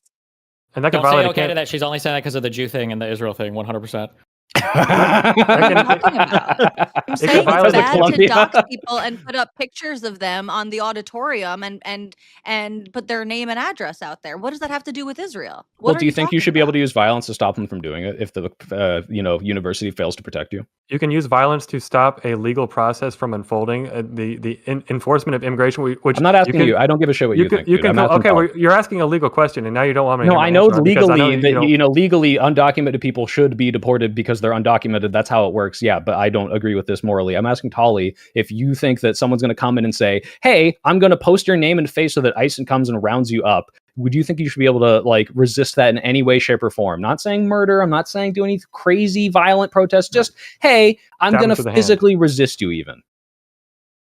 Well, you're going to have to be more specific because you're saying not any violence. Milo Yiannopoulos says, I'm going to come. No, stop. I'm going to come into your campus as soon as I get into the room with the projector. I'm going to put Jose Gonzalez's face on the fucking wall. Sorry, I just doxed him, by the way. Now he's going to get rounded up by ICE, Jose Gonzalez. And I'm going to put his name on the fucking wall, go find this student and get him deported, which I would call a violent action, even if it's legal because he's undocumented. And they say, you know what? No, because the university's not going to protect us. We are going to form a human fucking shield and not allow him to get into the projector room. Would you be okay with that? Sure, standing in a human shield to prevent someone who has already explicitly claimed that they are going to go in and dox private information of students. Yes, students should exactly. In fact, that's actually what I was going to say. So, for example, if at a university near me, they already announced they were planning to go in and dox my information so that people would harass me. No, I would not try to attack the person who was doing that violently. I would hope that my community would come around and stand up against that. So yes, all standing together. So I agree with this, and just because to prevent this person from speaking. And by the way, I don't think that should happen for someone like Charlie Kirk or Ben Shapiro or whatever visiting these universities, but someone who is explicitly calling and saying, I am literally going to dock students at this university so that they will get in trouble or be deported or something. Yes, if people want to get together and band arms, sure, that's totally Okay, reasonable. and I'm That is not just to be violence. clear, first of all, just to be clear, when you are asking what do college kids think and whether or not this is a bad thing, I think any of them thinking that would be totally fine. And I would go further as to say, if that's not going to work and they're going to break that up using campus police, I would support something so far as I think someone should, do something to Milo Yiannopoulos' hand before he can turn the projector on. And I don't think that's a crazy fucking opinion to say. Hold on. So if I go I think squat that's in my pretty crazy, actually. yeah, That's kind of nuts. if I'm squatting in my neighbor's house and the police come to kick me out, I can just stab the cop in the hand. That's exactly analogous to what I was saying. Completely. It's a legal process that is being enforced. You may not like the method of enforcement. I don't like it very much. Yeah, someone coming in and kicking you out of your own house versus a student going to university through the university's policies and attending school. Yeah, exactly. That's what I'm saying. It's your house, right? Like not going in your house. Someone else is in your house. Like this is like I'm stealing your fucking property versus someone attending university totally normal and existing in America as an undocumented person, not in a way that is like stealing. Hold on. Do you think if ICE is coming to deport someone from college, that the college campus should physically resist those people, the ICE agents? The college police? Yeah. Depends on what their policy is, but I would hope that they would. The answer is yes. The answer is yes. They should not. I don't think they should not. I don't. I in the same way, I think that certain sanctuary cities not complying with ICE is good. I think that colleges. We're not talking about not complying with ICE. We're talking about physically resisting, actively resisting, yes. and actively resisting a government agent from performing their duty. Fighting the I think ICE the crackdown agents from the president would be very feds. different from the Should president. they post up against the feds? Make them answer it. I think no. I think no. I'm going to say no, and I'm going to say this legitimately. This is not me because I don't want a Fed post. I think if the institution is doing it because they receive college finances from the government, and like this is like literally the issue that happened where Donald Trump was threatening to essentially like cut off a major amount of funding, if not shut down the college completely, depending on how he wants to do it. No, I think that is more of a risk to the rest of the students than the students themselves resisting. Okay, gang, this has been a show of all shows. Thank you all for being here. If you enjoyed this content, hit that like button, hit that subscribe button. Sunday, I'll be going on the Sitch and Adam show to talk about my God, anti-white racism in the media, and I'm sure we're going to talk about Kirk as well. On Wednesday, we're having a show on Are Democrats Too Soft on Crime, and then on Thursday, I'm going to go on another political violence panel. Only I won't be moderating; I'll be participating, and that should be fun. Okay, with that. I'm glad. I think we should all clap also for Sitch and Adam, our brave centrists that definitely are politically not partisan and just take the most reasonable, rational position on fucking everything. That's amazing. Okay. I like actually Sitch and Adam. I like you too, Destiny. We like each other. I like them. As do I. I like them. It's pretty okay. fun. Yeah. Me too. That's disgusting. We might have Drew. We might have Drew Pablo on Tuesday. Yeah. That might be fun too. He agreed to come on. We're just waiting to confirm the date. Okay, so that Tuesday we might have Drew Pablo, and I can ask him why he decided to switch parties because of all this shit. That should be fun. Okay, with that, I'll see you guys later. Wait, bye-bye, everyone.